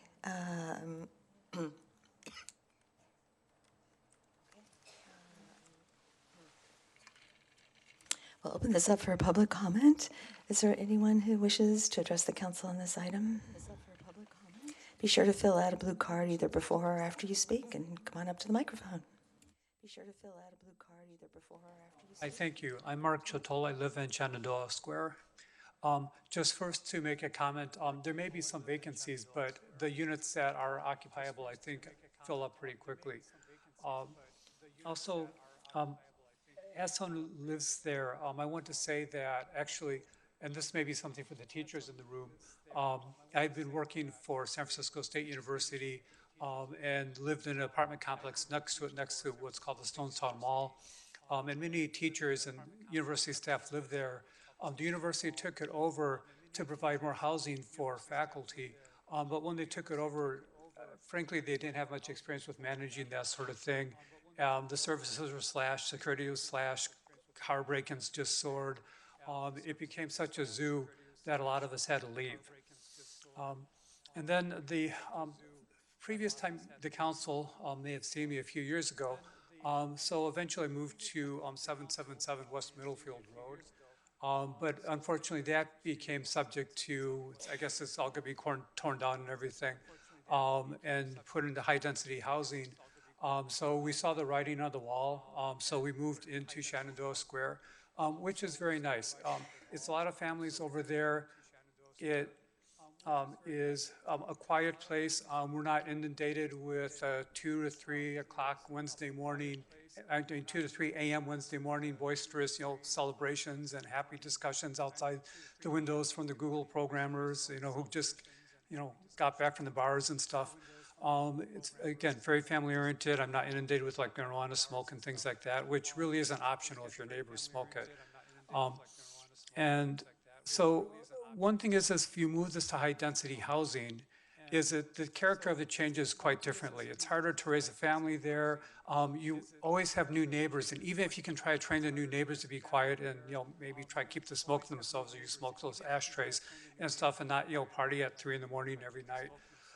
Then a new neighbor comes in, and the rate of new neighbors coming in that need to be trained is so quick, you just never really get quiet. It always stays noisy. That's one reason we moved to Shenandoah Square. We do science work, we do hard stuff like that, and we need the quiet to be able to think and do that work at night. Like we work during the day, but like I took a whole night off to be here when I should have been working. Also, I wanted to point out that there are a lot of, well, I would bet that Shenandoah Square is probably one of the most densest African-American neighborhoods in Mountain View. But it's not a ghetto. It's, you think that, well, there's a lot of black people, there's a ghetto, it's bad, we should redevelop it. But no, it's a lot of families. They take their kids to the park, the green space. It's just a really nice place to live. Yeah, there's some deferred maintenance, to be sure. But it's like the Fillmore District in that, you're taking a nice neighborhood and then redeveloping it and driving out the families. Thank you. I have a question. We have a question for you. Yes. I'm sorry if I missed it, but are you affiliated with the Army? No, I've worked as a civil servant at NASA, and I work for and places in the research park. Okay, great. Thank And you. I also teach, so I'm a teacher. Is there anyone else who wishes to provide public input on this topic? Okay, we'll close the public input portion and bring it back to council for additional questions or direction. Councilmember Ramirez. Sorry, one additional question. So, just I want to make sure I understand sort of who preempts what here. So, if the site is developed, it would be subject to our land use authority, right? Totally. So,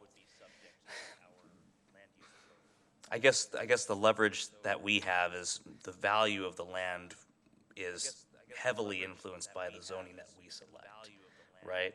So is there I guess a danger of kind of a standoff where if we choose not to rezone it, then the land has a certain market value then that would be less than it would be if we were to change the pre-zoning? Can you sort of help me understand how that would work? Yeah, with the caveat that that's if there is a sale of the land to a private entity. If the Army retains the property, they can do what they want under the sphere of the county.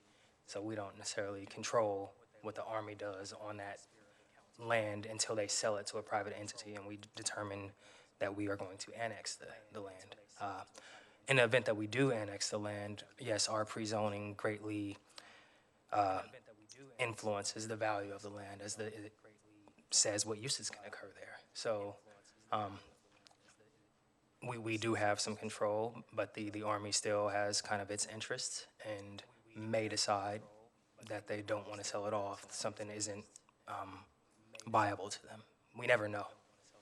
Okay, so the danger would be if we elect to keep it as a public facility zoned area, they may decide to wait for a different council before they proceed with any kind of development. Potentially, that's possible. Got it. Thank you. Appreciate it.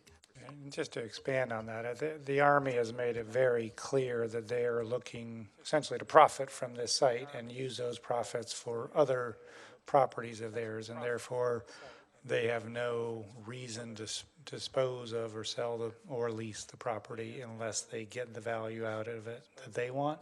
So while we have leverage through our zoning, they have leverage that they don't have to do anything with it. Vice Mayor Abikoga. So, I guess following up on that question, if it were to be leased, though, we still have to zone it for something that they could build at lease development, correct? Yeah, so in the event that they do a ground lease to a private partnership or a private entity, then we would still likely have to change the zoning to accommodate the new use. So there is still, you can make an argument for pre-zoning it a certain way, and that could determine. Ultimately, we would have to pre-zone it if we want anything that's different from what's there now. All I'm suggesting is we don't want to go through that step of pre-zoning it until we have a better sense of the fiscal viability of a project. Are we doing, is it okay to go to comments? Okay. So I want to thank staff again for bringing this to us. This is something that I've been personally following for a while, and learning the ins and outs of this parcel. I know that, was it 2016, the council then had allowed for the gatekeeper of up to 1,000 or 1,000 market rate units, housing units to be developed there. But I had heard from Congresswoman Eshoo her interest in preserving the affordable housing that it currently exists, and her priority being, making accommodations for the families who live there. And we just talked about displacement in our study session, and here we do have this situation where these families may be displaced. And so that I heard very loudly and clearly from her that was her main concern and priority. But as a result, I started thinking about, well, what else could happen there? And frankly, as much as we need housing, I think we should make a distinction between housing, market rate housing, which is getting more and more expensive, versus affordable housing. And my interest has been is that I started thinking, well, could the city potentially acquire the land and with an affordable housing developer and put 1,000 affordable units? Like, how great would that be? That would be a big, statement. So I guess that's where I was looking at something, doing something big that could really make a difference. And putting 1,000 market rate units, to me, that's not that exciting, frankly. So, in the process, and I know our city managers had conversations with our school districts, and I appreciate that, but we have the need for more school space, and so the school district's interest came about. And so I guess my thought was, like, could we partner with the school district to try to come up with acquire the land to do a school, try to satisfy some of the school's needs, and then maybe try to also put some affordable housing there. So I've also learned, I learned about if it was through normal process, then the excess land should have been offered to the city or another public agency, and then if not, to affordable housing developer. So the fact that the Army was able to get legislation to bypass that normal rule, I guess was, a little concerning to me, because one, this is in the center of our, prime location in Mountain View. There's so many public uses that we could have with it, and to just let it be, sold off or whatever so the Army can pay off their debt, to me, does not serve the purpose of our community. And that's what I'm really, as Mountain View council members, I feel that is our first obligation. So I understand the federal government's interests and needs. My hope is I'm hopeful that we can work something out to satisfy everybody's needs. We now have many tools, whether it's TDRs or the school strategy, and I did mention it to Google because they have obligations in North Bay Shore, and perhaps some of that could be satisfied here. So perhaps we could come up with a public-private partnership. I think there's just a lot of potential. And to me, this land is so valuable. It's just too valuable to just say, go ahead and build 1,000 market rate units on it or sell it off or whatnot. So before we can, do that, I just want to explore this a little further to see if we can come up with a real partnership that can satisfy everybody's needs. So that was my interest in this, and I would, like to move forward with at least exploring that possibility. Thanks.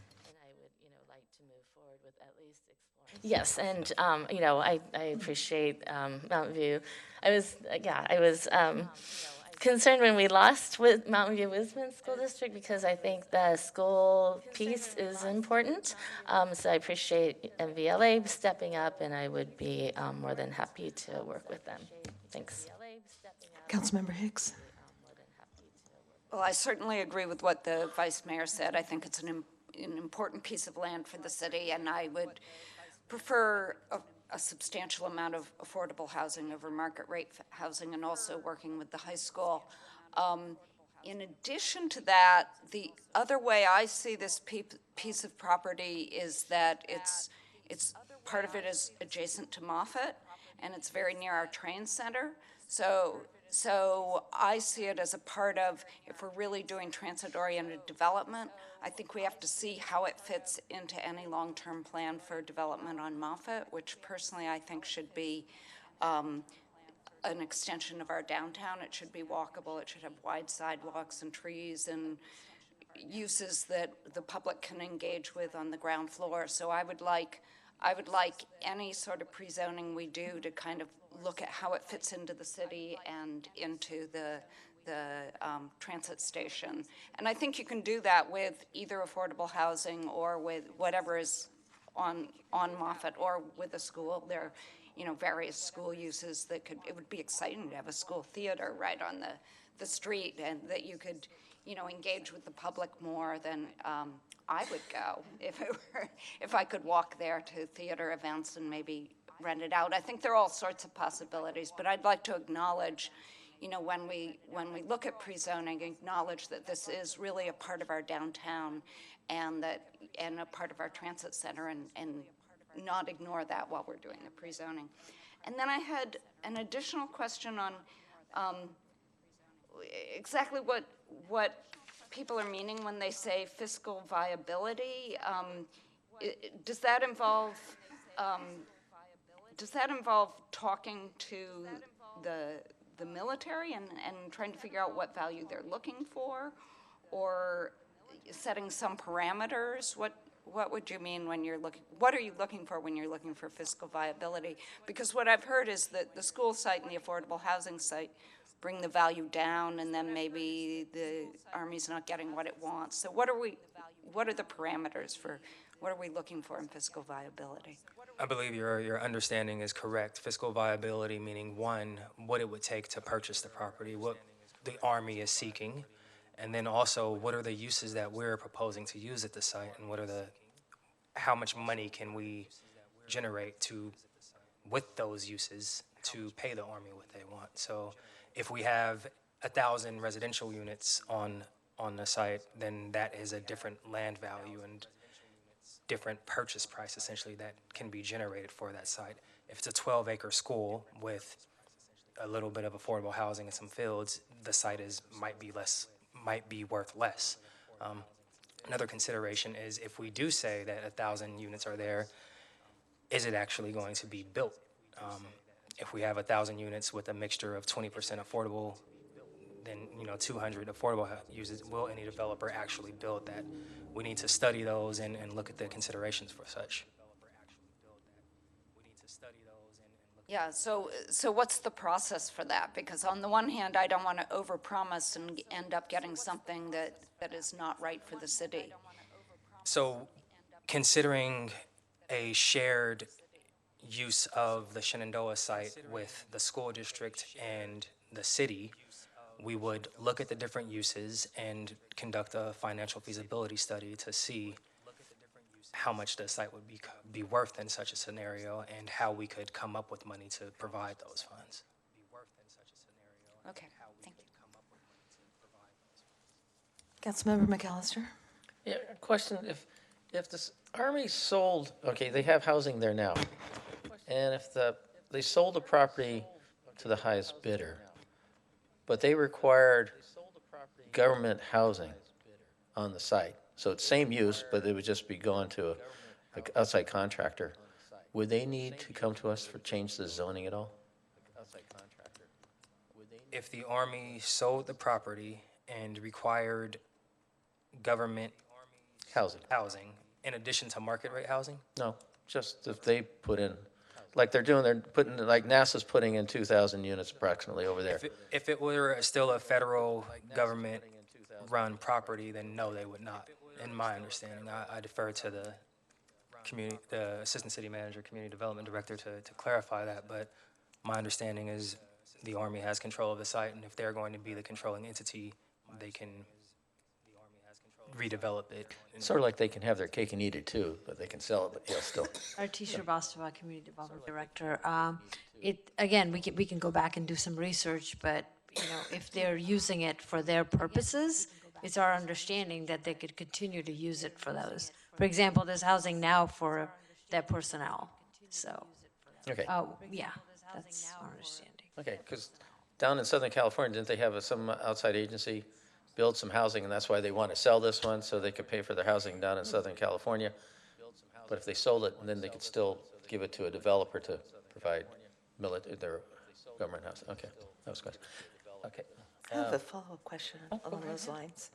So the current use, though, not everyone who lives there works for the Army. They work for lots of different organizations, including some folks who are not affiliated at all. So I how does can't that happen? speak to that because I don't know that we know who all the tenants But and it's the not homes just are. on NASA. There's some just folks who live there. That's a good question for the Army. Okay, thanks.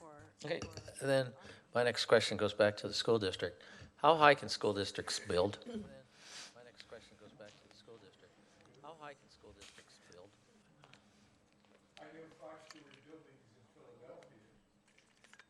I was going to say, the highest I've seen has been 3 stories, but I can get that information for you.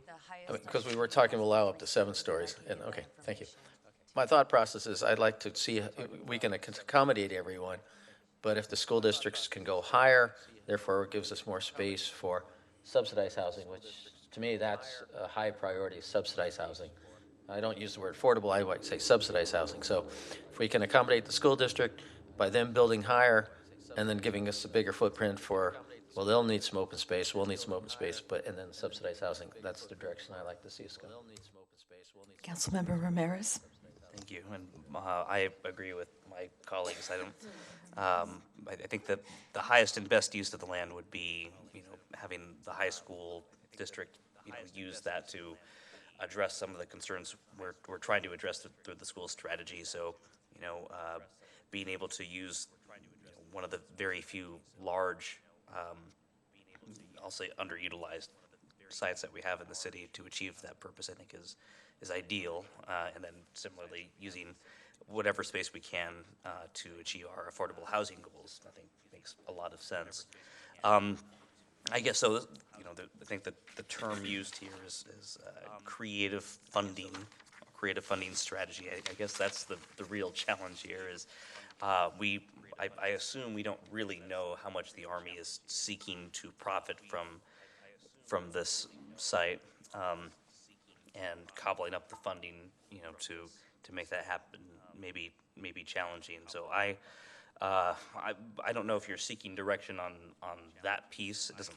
There's no question specifically about that, but I guess that's really the challenge here. Is how do we achieve many different and equally valuable objectives using this property, and seeking to develop it with uses that are not terribly profitable to the Army. So I'm looking forward to staff and the high school district and potentially a private, public-private partnership to identify strategies to achieve that. But that strikes me as the most difficult piece of this puzzle. Councilmember Clark.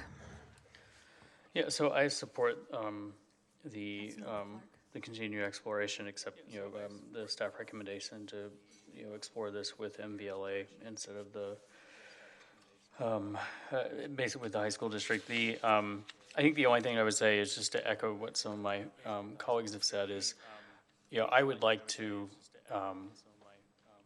utilize this site to its maximum potential. So, have the school be as dense as possible, have the affordable housing, and then, we're gonna have the shared sort of park sites and playing fields that are required. But the school itself should be, as tall as and dense as we can support, and the same with hopefully an affordable housing component too that could not only meet some of the city's affordable housing needs, but also hopefully, I think, mitigate some of the concerns that Congresswoman Eshu's office has, and we could provide preference to certain certain folks who either are already there or may work for some of these other agencies. So, hopefully, if we partner with the school district and with a potential buyer, and sort of include those components and are willing to accept some additional density of some of the facilities there, whether they be housing or the school, then I think we have a pretty nice and comprehensive sort of project. Whether or not it will actually work out or not, I have no idea. But that would be sort of the ideal scenario from my perspective. So I'm supportive of changing the groups we work with from Mountain View Wisman to Mountain View Los Altos School District. And from my perspective, while I do want to make sure we look at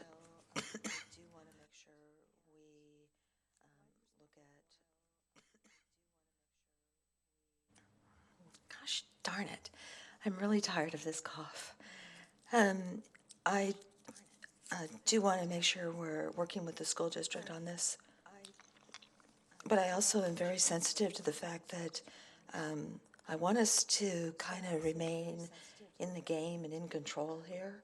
And so I don't want to completely ignore the federal government's desires with what they want to do and what they want to get out of this. I think we do need to work together on this to come up with something that we can all agree to. I do think the school is going to have to be denser, taller than maybe what's currently envisioned. And I'm saying that because I'm expecting a park that is separate from the school district at that location, because we specifically did not have the development at 777 Middlefield, West Middlefield, do a park, because we said we were going to have one down the road in this location. And so I don't want a park that is only available when school is out of session. It would have, because it's going to have a different plan for what's included versus if it was a public park that's available all the time to the public. So I want to make sure at least some of that park space is not affiliated with the school. But I also hear loud and clear from our Congresswoman, as well as just us, that we absolutely want to accommodate the folks who are currently living there, and if we can add more affordable housing, even better. So I see the Vice Mayor getting ready to make a motion. Thank you. So I will make a motion. So the first one is to, there we go. Oh,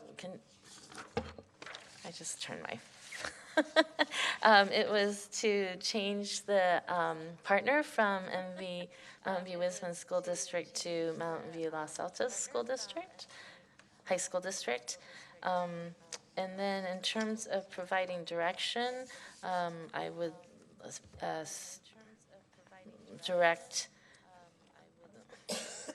direct that we prioritize in terms of types of use a school that maximizes the land there, and more an urban, I guess we've been talking about urban schools, so a more urban design.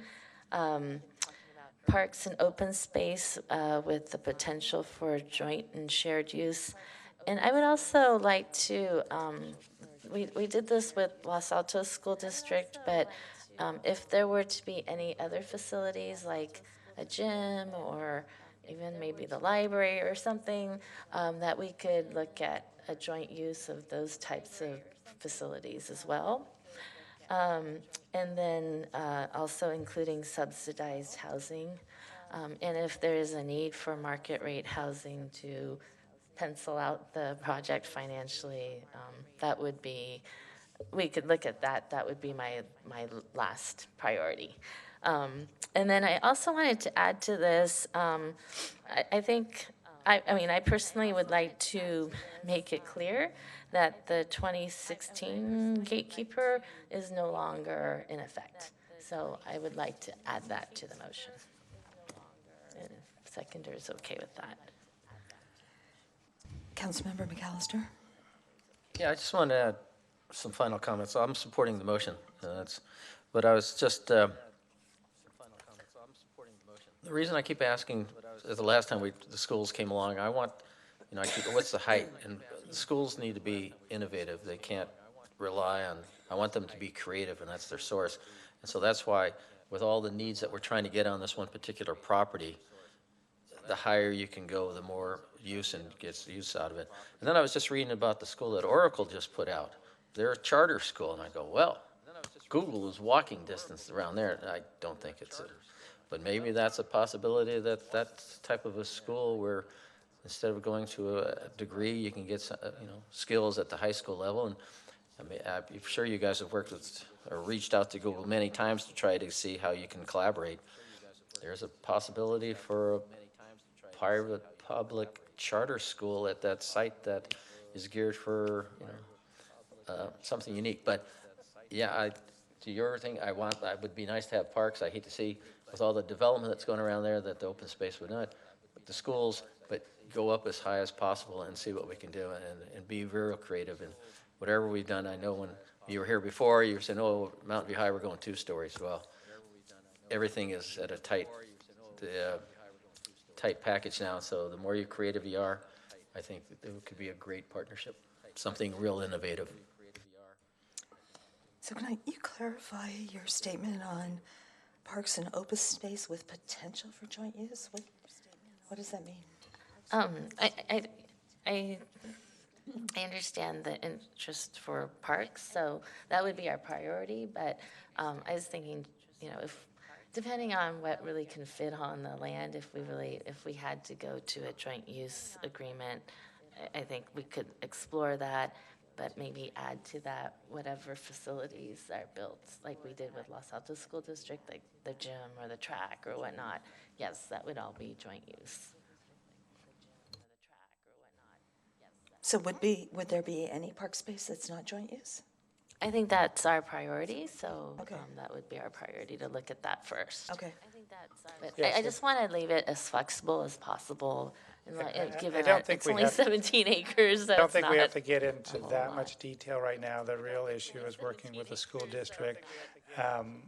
On the park issue, I mean, it could be like Los Altos where there is part of the open space is joint, where we only have access 50% of it, but then we also acquired 2 acres next to it. And similarly to a lot of our school sites, it's both city land and school land. So we can work out those things. I just want 2 comments. One, I want to be very clear that this is going to be extremely challenging to come up with anything that has a remote possibility of working.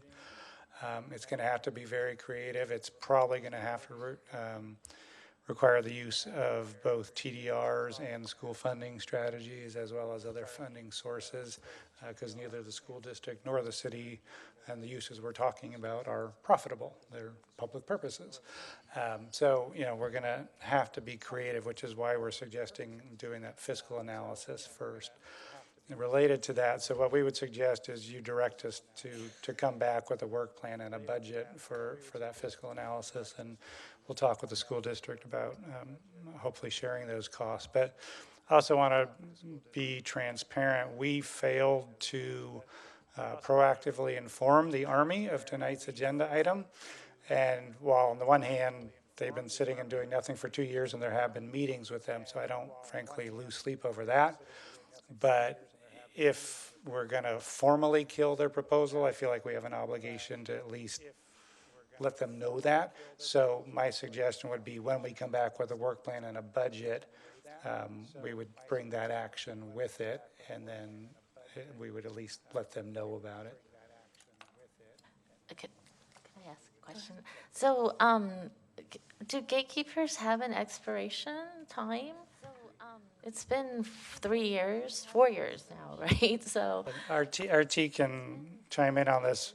My understanding is a gatekeeper has 1 year to file an application. Okay. This is not a normal gatekeeper because it required the precise plan.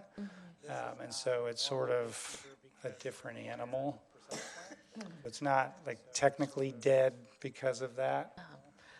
I mean, I'm fine with that. I would like to put a deadline on this. Well, I mean, I'd say move towards action to end the gate. Yeah, I'm not suggesting that you can't or shouldn't kill it formally. Okay. All I'm saying is in fairness to them, we should tell them we're going to do that, and we failed to do that. Oh. So Well, I I would think say when they- we bring back the work plan and the budget, which we have to bring back to you anyway, we could do it at that time. That's fine. I think that, I mean, we met with them in March. I think they should have figured out something was going on by now, so I'm not losing a whole lot of sleep. But Yeah, and again- yeah, when it comes back, and I'd like to bring it back then, at least that piece sooner than everything else, because I imagine this will take some time. But I just think it's time. We just need to make a statement that, because if they're under the impression at all that that old gatekeeper is still in existence, I think they need to rethink. And that's part of it too. Is I know, I've been given a number for what they're looking for in terms of amount, and that's great. But again, I think this should be a partnership, and I think they're going to have to rethink their strategy too if they don't get everything that they want. And I just add that in order for us to pick up work on Shenandoah, whether that's a project submitted by the Army or whether the city initiates the process, they'd still have to come back to us and request that we do it. We won't. They just can't tell us, okay, we're ready, and we pick up everything without coming back to council for authorization. Sure, but at this point, if we're very different in what they originally wanted and what we are looking at now, so I think we just have to say we're not interested in your original gatekeeper project. Okay, so we have a motion by the Vice Mayor and a second by Councilmember Ramirez. There's no more discussion, and sorry, is everyone clear on the motion? Yeah, I would suggest that we just make sure everyone's clear, because we've had some unclear motions, and I just added some nuances to it. So let me try to recite back what I heard. Formally changed our working partner to the high school district from the elementary school district. Prioritize a denser urban school, parks and open space with shared use facilities, as well as some freestanding park component. Subsidized housing and some market if necessary to make it possible, and that we would come back to you with a budget and work plan for the fiscal analysis, as well as an action item to formally kill the current gatekeeper. Okay.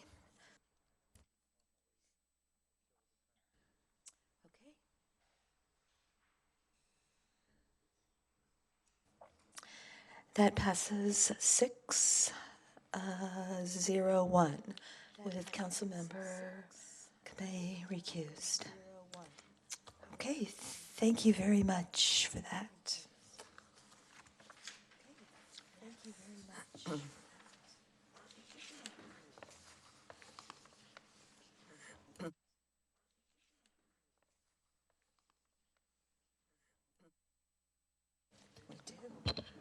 I'd like to make a motion that we continue past 10 o'clock. So I prefer not to continue past 10 o'clock, but we will take a vote on that. Take a vote on that.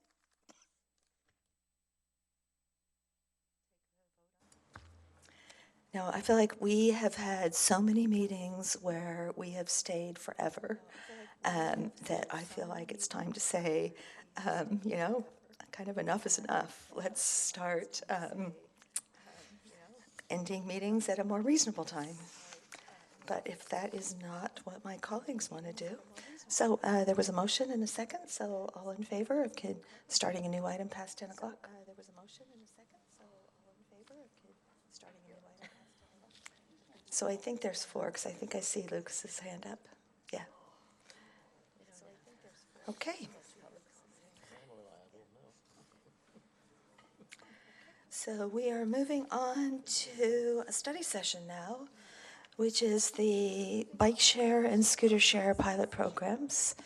And since this is a study session, we'll do the staff presentation, then we'll open it up for public comment, and then we'll bring it back to council.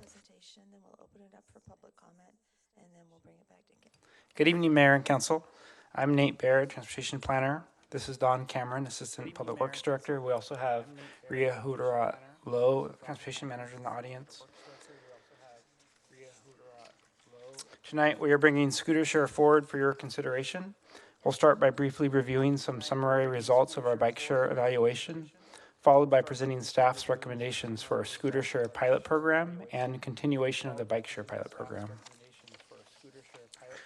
Council adopted a pilot bike share program in September 2017, limiting bike deployment to 800 as a maximum total to start, with rules focused on safety, parking, and pedestrian access.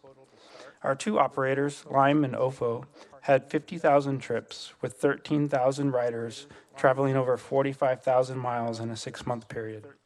Over 50% of users connected to transit, and approximately 2/3 replaced car trips. While we did an extensive analysis of bike share results, which you can find in the staff report and attachments, this chart highlights a key industry metric, trips per bike per day. Bike share in Mountain View accomplished between 0.5 and 1.5 trips per bicycle per day, which was lower than bike share companies had hoped for. Staff expects, however, that increasing adoption by our neighboring cities could bring renewed interest in bike share in the near future. In addition, the program was well received by both bicyclists and community stakeholders. For these reasons, staff recommends it is worth continuing to test the market while the city considers expanding to scooter share. Scooter share has successfully demonstrated its market demand, with significantly higher trips per device per day in numerous markets. San Jose, for example, has seen over 10 trips per day per scooter device. This has led to a substantial shift across the nation in the micromobility industry, with an increasing focus on scooters over bike share.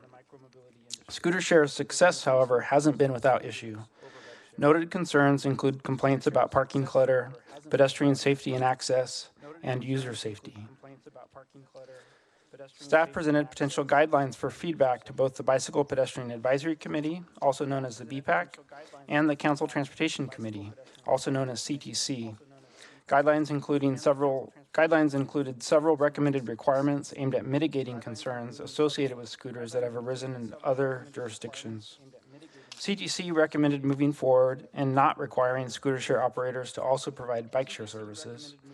BPAC, in particular, was cautiously supportive of moving forward and recommended careful oversight of parking and safety issues, as well as requiring robust education efforts. BPAC also recommended Council consider requiring a minimum riding age of 18 years. Proposed pilot scooter share guidelines will include sections on product safety, robust user education, notification of riding rules and tips, including safe riding habits and awareness of state and local rules, such as the need for a driver's license and not riding scooters on sidewalks. A fleet minimum of 200 scooters per operator, a maximum fleet of 400 per operator, and a cap of 800 citywide, as well as a minimum age requirement of 18 years and designated parking areas. A key component of the pilot program will be the requirement to park in designated areas only, which will address many of the issues confronted by other jurisdictions with respect to parking and the potential for scooter clutter. Staff would work with operators to identify and mark appropriate locations on city property, such as parks and in the public right-of-way. These hubs will be geofenced and marked with striping and signage to help users find them virtually and in person. Staff have two key recommendations. Launch an 18-month scooter share pilot program based on proposed guidelines, and continue to offer the pilot bike share program until the end of the scooter share pilot program. Next steps would include finalizing pilot program requirements, working with operators to set up designated parking areas, and evaluating results toward the end of the 18-month pilot period. We have two questions. Does City Council concur with the proposed scooter share pilot program guidelines on product safety, education, designated parking areas, fleet size, and minimum age? And does City Council concur with the recommendation to continue the bike share pilot program? We are happy to answer any questions you may have. Thank you. So at this point, we'll open it up for public comment. If you want to address the council, please be sure to fill out a blue card either before or after you speak and leave it with our city clerk. And each speaker will have 3 minutes. Madam Mayor, let me just begin by, I feel for you. I have battling a cough as well. I got extra cough drops if you need them. Good evening. My name is Sam Kang. Excuse me, I'm having a cough drop in my mouth right now. I'm here representing today Lime. As you know, we participated in Mountain View's recent bike share pilot program, and we thoroughly enjoyed working with the city staff on that pilot program. And partly due to our positive experience in working with this city staff, we're very interested in the city's prospects to initiate a shared scooter program if it does move forward. Lime currently operates in over 120 cities around the world, in more than 30 countries and 5 continents. Over 15 million riders have downloaded our app across the world, and have taken more than 100 million rides currently. I'd like to laud the city and its staff for the steps they are taking in exploring the initiation of a shared scooter program, and further say that the study session memo authored by staff is a great starting framework for what could be a very successful program. Given the great start offered by staff, I'd like to offer just 3 specific thoughts that could help accelerate this great start. Number 1 is the recommendation to terminate any permit if a battery or motor or any other part be deemed unsafe. Safety is, of course, the most important thing for Lime, and if we find safety issues with any of our vehicles, we act quickly to mitigate and hopefully prevent harm done to any rider or member of the public. Unfortunately, though, in this industry, vandalism of scooters is a very common occurrence. For example, there was an arrest in Florida over this summer where one person was responsible for cutting the brakes of dozens, if not hundreds, of our vehicles. So vandalism happens, and a lot of times it's just not our fault when defections happen. So before setting a strict liability standard of a non-functioning vehicle leading to permit revocation, we can first establish both formal and informal phases of compliance, inquiry, enforcement, and escalation to make sure scooters are safe. Number 2, staff report also identified some viable and pragmatic sites for designated parking for scooters. This makes absolute sense in high-density areas such as areas along Castro Street, the 2 Caltrain stations, and city-owned facilities, but we advise against restricting it to designated areas as the only options. That's because Lime would also recommend that the city afford use of existing infrastructure for scooter parking, such as bike racks. A key element of a successful scooter program is affording residents the freedom to explore their city. With each added step a user has to walk to find a scooter, there's a precipitous drop in their likelihood to actually use a scooter instead hail a cab or use your own car. So we'd recommend a balance of free-floating parking in less dense areas and abundant parking spaces in dense downtowns and major transit stops. Number three, and finally, staff recommends a $25 per unit deposit from operators. This may seem like a reasonable and cost-saving measure on the surface, but Thank Lime you. would actually recommend a per fee trip per scooter basis. And I can answer more questions if the council has questions. Thank you so much. Councilmember Ramirez, do you have a question for him? Yes, thank you. I'm curious about the per fee, what is it, per trip fee as Yes. opposed to per device? Right, Can you so- explain that a little more? Of course, Councilman Ramirez. So the staff report said that we recommend what we did similar to the bike share program, $25 per bike as a deposit, as a fixed cost. On the surface, that may seem like a cost savings to us, but actually in this business, scaling is everything. And it's far easier for us and more efficient for us to scale if you impose a fee per trip rather than a deposit even per unit. So for example, if you charge us a nickel per trip and you multiply that by 3 trips per scooter, which is kind of an industry standard to try to meet profitability, multiply that by 800, the number of scooters the staff recommends to be on the roads at any given point in time, that could gross the city upwards of $43,000 a year instead of just one fixed payment cost. And those funds could go back towards the city to be reinvested in pedestrian walkways and rebuilding infrastructure. Thank you, appreciate it. Councilmember Hicks. So the per trip versus per vehicle fee, do different cities handle it differently, or is one or the other becoming a standard? For us, the per trip fee is becoming the standard. That is the way we like to operate efficiently, yes.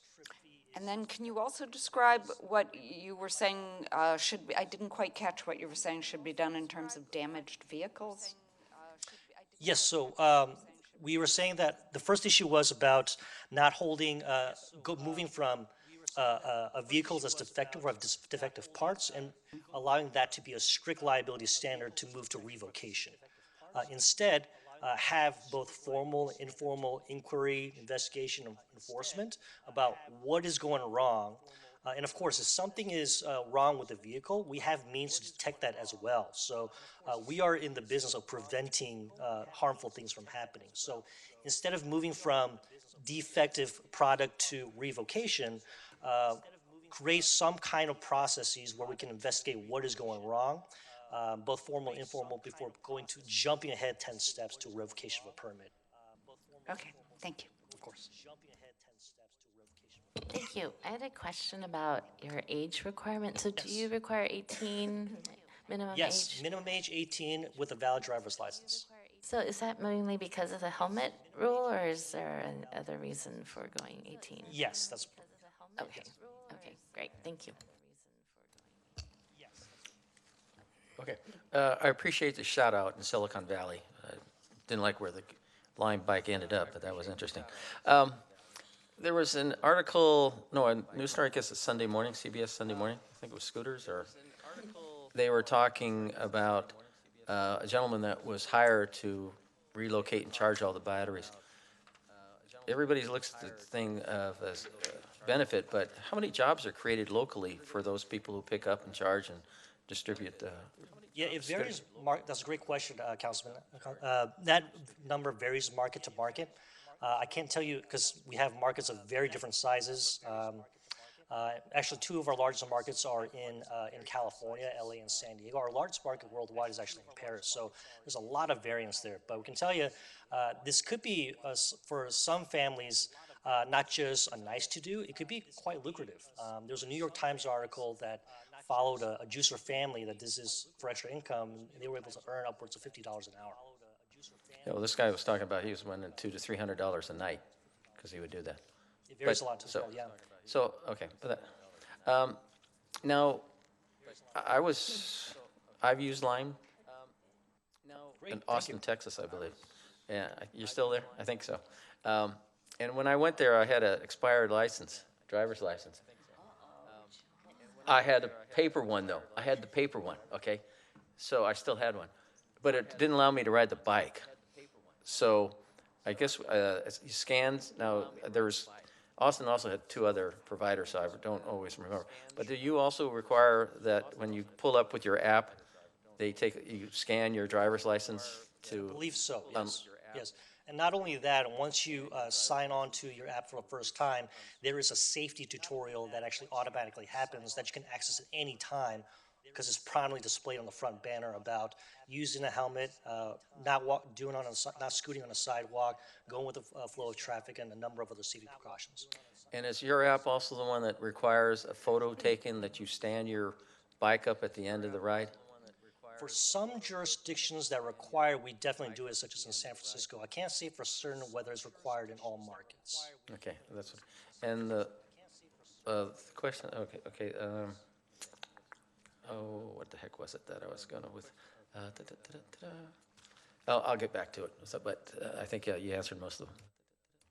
Thank you. Thank you. Next, please. Thank you. Good evening, Mayor Medichek, members of City Council.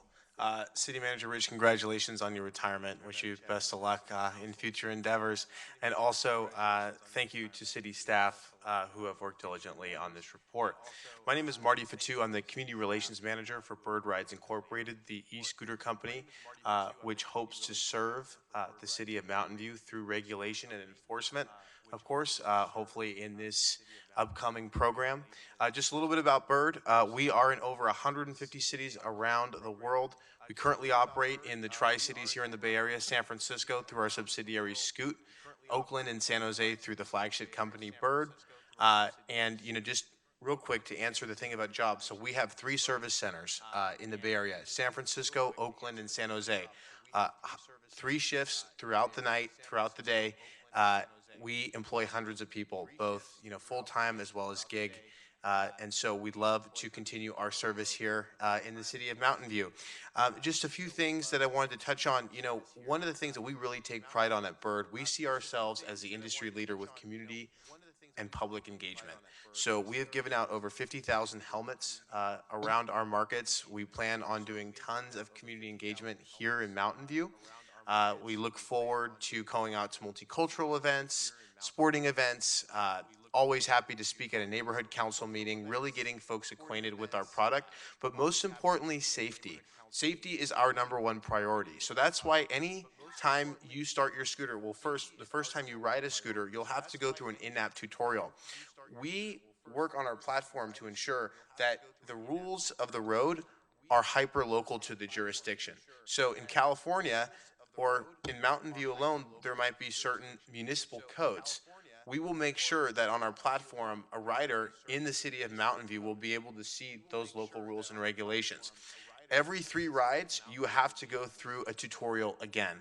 So always pushing the safety. Another thing that we really bring to the table and we hope to bring to Mountain View is our community mode, which is essentially a 311 service, but just going through Bird. So instead of having to call the city about, badly parked scooter, someone riding incorrectly, you can report it right to Bird, where our 24/7 customer service representatives will get in contact with the local team or that specific rider. So always really happy to partner on this. Now, I did kind of want to echo my colleague or my counterpart at Lime on the parking concern. We want to make sure that folks are getting to their last mile, whether that be Caltrain or to a small business. So we're always happy to collaborate with cities, with DOTs, police departments, and small business organizations on where exactly we can work on designated parking areas that work for everyone, small business, merchants, regulators. And we can incentivize riders to do so. We will do something called preferred parking. Thank you. Thank you. Sorry. Thanks. Happy to answer any questions. Thank you. Are you in the queue or Yeah, is I it am. left over? Councilmember McAllister. Okay, now I remember the question, but it's pertinent to you. Sure. You're able to program the bikes not to go down certain streets and so forth, correct? The term that is now, I think it's geofencing. Geofencing. Yes. Okay, and so Lime, I'm sure you can do it. Okay, so I know there was a lot of concern about Castro, so they can do that. And I have transparency. I went to Scottsdale and got on it, and I have a Bird helmet that they gave to us to me free. So Was that at a giveaway or just? it was a giveaway and Oh, was great. a pair of sunglasses too. But Awesome. Always happy to hear. Yeah. I didn't wear it tonight. So but that was the question. This geofencing was important too. Thanks. Thank you. Thanks. Next, please. Good evening. Valerie Fennick, a Mountain View resident. I am on the BPAC, but I am not speaking for them today. I'm speaking as an individual. I was a passenger in a vehicle collision in January of 2019 that gave me a traumatic brain injury. I have had very many months of intense recovery and therapy to get back to where I am today, where I no longer stutter, I can remember events that have happened, and I can walk and now ride my bicycle and even drive again. It's pretty amazing. I've had a whole team of therapists, though, at Stanford. And I wanted to talk about the city of Austin and the CDC have studied the dockless e-scooters over the summer of 2018. 45% of the injuries are traumatic brain injuries that people receive on these scooters, like concussions or other things of that sort. These can be life-altering in the most horrible way. Health professionals such as my team at Stanford have seen an epidemic of injuries and new patients coming in, particularly very young adults, where this is going to impact their ability to get educations and have fruitful lives in the future. 11 deaths have been attributed to these e-scooters, and many cities are pulling them out worldwide. These are often attributed to and blamed on uneven pavement, potholes, and mayhem, as described by some of the vendors already. Let's see. The small wheels on these devices are much less stable than on a bicycle, and also these rental ones are not necessarily designed for the type of stability that one you may purchase on your own or make your own safety decisions for your own home. As Mayhem has noted, they don't want to be liable for someone else cutting their brake lines. Someone will be liable. We may want to think about what that means. Also, if they can do tamper-resistant designs and other ways to improve that. They've been essentially experimenting with the populace. They've got a large data set, which is awesome. They're fun. Everybody loves them.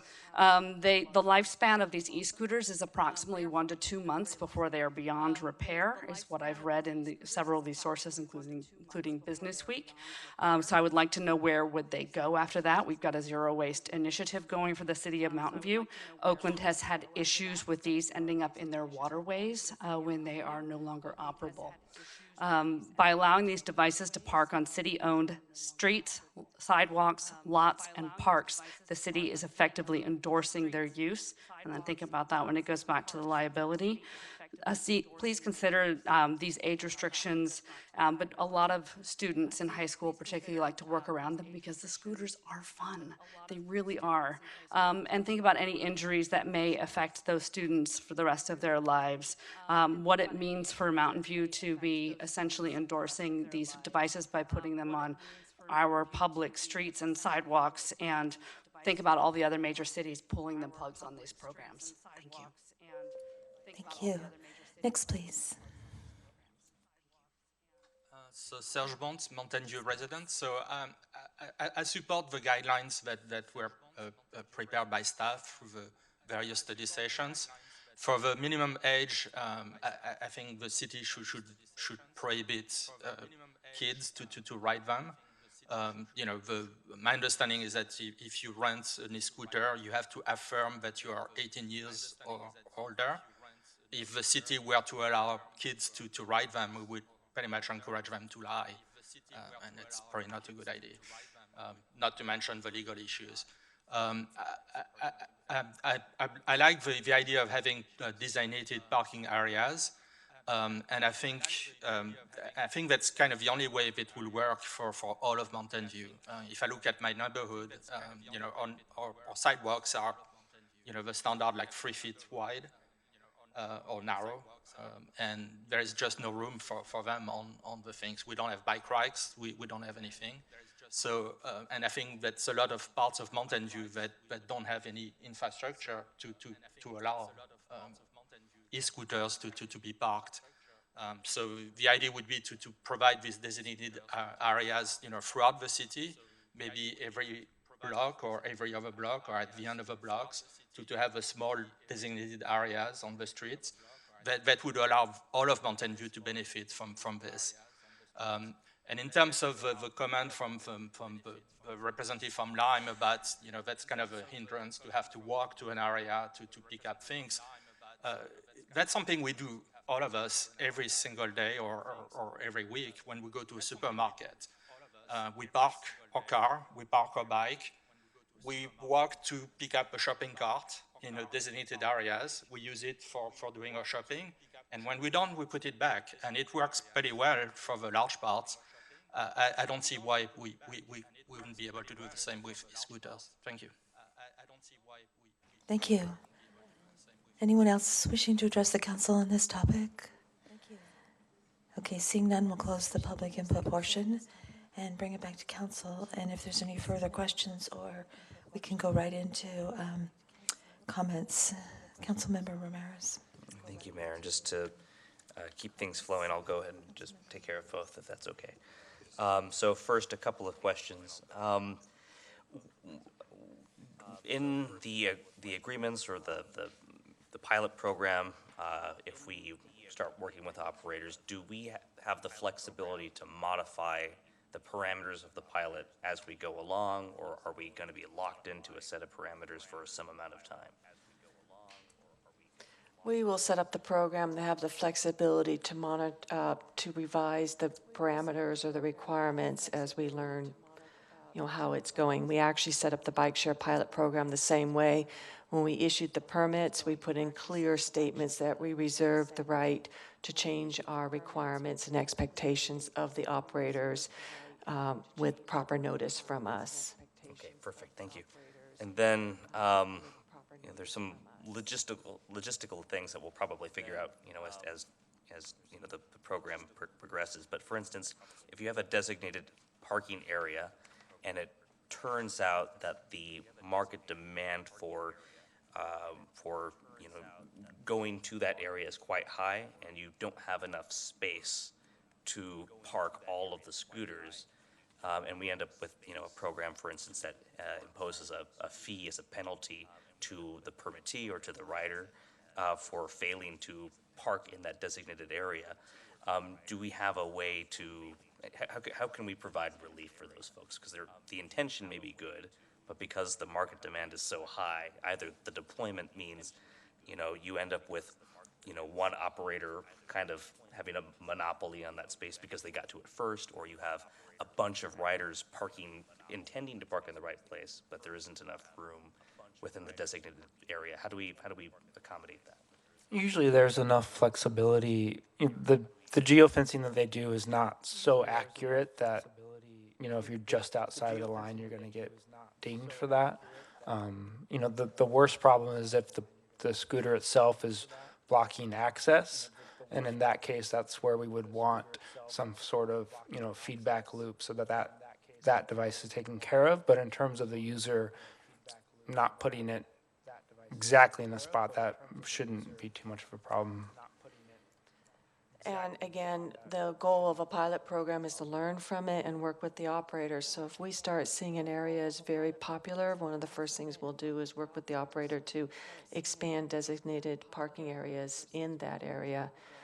So there's a way, in many cases when we set up these requirements and permits and we say, we always have the threat of we can revoke your permit.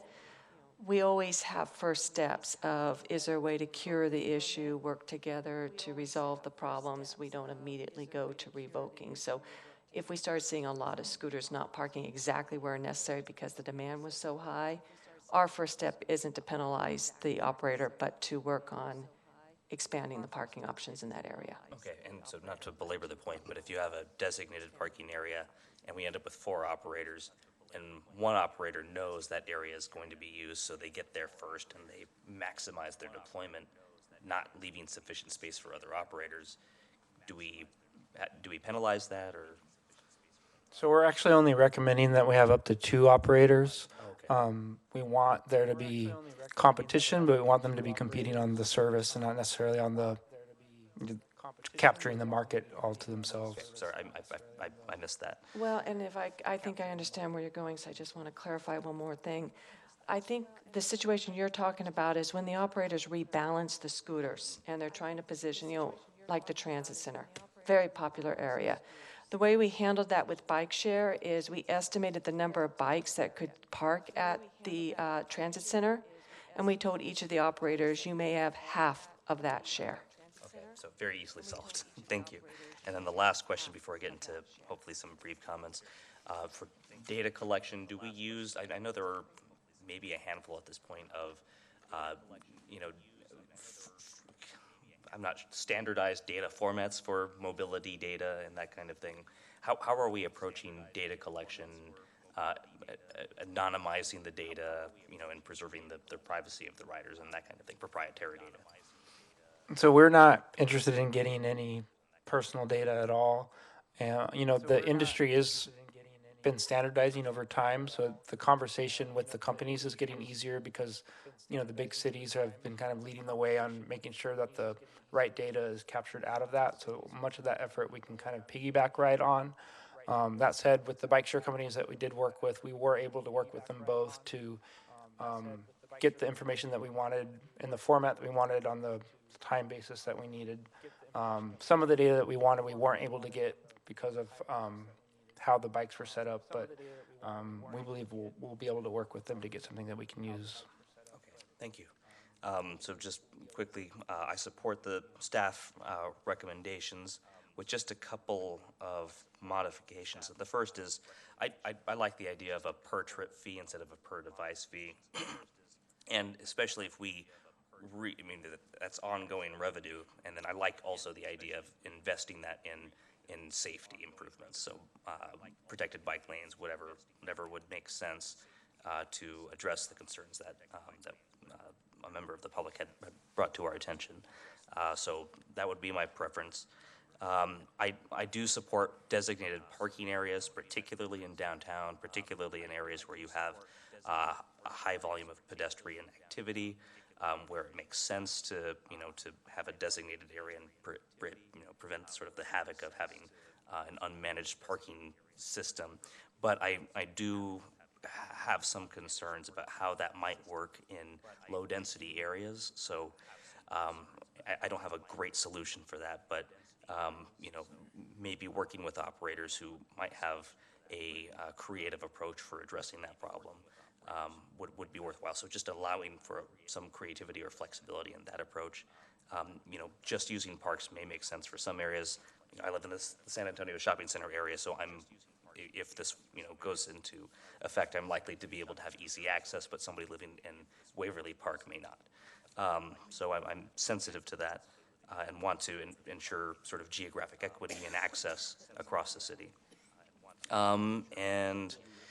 I would be interested also in partnerships with private property owners to have a designated parking area. So I'm thinking about major employers and apartment complexes in particular, and that may fall on the operator's sort of responsibility. But if the city can incorporate this into the TDM program, for instance, I think that would go a long way in providing additional access.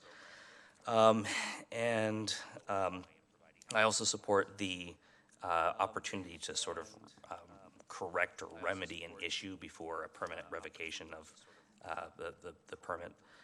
So however that would make sense, I'm comfortable with staff's approach to that. And I believe that's all. Thank you. Councilmember Clark. Yeah, so just to keep things moving, I'm mostly fine with what you proposed with the pilot program guidelines. There was a lot of really good data that we got from the tool design. They said there was a lot of really great data, and I really appreciated the graphs and the maps and the plotting everything from the bike share information. So I think we can, I think staff can use that to sort of guide this as you've had, as it looks like you have here. So, I mean, the only thing that I would be okay with a per trip fee if we think that makes more sense. The only other, I personally don't think the city should be the one regulating the minimum age. I think that should be up to the provider. But I also understand that you made it clear in the report that in most cases they're going to require it to be 18, and it really isn't going to make that much of a difference. And from a simplification standpoint, since the helmet requirement is 18, it just so that's I'm fine with what you proposed, so I don't think we need, I don't think I will recommend making that change. It was just, just a personal preference, so. Otherwise, I'm fine with proceeding. I think we'll learn a lot from this, and then we can adjust things over time. I don't think we need to try and, be prescriptive about every little thing early on. I think just like with bike share, I think it ultimately, even though they ended up, pulling out, I think we learned a lot from that, and it actually went pretty well during the period of time that it was active. Sorry, one of the other questions staff asked, which I'm not sure has been answered, is do we agree that we should continue the bike share pilot through the scooter pilot? Yes, I meant yes to both of the bullet points on that slide. And did you, Lucas? Okay. Yes, I meant yes. Councilmember McAllister. Well, I guess we have to talk about social justice if we can't get scooters in Waverly Park there, Councilmember Lucas. So. Yes, it's going to be, yeah. Actually, my street's going to be a major use of these streets because the high schoolers are going to be zipping down the trail and coming past my house. Yeah, you can. Electric vehicles are allowed on the trail. Huh? Only seniors? I'm a senior. Only the seniors will be 18 years of old. Oh, yeah. Oh, the seniors. There you go. Yeah. I'm fine with the concurrence with the guidelines. I know my experiences with the bike. I had to do quite a few checklists before they even allowed me to use the bike. And as I mentioned earlier, that I had an expired driver's license and they caught it. So I was surprised as the dickens on that one. So I walked. So that was that. So I'm all fine. When it came to the CTC, the Council Transportation Committee, we were all fine for the program. And the fact that you had to go with, at the time it was recommended to the bike share, it had to be combined. Is that still one of your requirements? Okay, good. Because I have not seen a bike share program work in Mountain View yet. And we've had many of them, and I know the city manager has worked on with working other cities. So actually, we were down in Long Beach, and did you see bikes? I saw a lot of scooters, but I saw more scooters than I saw bikes. So, okay. Well, are you going to then designate a bike area versus a scooter area? How's that going to work? So the bike share program, the idea is that the bike share could still be dockless and free floating, and that could be an incentive for bikes to come back potentially. But are you going to say scooters have their own parking zone and then bikes have their own? Both devices could be parked in the designated locations. Okay. Because I always saw the scooters that they were always parked in. Now, would you require the operator to come mark out a parking zone, or would we say, hey, they'll pay us to survey whatever area, and then we just put this striping on the ground? Because it looked like Long Beach was the one that, the latest examples where they painted it on the street themselves. Our proposal would be to work with the operators not only to identify the designated parking areas, but see if they'll go ahead and mark them to our specifications. Kind of goes back to workload. So we would give them a permit with the approved specification where it'd be and have them do the marking. However, it would not be operator specific in that case. They would have to understand that that would be a shared parking area. But you would survey, you would recommend, or you would point out these are the spots that we feel comfortable with? We have some ideas initially where we think they could work out, but we also will encourage the operators to also help us canvass the city and identify areas where there is room for designated parking, because we agree we really want good permutation, really make it out throughout the city to make them easily accessible while having, making sure we have the designated parking areas that we can control where the scooters are at any point in time. Okay, well, just paint them Google colors and they'll disperse everywhere. Going with the concurrent recommend, bike share, workload, it hasn't worked, but that's up to staff to figure out if they want to continue, but I think the scooters will be a great success, so those are my comments. I support. Vice Mayor Albegoga. Thank you. So I support both. I think the more options, the better.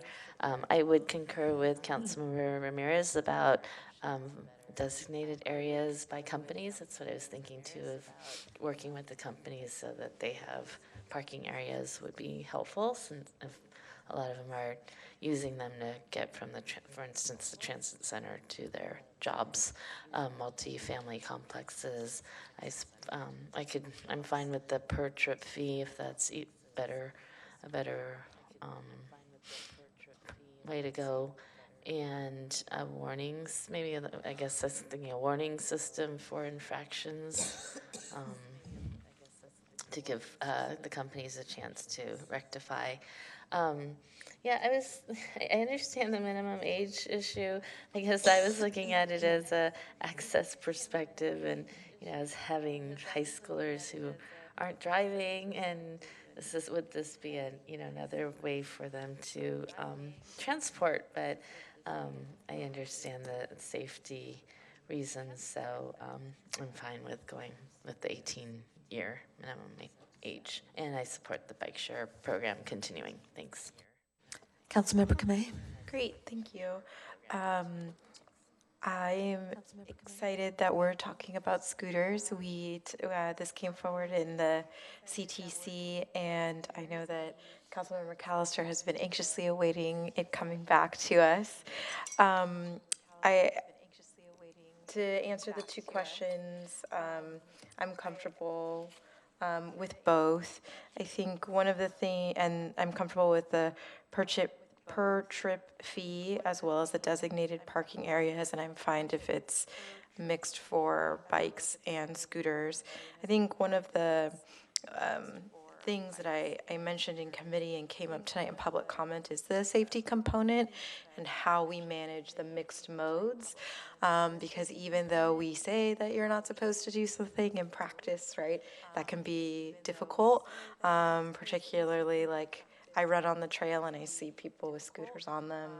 And, I know that downtown has a lot of traffic. And so when we were in Long Beach for the league conference, we did see a lot of people kind of weaving on the streets. And so how do we proactively think about that as part of the pilot program? But that's just a comment. Thank you. Councilmember Hicks. I also answer yes to both of the recommendations and go along with most of what previous council members have said. I guess I'm just hoping for a sort of robust reporting on the pilot program, because it seems like, the per trip fee sounds fine to me. I was kind of leaning towards free floating parking just so that people could get to some of those areas that are not as dense and may not have parking. But as long as since most of council or everybody else wants designated parking, as long as we get reports back on how that's working out, then, and I guess people had said a warning system for damaged vehicles. So I would go along with all of those things. Thank you. So I would go along with all of those. So I'm okay with the bike share pilot continuing, and I'm okay with the scooter share pilot. I think I would leave it up to staff to figure out if a per bike fee is the way to go. I'm open to it if it is. And I think I heard you say that we would do some sort of warning if there are issues before we would revoke a permit, right? And try to work with the companies? That's our standard process, yes. Okay. And when it comes to enforcement, I guess I'm wondering how realistic is it to enforce, not riding on sidewalks and not going against traffic if you're on the road? I feel like I see it all the time. So How realistic is it to enforce that? Well, I mean, that's kind of a question for our police department, but in our conversations with them, it's pretty easy for them to identify if someone's riding a scooter on the sidewalk. It's something very visually, they can see that. The judging someone's age is more difficult in terms of, having to look at someone and see if they need to have their helmet on based on their age is much more difficult. But the sidewalk riding's fairly easy for them to spot. And It is, but our police department is pretty busy, and so I'm not sure they're not everywhere at all times. I do see this a lot in the Wisman area, close to the employment part of the Wisman area. But it is an issue. You are correct. It really is. Whether there are the resources available to be working to enforce it, it would be something that we'd have ongoing discussion with the police department in terms of what they could put towards enforcement. And also we continue to work with the operators for that continuous reminders and tutorials that it's actually against state law to ride on the sidewalks. It's not even a local issue, it's against state law. And I know that there has been discussion with a couple other cities, kept looking in terms of, is there a way for them to use their GPS systems to really differentiate that you're on a sidewalk than a roadway? Technology is advancing, but last I heard that it wasn't that fine grain enough. But there's still that expectation that we would like the operators to do everything possible to also help identify when users are not obeying the rules and therefore, take action. When we were doing bike share, we asked them, how do you penalize users if they're not parking correctly, if you're getting complaints about that user? And we had expectations that after a certain amount of warnings, they would actually revoke a user's privileges to use bike share. And these are things that we're going to be interested in talking to operators about, even with scooter share. yeah, I'd like more of the burden to be on the operators than our city staff to do the enforcement. Okay, so to summarize, I think we have unanimous support to continue the bike share program, as well as unanimous support to initiate the scooter share with the guidelines. There was majority support for the per trip fee, but before we jump to that, I would like to ask staff for their input, if they have thoughts on it. And with all respect to the speaker, I don't doubt that potentially it could be more revenue for the city, but number one, this isn't about revenue. And number two, there's no guarantee there's going to be 800 scooters being used 3 times a day. As we saw from the bike share, it didn't come anywhere near the standards of desired usage. So I just, I'd like to make sure we weigh in a little bit more before we unilaterally jump to that conclusion.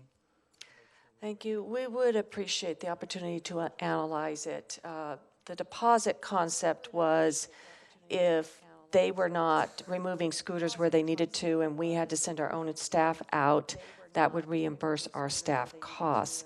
But we can analyze the idea of a per trip fee, both in terms of its revenue generation combined with helping to reimburse our costs if we think we're going to incur any, but also would want to work with City Attorney's Office in terms of any legal requirements that we have in terms of determining what the fee would be and establishing a fee like that. Yeah, and the other point to add is this is the pilot, and it's pilot for a reason. So frankly, I would suggest we keep it simple, and during that time we analyze the data and best practices, and if it makes sense ultimately to switch to a per fee long-term, great, but it might not be worth doing that right off the bat.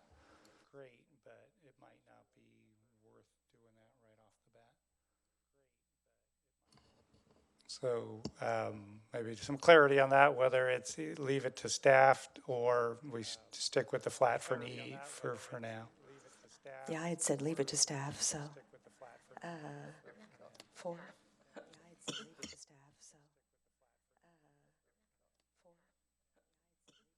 I think we have the direction we need. Great, thank you so much. Thank you. Thank you, Dawn. When do we have the demo sitting out our front way?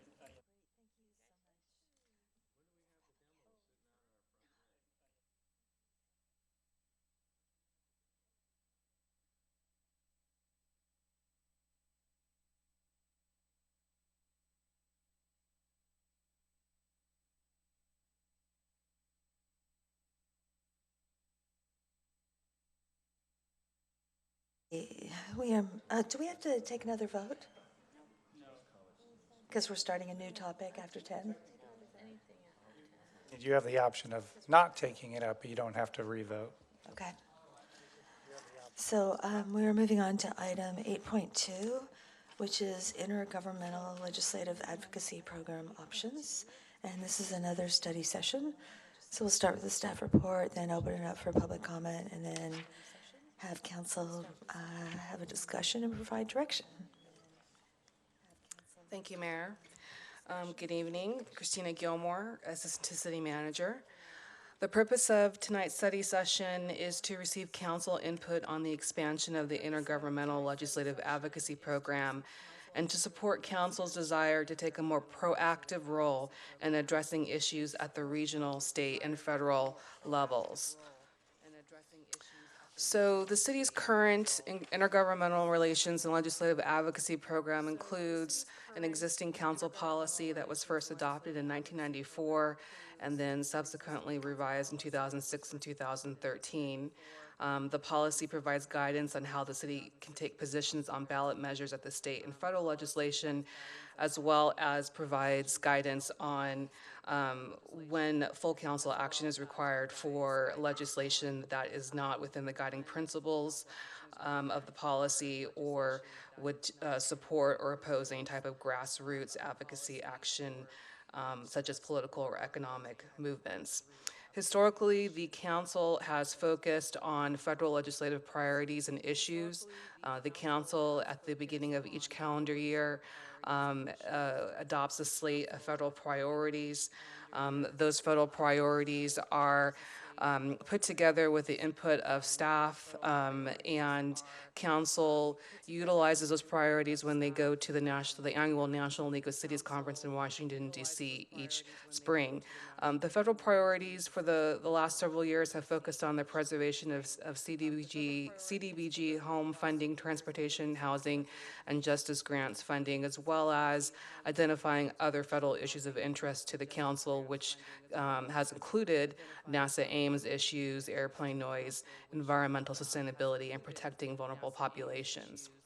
In the past 3 years, the city has transmitted 42 legislative letters, which is averaging about 14 letters per year. The city also takes action on state legislation, and we do that by utilizing the League of California Cities to provide member cities with advocacy guidance on both state and federal legislative and ballot measures. Those are mostly communicated through action alerts, our regional public affairs managers, legislative webinars, professional departments, as well as annual conferences that the council attends. Council members also participate on regional planning and government agencies such as the Cities Association of Santa Clara County, the Valley Transportation Agency, and ABAG, and other bodies. And then the city manager's office also supports the IGR program by dedicating approximately 0.20 of an FTE, which is currently my role in the city manager's office.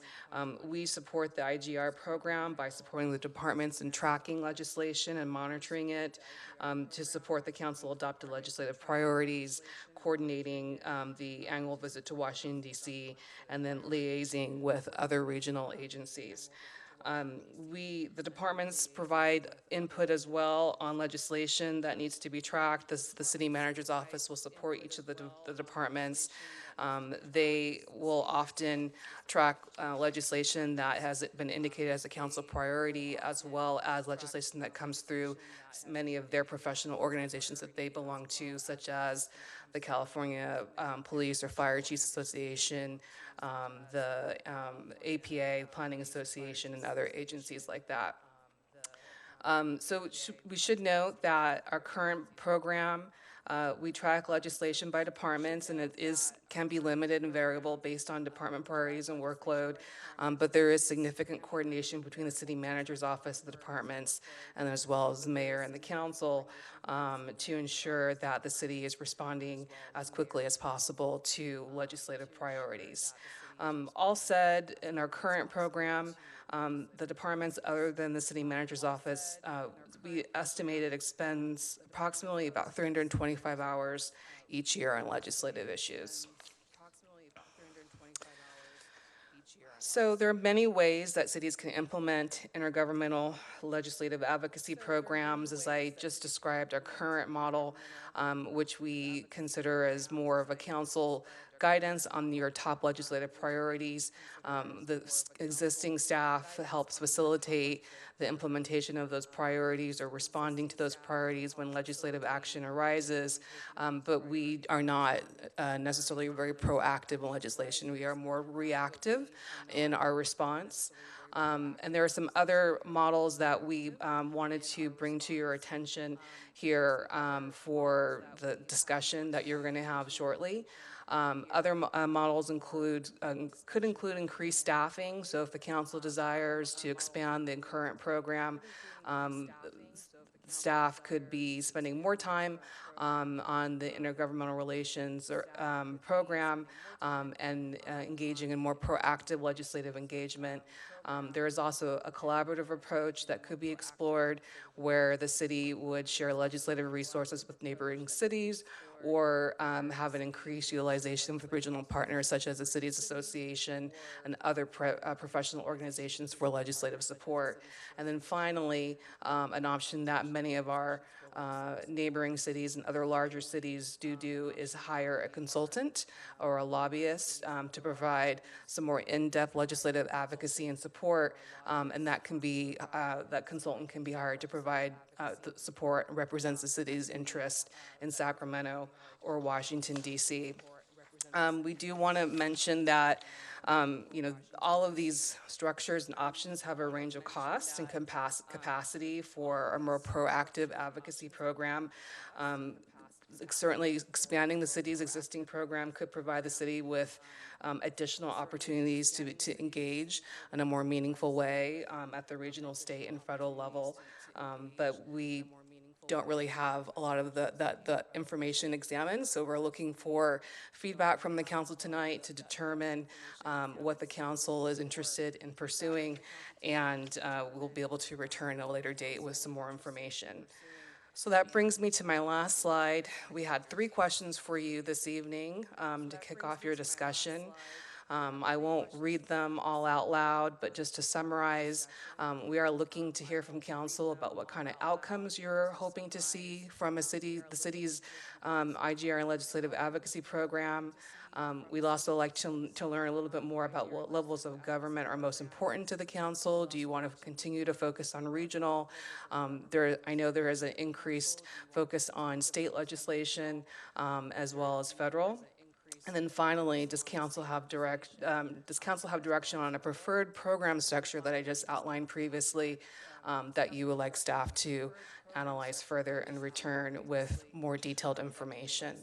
So that completes my presentation, and staff is available to answer any questions. Thank you. So since this is a study session, we'll open it up for public comment. Is there anyone who wanted to comment on this item? Okay, seeing none, we'll close the public input portion and bring it back to council for discussion and direction. Councilmember McAllister. Yeah, thank you. I just read recently that Assemblymember Berman went to this Palo Alto City Council and chatted with them. So one of your deals is coordinating meeting with legislative representative.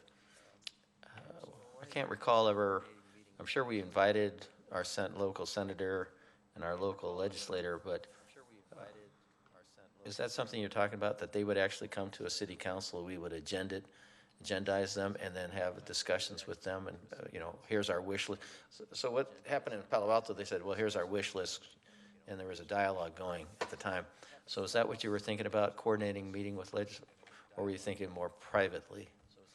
That could certainly be one of the options where we would, in addition to strengthening our relationships with our local electeds by setting up meetings, bringing along the mayor, the vice mayor, or other council members as representatives to discuss issues that are of concern for the city, but also inviting them to a council meeting to give a presentation. And I do recall Assemblymember Berman coming before the council, I think when he was first elected, and talking to the council about issues that were happening in his district. So certainly that is an option that would be available under one of these models. Yeah, okay, great. I like that. And so some of the, when you were talking about increasing staffing, I know a lot of what's happening with housing. Does the community development department, do they follow the legislative requirements that are coming out, like SB 330 that we did?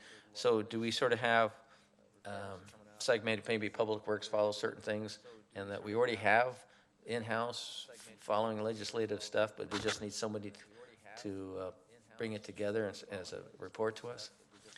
Yeah, so currently departments do track different types of legislation, and as everyone is aware, this last year, especially for this legislative session, there has been numerous housing bills.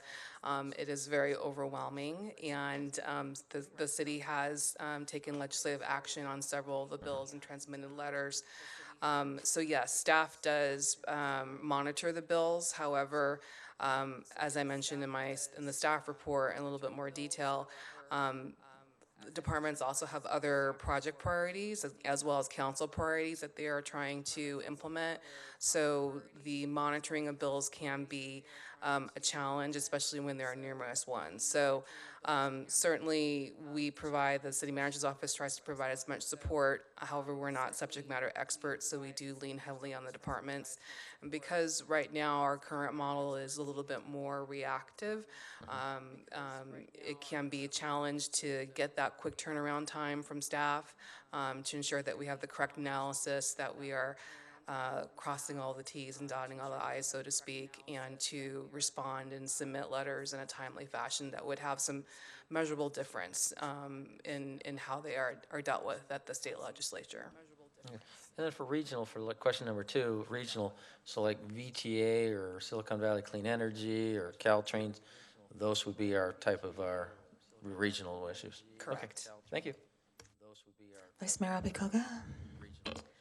Thank you. I wanted to go into comments. I don't really have questions. I think I brought this item up during priorities, and it mainly, so I can answer the questions too. So question 1, I actually am interested in all of the items listed here, and the reason being, I guess my own experience in this last year, I've been the chair of the Legislative Action Committee for the Cities Association, and we were hit with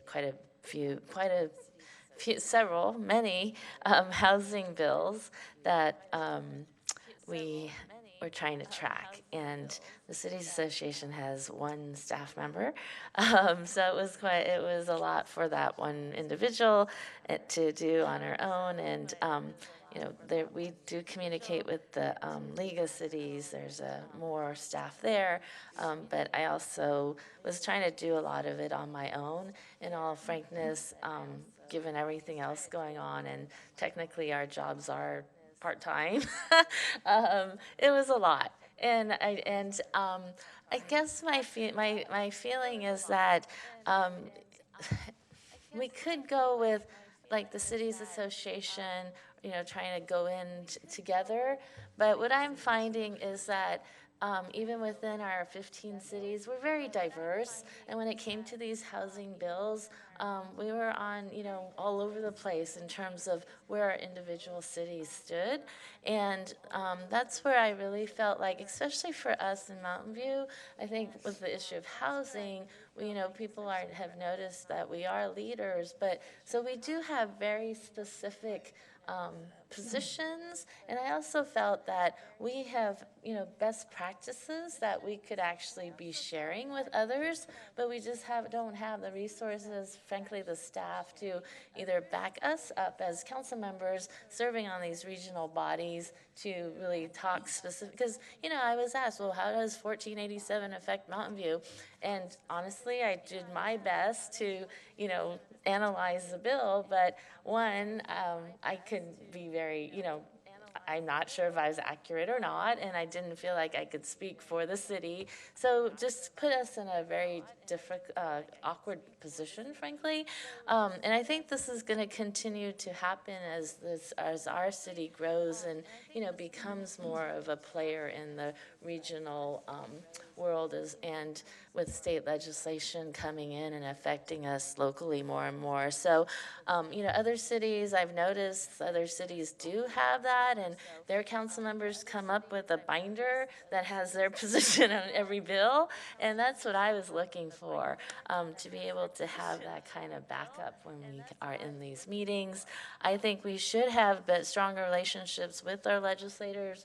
I remember, you're right, Councilmember McAllister, we used to have them come and give us updates, but I also remember, like, at the beginning of the year, meeting with assembly members to, talk about what our priorities were. So I think we just, knowing that, everything is becoming more regional and even statewide at this point, and those would be the areas of my primary focus.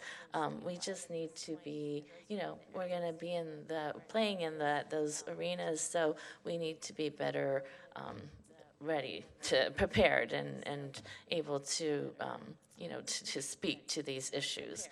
So that's what my sense is. I was thinking it would be nice to have someone internal to be able to do the tracking. And I understand every department, has to have, they have a say, but I get, Councilmember Kamei and I, we've been legislative staff. Like there is like a staff person who kind of tracks where the bills are, and these bills are changing every day. So just tracking that alone can be substantive, and so I think it is helpful to have one designated person who can do that.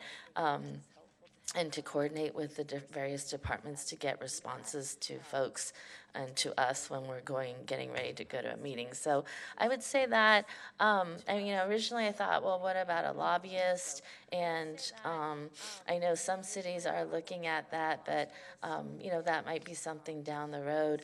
I personally would like us to look at internal and having that kind of like the legislative analyst type of role internal first, and then we can look at lobbying next. Thanks. Councilmember Clark. So I was going to focus on 1 and 2 and just giving some examples of outcomes that I've seen elsewhere that have been really helpful, and maybe that can help guide the answer to, whether we need a fully dedicated person doing this or some other strategy. And I agree with the vice mayor. I originally thought, maybe if we pool resources with others, we'll have, because there's certain elements that cut across all the jurisdictions, right? And that is just the pure tracking of the legislation, where it's at, what's been done to it, and an analysis of that. But then when you get into sort of the lobbying side of it, every jurisdiction is going to have a different take on various things. And so I can speak from the last year or so at ABAG. One thing that they share staff with MTC, which is why this got much better in the last year after that staff sharing arrangement occurred. Whoever they utilize to sort of track the status of bills, and I'm not sure I can try and find that out, they're really good. Like, we were getting pretty real-time information, not on every single bill, but on the key ones that they were tracking and lobbying on. And so I don't know if that's their staff specifically, or if they outsource that piece of it. I know that staff does lobby, and that was the other thing that they were pretty effective on, was they sort of honed in on key bills and were actually really effective at meeting with the bill's authors and saying, if you can make these adjustments, we think will be behind it. And we got a lot of those adjustments on some of those key bills in terms of ABAG being the originator of certain tax measures and things like that, and totally shifted things around. So that's just a long way of saying I don't know if they utilize outside firms to track that specific legislation and get up to the date analysis. If so, then maybe that's helpful for us. But I think from our perspectives, I think what would be helpful would be, identifying the key bills each year that we want to, or each session that we want to track. Either have someone internally or some outside service track those. And then the other would be ensuring that we are able to have an opportunity to nudge those in one direction or another instead of just taking a broad oppose or support letter position. So the situations that I've personally ended up in have been, take SB 50 for example.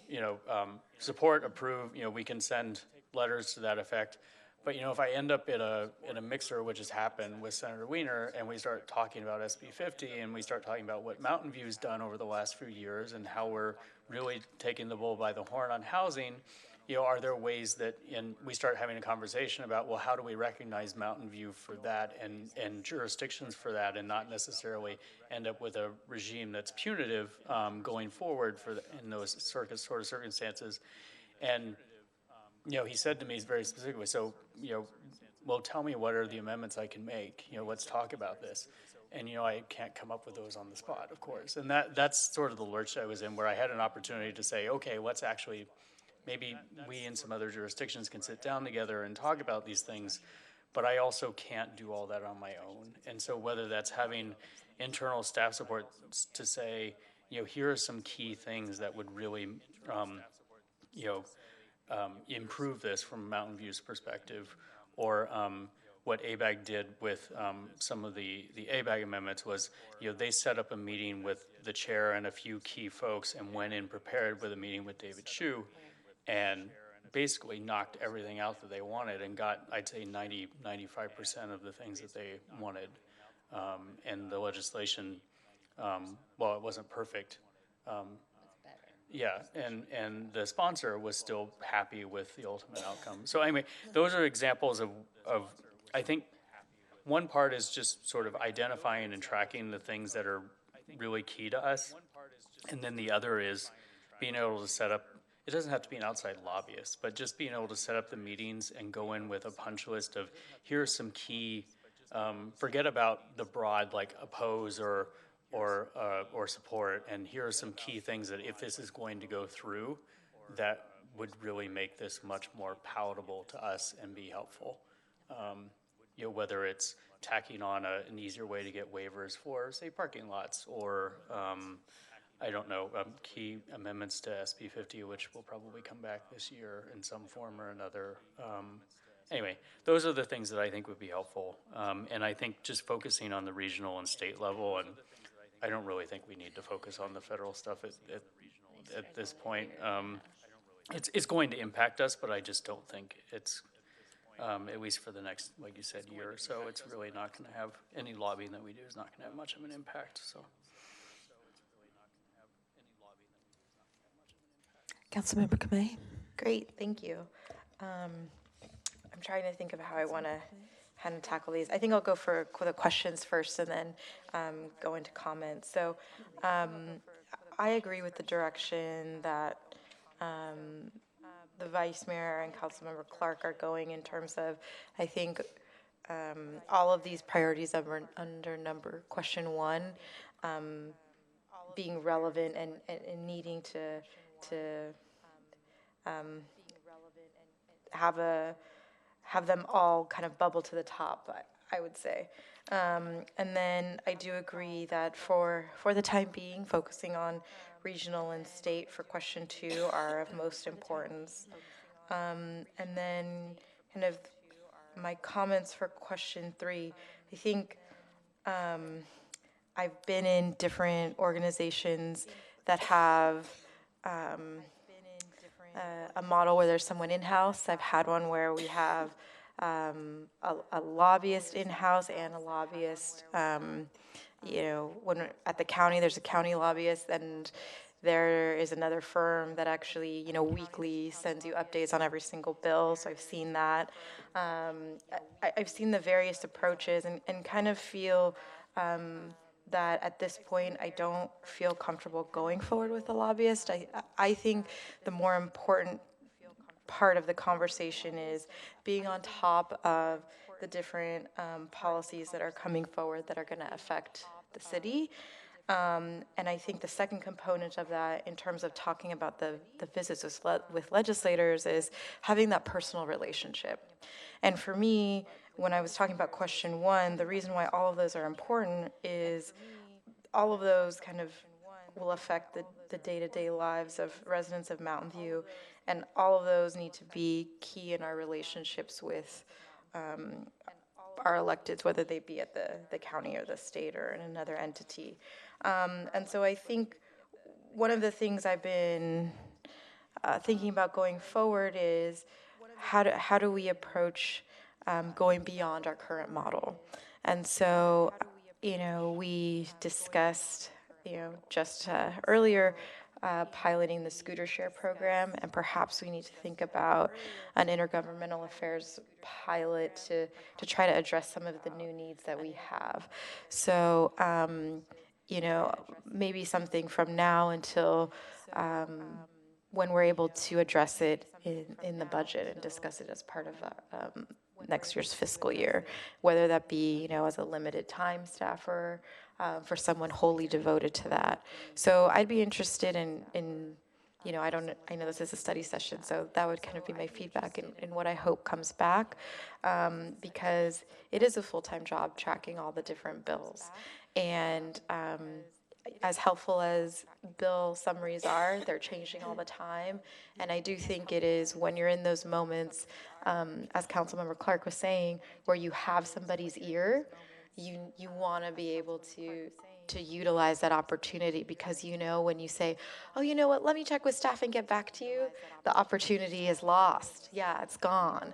And we all know that. And I think especially now, kind of whether that be the environment or the climate, it is just that much more critical for all of us to be aware of the bills and the implications that can come with them. Earlier when we were talking about displacement, we were talking about a couple different bills.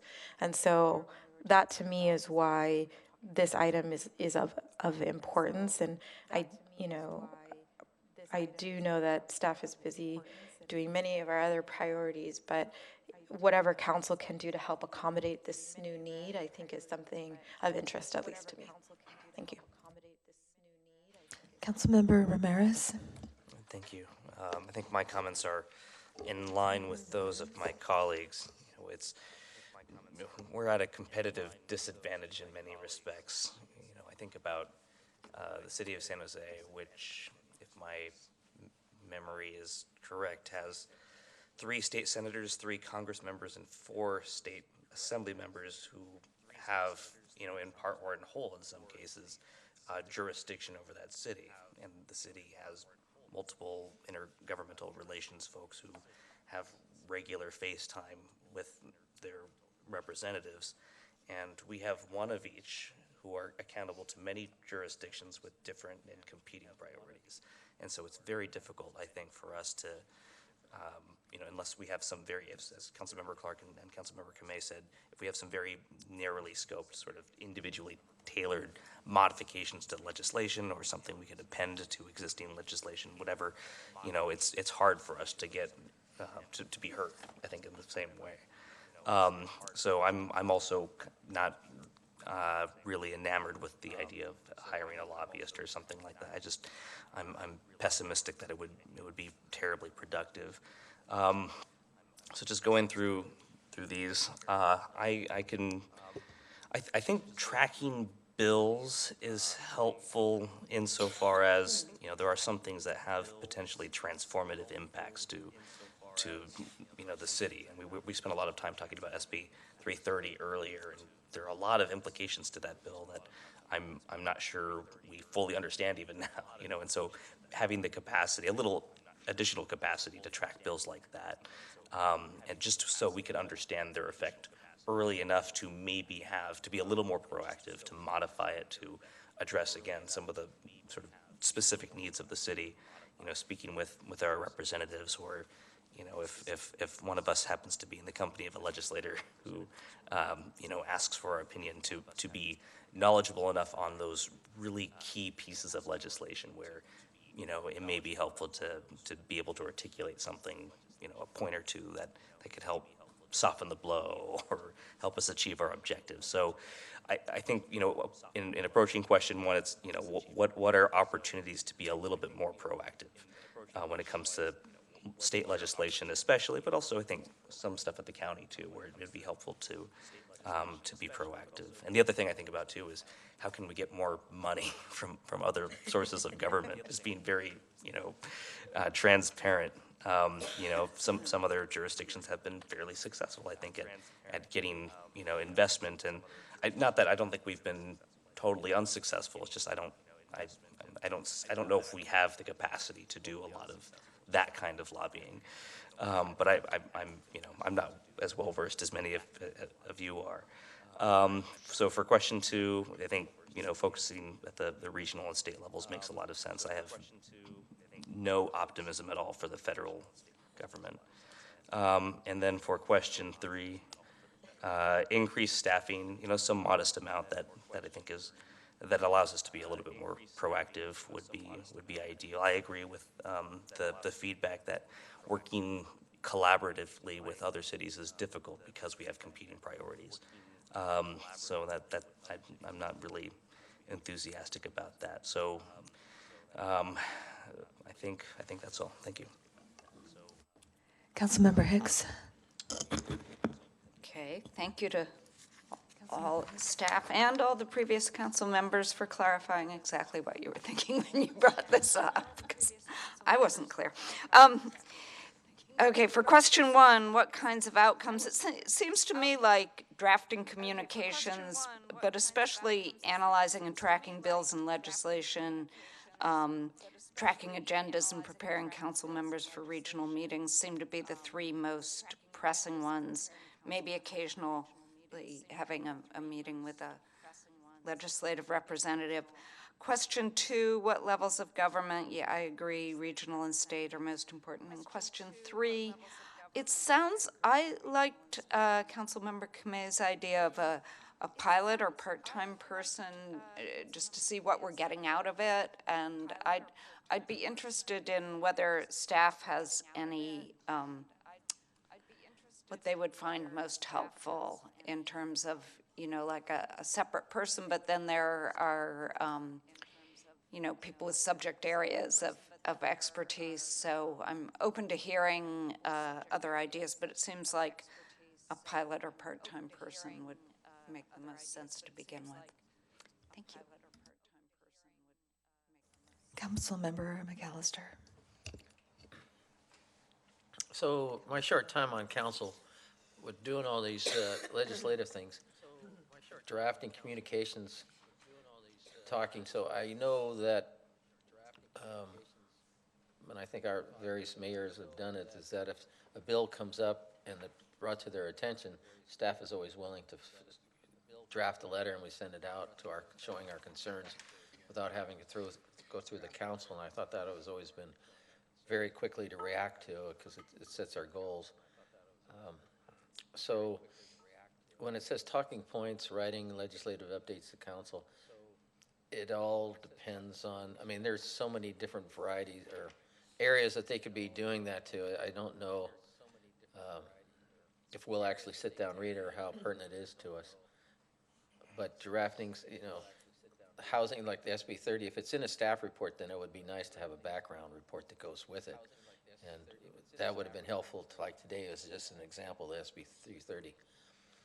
I think we are really at fault for not meeting with our legislative representatives, and not necessarily the mayor and the city manager, but I think I would like to see our legislative person be at the dais, at the podium and talking to us. I know Senator Hill was sort of quiet on SB 50, was it?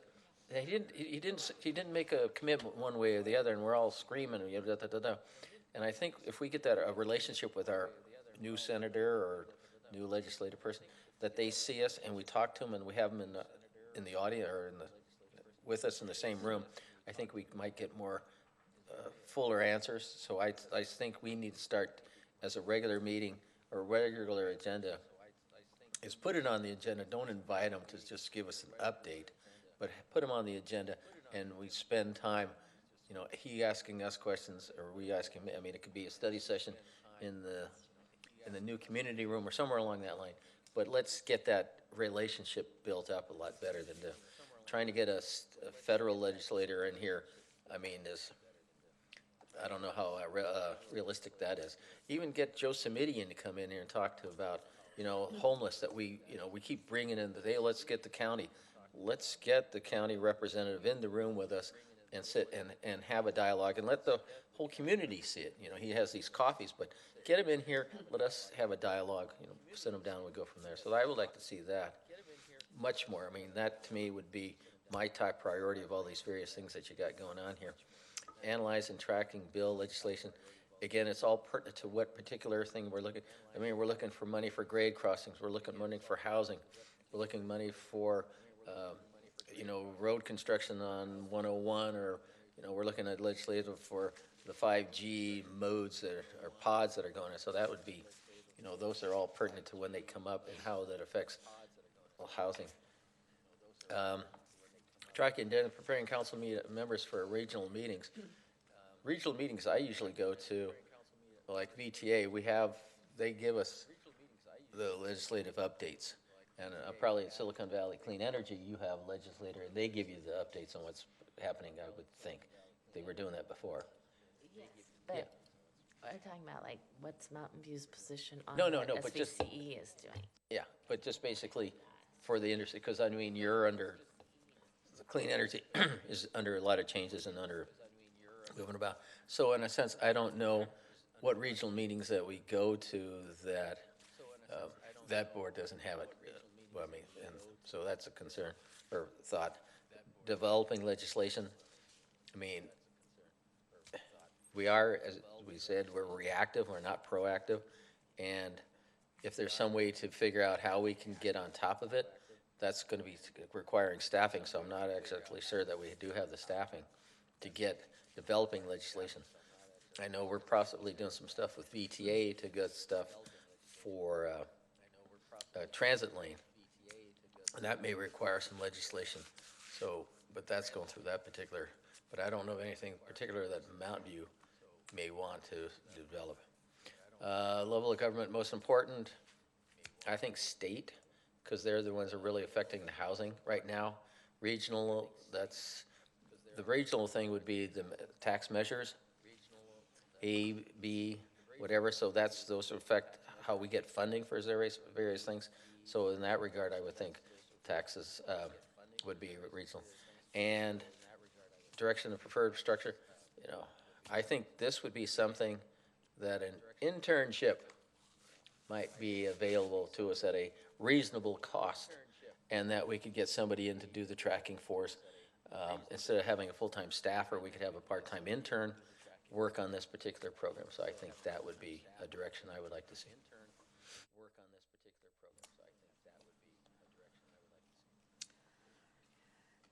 Okay, so this is an area that I'm glad we're talking about, because it's been a real challenge, I think, this year to try to address everything that's sort of coming at us. And I think I would echo a lot of the comments that my colleagues said. In question 1, I'm interested in almost all of these, but I would add to it that I'm also interested in, as an outcome, the public being more aware of what's going on and seeing what we're doing about it. Because a lot of the stuff we do, or some of the stuff we do, if it fits with existing council policy, it kind of happens without even the other council members knowing about it. until they see the letter in the council correspondence. And the public doesn't necessarily look at council correspondence. So I somehow greater visibility both among us and with the public of what we're doing.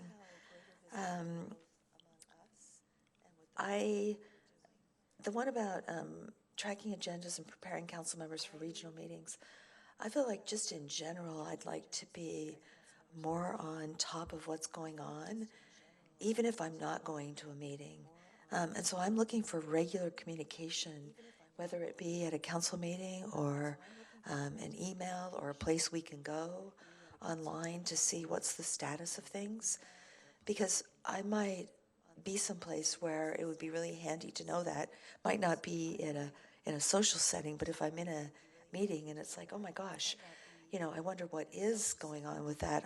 I'd like to be able to look that up easily, rather than go to like the websites that I see where you can track the individual bills. We have done a little bit of legislation. We recently met with Mark Berman, and Kimberly had prepared like a draft paragraph or two for proposed legislation. And certainly when it comes to airplane noise, we have a resident in Mountain View who has drafted legislation and gotten some of our representatives to pay attention to it and introduce it at the federal level. So kudos to him for doing that. That's Robert Holbrook. So I kind of feel like it's all this plus more, and I sort of hate to say that because that's a lot. And then the challenge is, I feel like just since I've been on council, the workload would probably vary tremendously. And so how do you really say what the optimal amount of resources to put against this is, when I do think it's going to continue to change? And so taking that into consideration in terms of how we approach this, I think, is important. I'm interested in the state and the regional level, and by regional, I would include, and I did step out for a minute, so I'm not sure if this was discussed, but ABAG and MTC is included in that. I had a resident contact me and say, hey, there's a deadline for input on the model for the ABAG allocation, and the deadline was like 2 days from now. And while our city's planning department is on top of things, that was news to them, and they're part of the committee. So it's like, why wasn't ABAG even communicating to the people who are part, or maybe it was MTC, I forget which, but we had different deadlines here at the city than what a resident heard. So I contacted Dan and we scrambled and we did get input, but it's like, if that resident hadn't mentioned it to me, we wouldn't have had the opportunity because we didn't know about the deadline, which is really frustrating. Now, I'll quickly add, I'm not sure we'd even be able to track something like that, because if you're not communicating with the people who are part of the committee, I mean, that's the basics. They should know.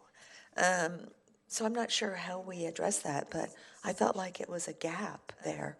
And I feel like this year I've really been scrambling a lot as things have been changing. And I feel bad every time I send Dan an email or contact him to say, oh, here's another one. What are we doing about this? Or can we do something about this? And to Councilmember Clark's comment, and if I happen to have the opportunity to talk to somebody about it, what would I say that would be useful?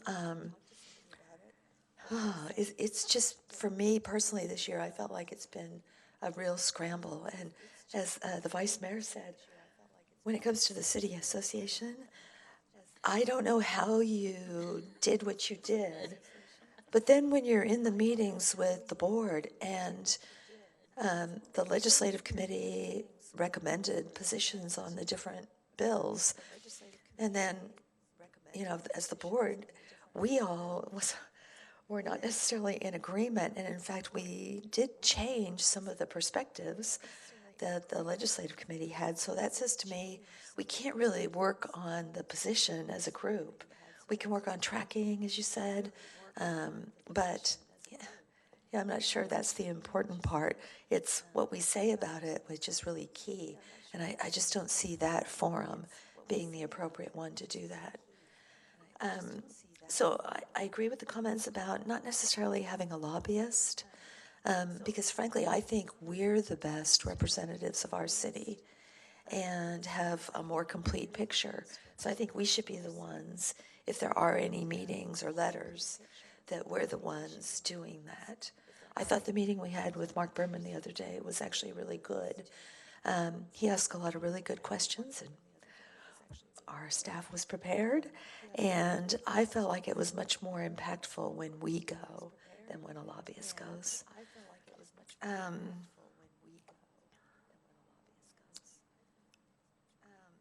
think I already mentioned, I think it'd be good to have periodic updates at council meetings. I want to emphasize that so the public sees what we're doing. And I think I'm going to stop talking. Councilmember Clark, did you have more? I just wanted to briefly give 2 examples of things that might be helpful in the coming year or coming session. So one thing would be, I was at one of these events with a number of people, and Nancy Skinner was there, and she was talking about 330 and sort of her interpretation of where things landed this year, sort of what she had to give up in her mind in order to get it through, and what she's thinking about for next year. And I think she made it clear, and I think one of her staff members did too, that some of the stuff that we talked about earlier tonight that's really undefined, they know is undefined, and I think they'll in next year probably propose cleanup language to clean those things, or better specify things. But that would be an opportunity for us to weigh in on what that language looks like, or sort of what part 2 of 330 ends up looking like, because I think a lot of the things that she was really championing she wasn't thrilled got dropped, and she may bring those back, and that's a good opportunity. I think regardless of how we feel about them or their particular legislation, a lot of them know that Mountain View, they wouldn't just listen to any regular city. They know that we lead on a bunch of issues. So if we want to talk about safe parking and exemptions, and I think a lot of those folks know that we're sort of at the forefront of a bunch of those issues, and we're sort of experimenting and dancing around the edges. And I think they'd be much more willing to take our input and sort of consider them as they're drafting legislation than they would be for, choose some random city in the state. And so I think 330, Assemblymember Berman's bill, when it comes back for, we could look at maybe exemptions and other things besides just, the community college lots. I think there's just a number of opportunities that we could have to weigh in on some of these things that are certainly going to have a second life. Like there's going to be SB 50, there's going to be a lot of these things. And to the extent that we're prepared to start having those conversations early on and just say, like, here's our punch list of things, especially the stuff that we know is going to have legs, whether we like it or not, the more that we can influence that legislation along the way, the better it will be for us. I totally agree. Any other comments? Totally agree. I hope you've been taking better notes than I've been taking. Alrighty then. So as somebody who started his career in local government 27 years ago, devoted 100% to intergovernmental relations, this is an issue that is sort of near and dear to me. What's that? Because I know it from a lot of different angles. So you've said a lot of different things, and frankly, your asks are pretty big and broad and will have significant implications. So, let us take it back, as we said we would, and come back to you with some ideas and some implications. But I just want to be clear that, as we said in the report, it's not just staffing up in our department, which in and of itself has implications for other priorities and or the budget, but it's the departments. So no matter how much time Christina or someone like her spends coordinating and facilitating, it's still going to be a Wayne or a Tim who needs to know and write the talking points and the suggested amendments to SB 330. So it's not to say it can't be done. All I'm saying is that there are implications for staffing and workloads. So we need to give some more thought to that. But this is helpful in terms of, you know, the prioritization around state and regional things. I think we will probably come back to you and say we're not going to spend more than 10 minutes on federal issues. You know, I mean, again, that's part of the trade-offs. And clearly no interest in a lobbyist or a regional approach, and that's fine. So I think that's helpful to have the clarity that it's a matter of beefing up internal resources to let us go back and kind of think through what that, or some different ways that might look, both in the short term and longer term budgetarily, and the trade-offs, and then we'll bring something back to you probably. We will bring something back to you after the first of the year. And if I might, perhaps timed at that same time, it seems there needs to be some conversation around what those key issues are, because like Dan said, what you kind of the intensity of tracking and relationship building and trying to nudge along certain things and maintaining communications for the council and the public is broad enough if you're doing it on a limited number of things, but kind of impossible if there isn't that level of focus and priority. And so that might be something that we want to also get your direction on when we come back. Yeah, just to add to that, sorry, you know, we can't anticipate every time you may be in a random meeting with a legislator who may bring up any one of 1,000 different bills. But if you tell us next Tuesday, I'm going to be at a reception with Senator Skinner, what should I know? And if you give us time for that, we will help you with that today. But again, as Audrey says, it's kind of what are the priority areas? And I think probably every year, every 6 months, we'll have to have a meeting or a study session say, you know, for the next 6 months, we want to focus, or the emphasis is on, you know, housing related stuff.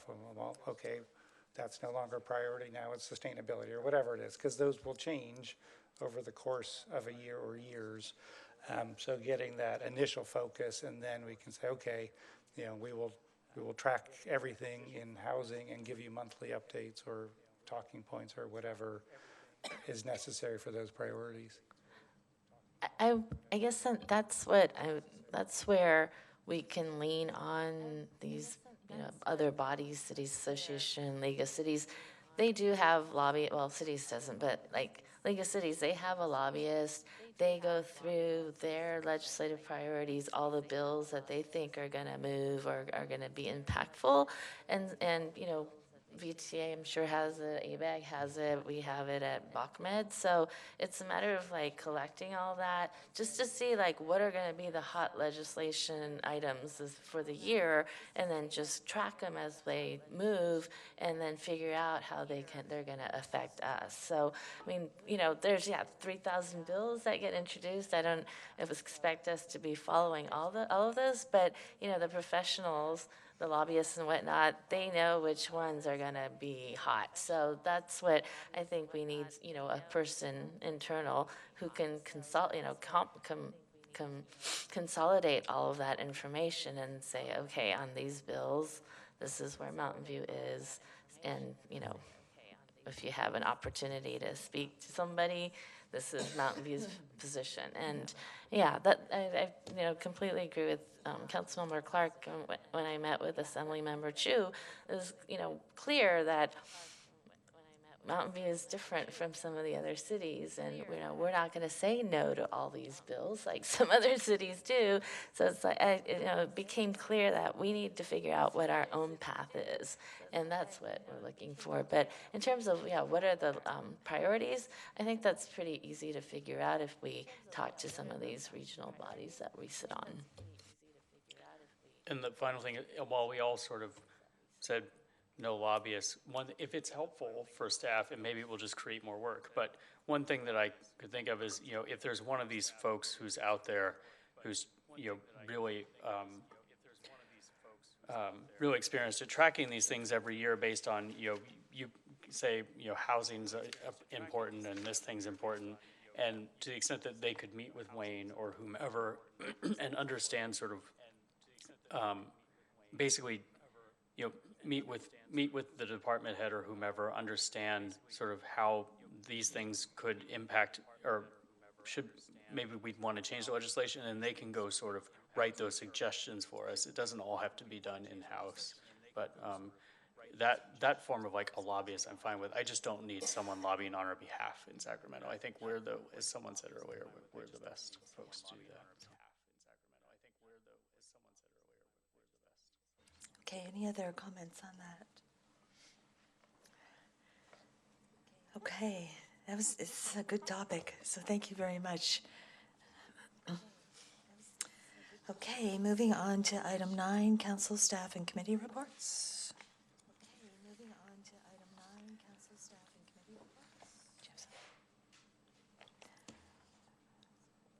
Councilmember McAllister?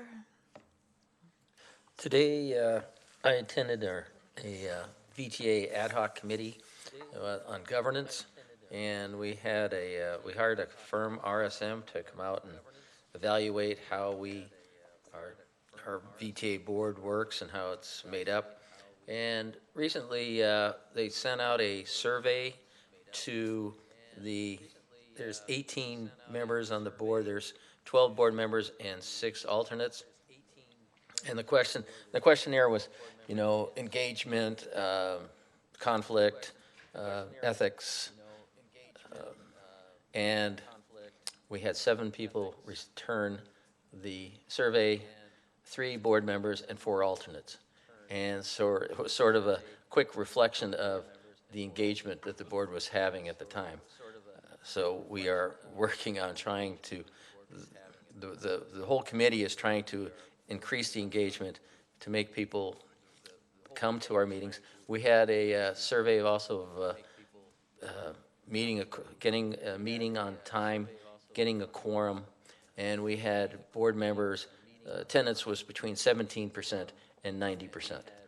There was also a study on how many meetings started without a quorum, and it was, so these are the things that we're looking at to see how efficient this group of people are on this board right now. So it's an ongoing issue that we're looking at. Hopefully we'll have deliverables at the end of December, but that's what we had a meeting today to just sort of give you an idea. And that's when the young lady was out here telling you to participate in the public surveys and so forth. We need to hear from people to, because people say, hey, VTA is not pertinent, it doesn't give me a ride. Well, we need to get people, the public, more informed and give them an opportunity to give feedback to say, you're not helping us out, and then why. And so that's what I had today.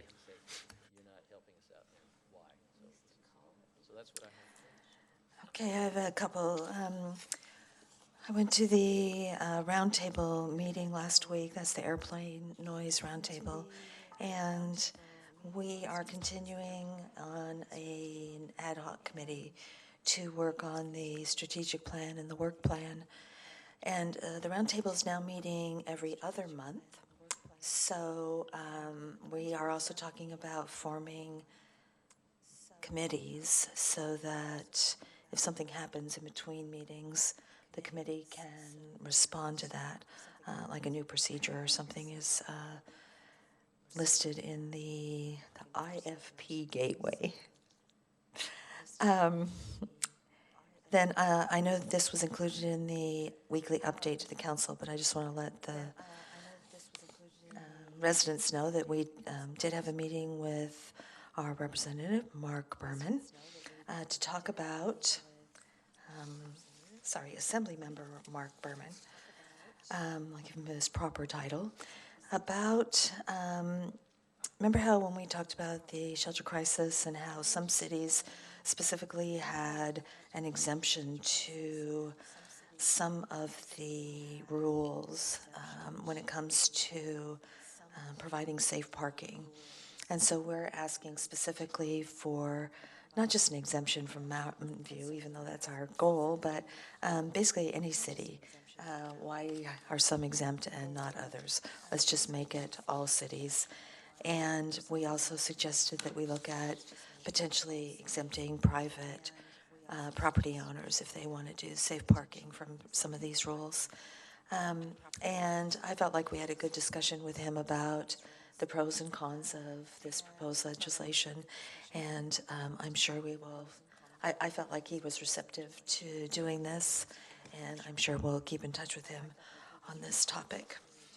And then, while this isn't totally within the guidelines for what we announced, I do want to again mention that we had the celebration of service last night for all the folks who are members of our committees, commissions, and boards.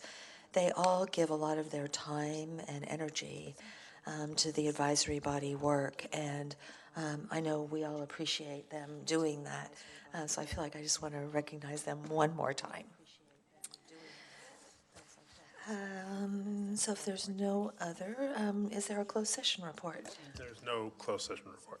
Okay, then we will adjourn the meeting to the next council meeting that will be held on Tuesday, November 5th, 2019 at 5 p.m. in the council chambers, 500 Castro Street.